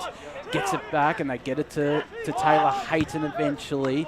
The high up and under ball here from Jake Moss. A big pack formed. Skosh with the fly. Couldn't take the mark. Sticker is there. Bumped his way out of trouble, but his handball was an errand one, and Warrandyte are going inside forward 50. A scrappy ball inside forward 50. As Simpson off the ground to the right. The idea was right. It was, but it's just a minor score. 6-8-44 the Bloods. Bullants 5-5-35, 14.5 minutes score in fourth quarter. Paul Yukone. Montrose lead by 8 points over Bayswater. Montrose 11-17-83 to Bayswater 11-9-75. Ball drawn glue. Brings the ball back in for the Bullants. Short passes on. McLean. Clean the defensive arc. Kick goes down the guts, and it was a fantastic one as well. So Abbey takes it. Wanted to take off. The umpires hasn't called him back at all. So he goes out wide to Owen Michael Watts. Short passes on. This is a good build-up at this stage. Here's Liam Chu. Swing around now on the left. once again just went forward and let himself down because James Bradford was able to take That's the happened easiest a couple path. of times, hasn't it? Yeah. He's shown the presence to get the ball, but he just hasn't executed with his skills. It's frustrating. I think some of the skills are really falling down in this final term. There's a lot of kick-to-kick going on at the moment. Bit of fatigue, first game. Yeah, that's what I'm putting it down to. Kick goes out wide. Might stay alive there for Sticker. He gave the old fend off, but then got forced over the boundary line and out as we see Zach Carroll waiting to come back onto the park. Sure to be in the voting today for the best player on the ground, as it was a shallow throw-in, so Hayton was able to just take that out of the contest and get boot to ball. He kicked it up towards Nick DePrew, who dropped what he probably should have taken, and in slow motion, players hit the deck and will have the ball up just inside the line. I just think, though, at this stage of the game, Warrandyte are playing into the hands of Bulleen Templestowe a little bit by just those short kicks. On the outer side, kick it as long as you can and get some meterage. As it's Jake Sticker with this clearance, goes to the right half forward flank. The mark taken there by Dakin. Was thinking about playing on, didn't. Has it right in front of the Warrandyte interchange bench. The right half forward flank for the Bullants. Inside 50, a great setup kick to Davis. Started to have a bit of an influence in this final quarter, Davis. Game, isn't he? He certainly is. Of course, when he did play at the Division 3 level a couple of years ago with Whitehall's, kicked 23 goals in 12 games in 2021, and he certainly knows how to find the goals, the former Bowen and Montmorency man. Is this on a very tight angle, around about 40 metres out, come across from Bowen this season alongside the Sticker brothers. Kick looks good. It's great! 6-5-41 the Bullants. Warrandyte 6-8-44. 17 minutes gone, final quarter. That's Thomas Davis' second goal of this final term. This was such a good kick, great vision there, presence of mind, just wait, hold the lead. Davis did the rest, takes the mark, and then slots it from a really difficult angle. So it puts him right in the contest now. Opportunity for him to win the game. Certainly does put him in a position where they can snatch this victory. Well, I think for 2/3 of the game, I actually think they've probably been the better side. Yeah, they have. Mulgrave, sorry, Spider. No, sorry, you go, Paul. Mulgrave are up by 10 goals over Ringwood. Mulgrave 15-13, 103 to Ringwood 6-6-42. Well, everyone's up and about now. The final 10 minutes of this clash, and it's been close all day. And here's a chance now for Sticker. Takes one bounce. This is Josh. He might go all the way here. He kicks it right to the top of the square. It's going to sit for Sinclair. You little beauty. They've gone bang, bang, bang, and now they've hit the front now, the Bullants. And on the Bendigo Bank scoreboard, as we're about to hit time on in the final term, they lead by 3 points, 7-5-47 to 6-8-44. The quick centre clearance, the kick to the top of the goal square, and the classy finish. It was, and that's why you recruit these type of players. A guy like Josh Stiggin gets his hands on the ball. This is when your prime movers get involved. Long kick direct into the forward line, and the forwards do the rest. Back in front, and they're on top in this game now. Magnificent goal there by BWS. Paul Yukone in the score centre. Montrose look just about home at the Troes. They lead 13-18, 96 to Bayswater, 11-9, 75. Kicked a bit accurate, Montrose today. They've done a Montrose. This ball tossed back up. Ellery won the tap down. It's again going to be Josh Sticker, but it's intercepted this kick, and it's out to this broadcast side wing, although it's kicked in the air by Hamish McLean. This ball locked up. They have all the momentum. They've got the crowd behind them through the Bullants. They lead by 3 points, 47 pace, 44. Spider. But just on that stoppage previously, that was poor by the Bloods not to be on, to allow that ball to exit. As Carroll got the clearing kick, McLean, was he taken high? No, he wasn't. A good tackle there by Alex Simpson, or Will Nelson, in fact. One of the new recruits coming across from Ultima. Won a premiership there last season, did Nelson. From where? Ultima. Okay. In the country. Yep. Not too sure where in the... As Warrandyte do get this clearance through their captain, Oscar Hodgson. It goes to near centre half forward. The mark taken there by Josh Beasley. He has to go inside 50 now. Does. It'll be cut off here by Maxwell Donovan. That just wasn't the right kick. Almost went too quick there, you could argue, did the Bloods. As Donovan looks to go to this far side. He's got his captain there in Harry Vogler. Stepped it up in this the last couple of minutes is Harry Volkler. As he goes inboard with the 45-degree kick. The mark taken there by Joshua Tuongaloo.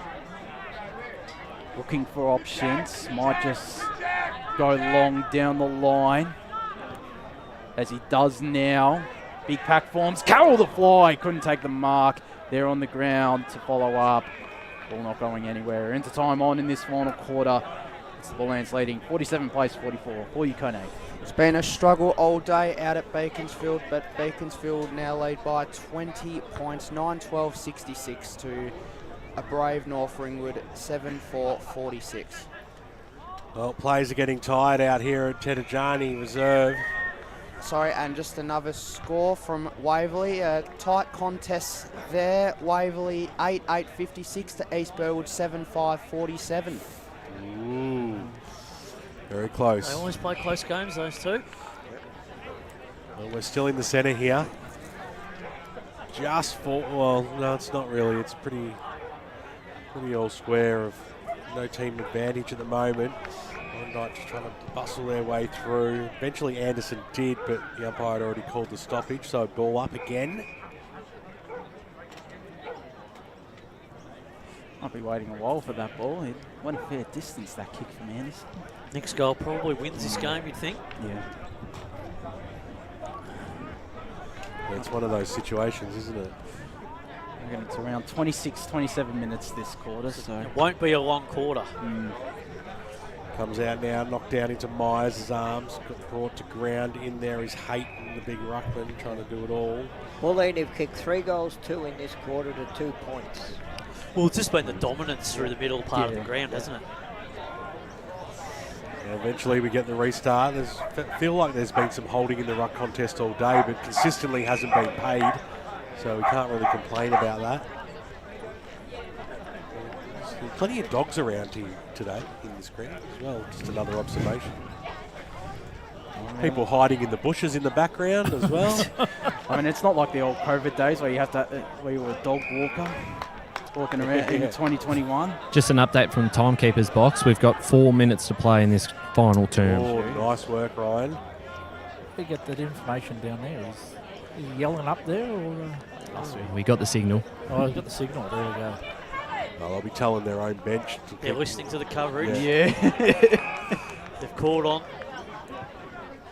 Maybe the Warrandyte bench would have caught on surely as well then, if that was the case. Throws it up now. Nicely done there by Hayton, brought it to ground. You feel like there's going to be a stoppage after stoppage. Yeah. Going to be a real arm wrestle For the right to the end. Bullants, this is exactly how they want the game to play out. Yeah. As it's that true centre-half forward for Warrandyte. Hayden tries to take matters into his own hands. Nearly did. Falls to Carroll. Can't escape the tackle. They're just inching forward. For Ukone, they literally are. Well, Bayswater are back in the kitchen against Montrose as Montrose lead 13-18-96 to Bayswater 13-10-88. As the Bullants are able to clear this stoppage, and from defence, Hamish McLean had a good final quarter, looks to go long down the line to Bukavalis up against one. He nearly picks up the ground ball, but Warrandyte will win out. They did really well. Nick Sharp again in defence, got the short kick to his captain, Oscar Hodgson. Hodgson got a handball quickly away to Jack Bradford inside forward 50. Harry Volkler got a handball away there, and it's in the hands of Jamie Cortese. Again, had a pretty decent game in midfield. Long down the line, big pack, plenty of pressure being applied, and there's a holding free kick. Too much pressure there from Andrew Sinclair. They were off then. It was a dangerous, he was already on the ground, he was run into. Well, this is where you've got to get your numbers back behind the ball. Yeah. And it's Sharp who will have this free kick. Given just a little shove there by Andrew Sinclair. Left half forward flank for the Bullants. The kick wasn't great. Cut off by Brendan Ghosh. No good at all, that kick, and they could just take their time. That was a dangerous kick. But it's in the right hands if you're a Bullants fan. It's Jake Sticker. Look, this is where the experience kicks in with your senior players. You know, just take time and space off the clock. And he goes long down the line. Davis got a spoil in, got the handball away quickly to Josh Sticker. 2 minutes to play, boys. Yeah, well, this is where your scenario, play comes into practice from the pre-season. If they get a goal here through the Bullants, you could all but close shop. If they even keep it inside forward, their attacking half, you could almost close off shop there as well, as they are able to retain possession at the left half forward flank. 25.5 minutes gone on the Bullants, 47 to Warrandyte 44. Bulleen Out at Surrey Park. Surrey Park leads 17-5, 107 to Warnie South 10-9-16. Just be prepared from the roar from the crowd as the siren goes. If he gets this in. As Hamish McLean will take this free kick at the left half forward flank. Sends it long to the left forward pocket. No mark could be taken. Warrandyte have the numbers on the ground. Oscar Hodgson got it away. Looping handballs over the top. Are they able to keep it in play? Are the Bloods? They are for now, but now it's out of bounds. Boundary throw on left half forward flank for the Bullants. Can't be much time left now. Forward stoppage, exactly what the Bullants want. I'll just be looking to hold it in this end of the ground. Absolutely. Build the wall. Don't let it get over the back. Throws it in. What can Hayton do? Got the palm down, but Hamish McLean, strong tackle, giving away nothing as well. So it's important not to give away free kicks. Well, you've just got to pull the trigger now. If you're Warrandyte, and you've got to go. You've got to win this clearance.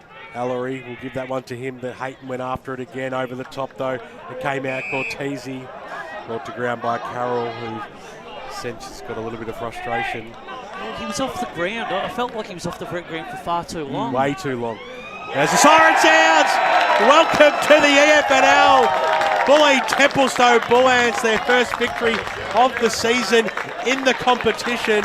And what a day it is shaping out here to be at Ted Ajani Reserve, with a very tight win in the reserves, a very tight win in the seniors, with the under-19s to come tonight. Congratulations, Bulleen Templestowe. A fantastic win today. That's a great initiation into the Eastern Football League. You know, they deserve the win. They were behind there at half-time, and they've got back into the game, and they've just narrowly 3 points, but a win's a win. A win of perseverance it was for the Bullants, and this is a really emotional scene for their footy club, and it's a celebration of a lot of hard work over the pre-season, and it's a fitting reward because a lot of people would have been dreaming this day, and it's finally become a reality for them.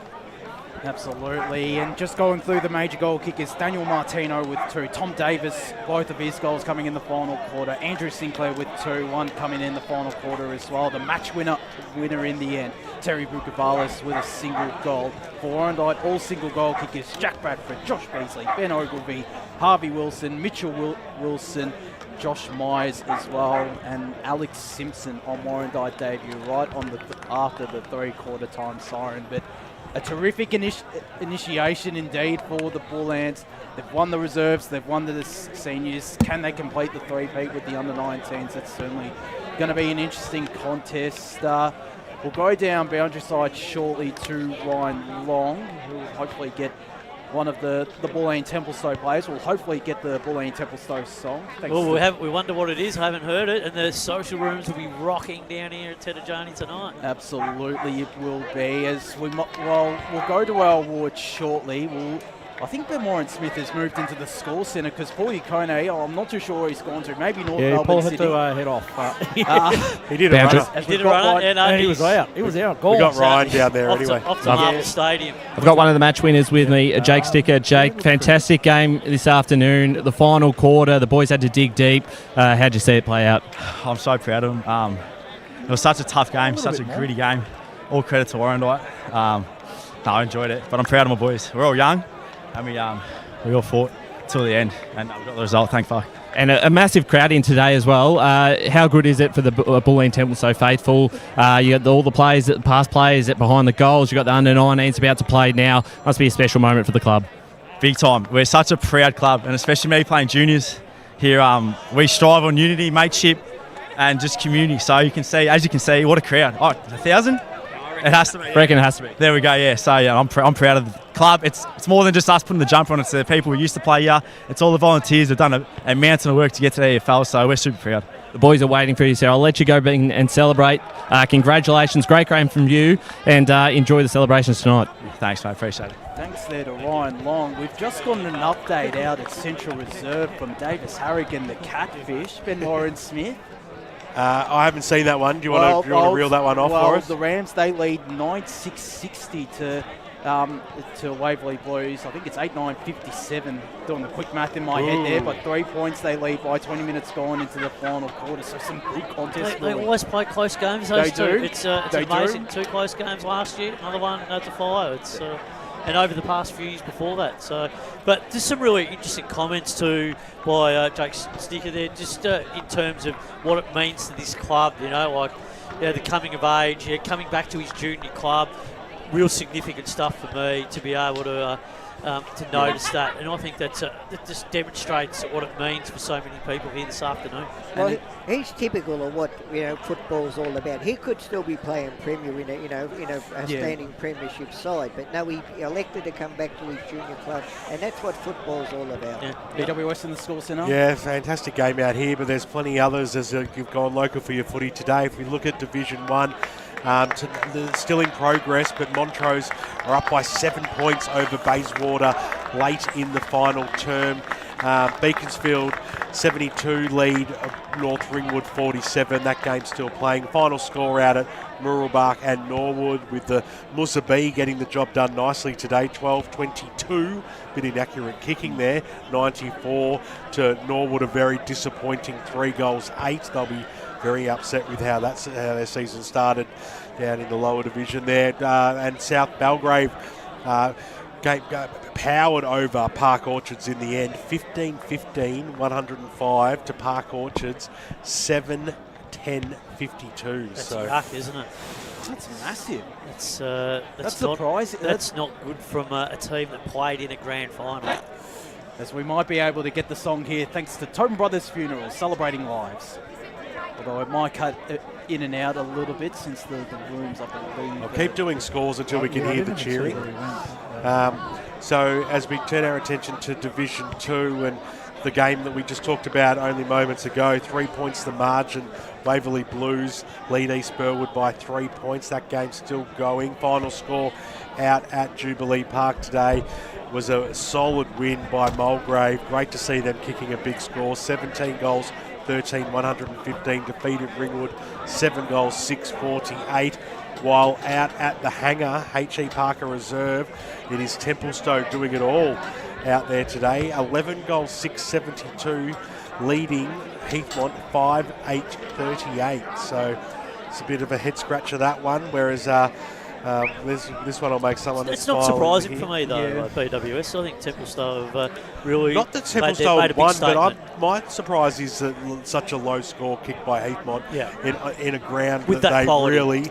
With that they pride themselves on that, on playing well at that venue.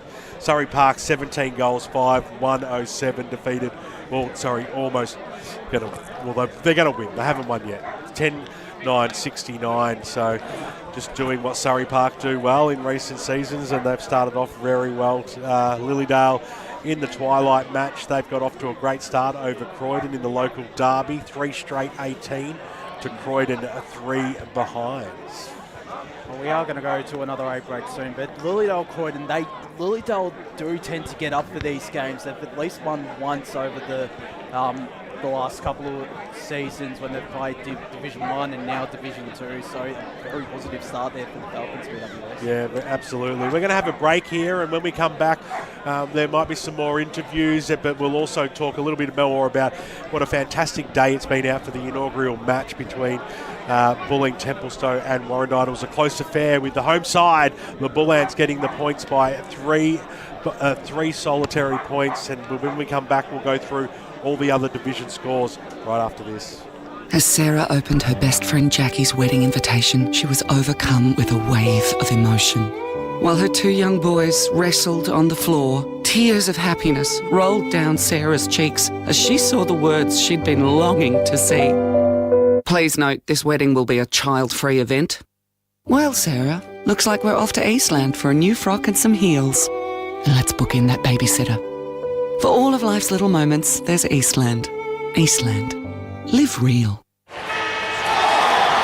Sprained your ankle bursting through the banner? Broke a finger high-fiving the ruckman? Or did you run into the goal post again? For bumps, breaks or bleeds, be seen sooner close to home at Knox Private 24/7 Emergency Department. The preferred provider of emergency care to the Eastern Football Netball League, you'll generally experience shorter wait times. You don't need private health, but there is an out-of-pocket fee. Be seen sooner close to home at Knox Private 24/7 Emergency Department, 262 Mountain Highway, Wantirna. Do you feel good about your bank? Because there is a bank you can feel good about. They share their profits to fund big community projects, small community clubs and vital emergency services. They've given $250 million to help Australian communities thrive. They have all the products and tech you expect from a big bank, with service you don't. It's Bendigo Bank. Feel good about who you bank with. Try Bendigo.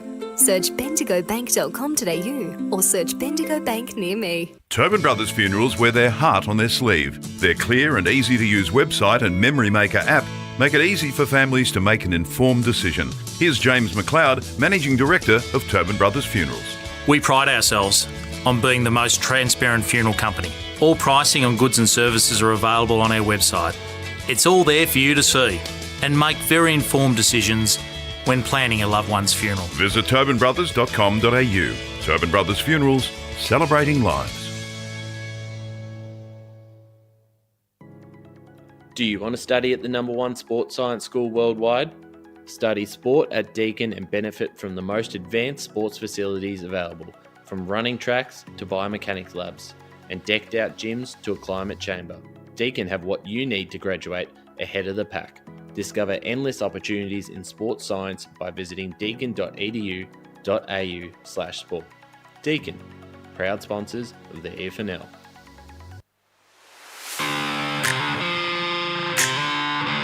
You are listening to Radio Eastern FM 98.1. With live and exclusive coverage of the EFNL football season, bringing you the match of the day with score updates from all divisions. And now we cross to our commentary team for the Radio Eastern 98.1 Match of the Day coverage.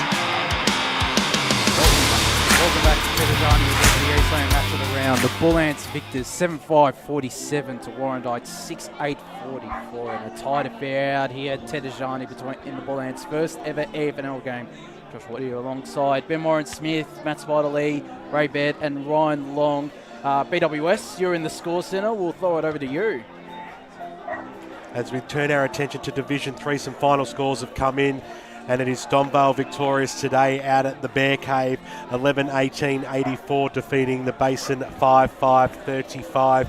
Whilst Coldstream travelled out to Fair Park across the road from EFNL House, and they got the job done comfortably over the lines today. 15 goals, 7-97 to Fair Park, 8 goals, 10-58. While Sylvan up the top of the mountain in the clay pot, they dominated the performance today in a high-scoring affair up there at the Cattery. Very entertaining as well. 21-11, 137. Spider, big score. Big score, cricket score. To Oakley Districts, 15 goals, 7-97. Whilst, and we got the twilight match, which Ray Baird's going to venture out to on his way home. Knox taking on Upper Ferntree Gully. Thanks for doing that for us, Ray. Yeah. Team player. They currently lead. The Knox have started very well. 3 goals, 6, so pretty inaccurate. 24 leading Upper Ferntree Gully, 2 goals, 3, 15. So a bit entertaining there. The other twilight game as well. It's Ferntree Gully heading out to Scoresby Recreation Reserve, where the Magpies currently lead at 1 straight goal to no score. And if we turn our attention, if you just bear with me for 1 second, into Division 4 action today. And it's been once again a very interesting round out there, and well, there hasn't been too many games. We saw the best of the bunch. There's no doubt about that. We got the close one. We got the close one. And the final score once again out here was a 3-point victory to Bulleen Templestowe, 7-5-47 to Warrandyte, 6-8-44 with a 3-0-0 final term for the Bullants to bring home the 4 points, and that's 2 victories so far today, with the under-19s game that just started out here today, whilst it's been a very low-scoring game out at Coonung Reserve, which is where Forest Hill are playing their senior football this year, whilst they get a renovation done on their club rooms, hoping to be back there by June.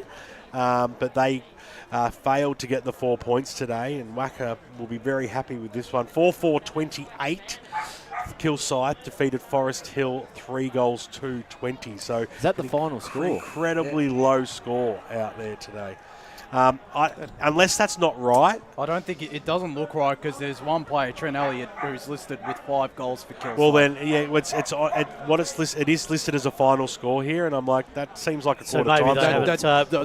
They put it in properly. Yeah. I'll chase that up. They haven't posted anything on their socials either side, so we'll wait for confirmation on that one. Yeah, absolutely. We better get to our awards now, actually. Of course, we've got the Tobin Brothers Goal of the Day back. Do we have the MEGT Rookie of the Day? No, just the Tobin Brothers Goal of the Day and the Sportsco Eastland Best on Ground. Now, I think you had a couple options. There was one in the pocket early on. I think that was it Martino? That was an option for Goal of the Day. I don't know what else. I think it was. Strikes your mind? I think Martino's goal was pretty good from memory. What about the Davis one and from the pocket? That's got to be. Yep. Yeah. You want that? Is that what we're thinking? Yeah, I reckon Davis. He was further out. And that was to get Bulleen Templestowe back into the game, I think so. Yeah, Davis. Thomas Davis with a $50 Coles and Meyer gift voucher going in his way, so maybe he can. Sportsco Eastland Best on Ground. Are we doing the 3-2-1 on this one? I think so. We'll go to you first, our boundary rider. Ray's ready to go. He's got his notes in front of me. I have not put anything together. All right, look, I gave 1 vote to Andrew Sinclair. I thought the way he started the game, he was dynamic down there. He kicked an early goal. He finished off with one of the last goals of the game as well. And I just think he's deserved 1 vote. 2 votes I gave to Zach Carroll of Warrandyte. I thought he fought fantastically for 3 quarters. Run out of steam a little bit in the end, but he was dominant for those. And best on ground in mine, Jake Sticker. He was dominant. He set up everything from the midfield. Spider? Yeah, it was. Look, I probably changed my votes a couple of times depending on who was winning in the game. I actually very very similar, but I've actually gone. Zach Carroll 1 vote. For 2 votes. I will go with Sinclair as well, and I think we'll go for similar votes, Ray, because I thought definitely the most influential player on the ground was Jake Sticker. And I have to mention a couple of apologies too, because you could have put Josh in there as well, and you could have even put Lockie in, and even Cortez, who was brilliant as well. They could probably consider themselves a little bit unlucky not to receive votes. And Hayden in the ruck, had it in the ruck as well for Warrandyte. I thought was pretty. Played a very dominant third quarter. Was pretty good as well. But you got to look collectively over the 4 quarters, and I thought those 3 players were the most influential over four quarters of the game. Benmore and Smith. 1 vote to Taylor Hayton. I thought the big ruckman was fantastic today for Warrandyte. I gave 2 votes to Josh Sticker. I thought I was really impressed with his game today, and I gave 3 votes to Zach Carroll. Brian Long? I've gone similar. I've gone Josh for the 1 vote. I've gone 2 for Zach Carroll, and I probably would have given it to him if they had a 1, but I do factor that in, and I think Jake Sticker was fantastic, particularly in that last quarter as well, and keeping them in it really. It was the clearance work, wasn't it? Yeah, it was. A couple of big clearances late too that set up the win.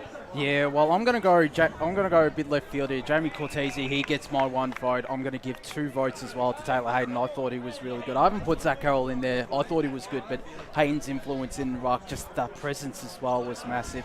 But yeah, I've got to go with Jake Sticker for the 3 votes. So I believe that's Jake Sticker who won with 12 votes for the Sportsco Eastland Best on Ground, $50 Sportsco Best on Ground, and he spoke really well at the end there about the club, about all the hard work, about the volunteers, and spoke you're absolutely right. And I think we're on the same page in terms of the players that we all thought. We all had pretty much a similar idea to. Yeah. It was just there wasn't outstanding players. It was more of a bit of an even spread across the whole game. So there's a lot of players that got the 1s and 2s. I had about 6 that were in contention. Yeah, that were in contention. Yeah. So I think that pretty much identifies the calibre of game it was. Yeah, absolutely. Benmore and Smith, do we have any more score updates, any more final scores potentially? Just looking at, there's nothing that's really been updated to come in as final from what I gave earlier. So it's still got, I've still got East Burwood trailing by 3 points.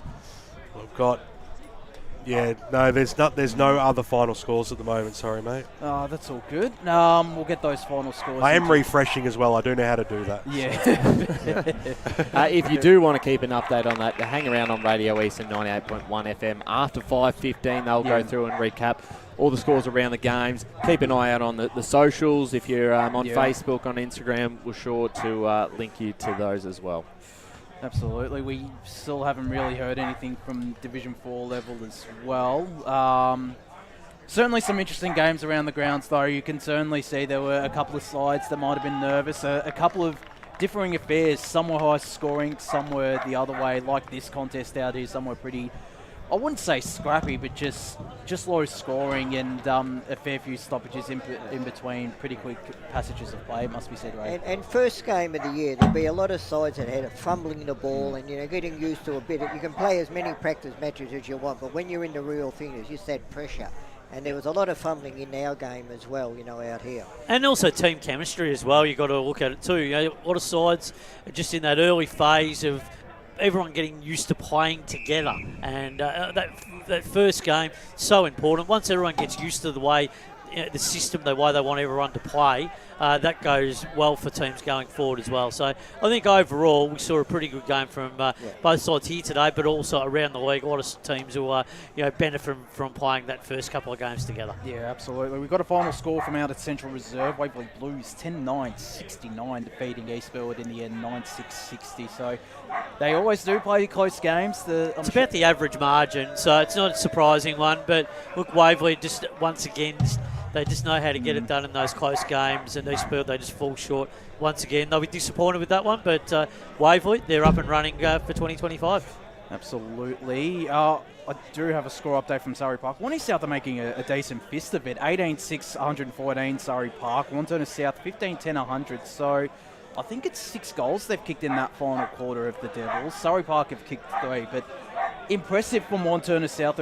High-scoring game. High-scoring game, There's been a couple of those this week. Very interesting. What were the scoring shots? So it's 24, pretty much the same. It's just Surrey have kicked it slightly more accurately. Warrandyte South have had one more scoring shot. So certainly some interesting scores from across the EFNL. We'll have plenty of discussion tomorrow for the weekend recovery. I think it's us too. Ray, I think you're joining us as well. Potentially Brash popping his head in. We'll see. He's been following the stream closely today. He has been. The clock's back tonight, boys. Is it really? Savings. And how are Richmond going, Josh? Just quickly before we finish up. Well, last check, they're down by 27 points. So against Brisbane, I'll take that. And that was BWS's That's the first chance quarter. to say who cares. Exactly. We might. We've still got about a minute and a half left to slowly start wrapping things up out here at Ted Ajani Reserve. Ryan Long hosting pre-game down on the boundary as well, doing a great job, our leader. Yeah. Thank you. I don't know if I'm red on the camera, but I reckon I got burned certainly. today. I had sunscreen on, but the camera's picking I'm it up. a very pale white guy, and I burn very quickly. You've got a very promising future as a boundary rider, right? Or a beetroot, either way. Absolutely. Matt Spider Lee, Ray Baird, great to have you two on. No, it was a great day, and well done to Bulleen Templestowe. First win in the Eastern Football Netball League. Ray Baird. Yeah, great to be out here. Great facilities, great club. I'm looking forward to coming back here at some time during the year. Yeah, hopefully we can get back down here. Just an update quickly on the under-19s as well. It's Warrandyte, 7.5 minutes left in the first quarter. They lead the Bloods 3-1-19 to Bulleen Templestowe 1-2-8. Paul Yacone doing a great job around the grounds, but filling in the around the grounds towards the end after the game in the end was the superstar that is Ben Warren Smith. Did a magnificent job calling this contest as well. Thanks, mate. I love calling with you, and you're doing such a great job and such thorough research as well, which is so impressive. And I just love being in this caravan with my friends, and great job always by Megan on the camera, and the way Lee decks everything out here is just sensational. Just notice on the scoreboard, in the main game they were counting up. In this game they're counting down. The last 10 minutes they count down. Oh, okay. Or 7 or something like that. Thank good someone knows what's going on. Yeah, I'm taking notice. Right? And again to Lee and Megan Green doing a superb job behind the camera and the audio. That does us out here at Ted Ajani Reserve. The Bullants winners 47-44.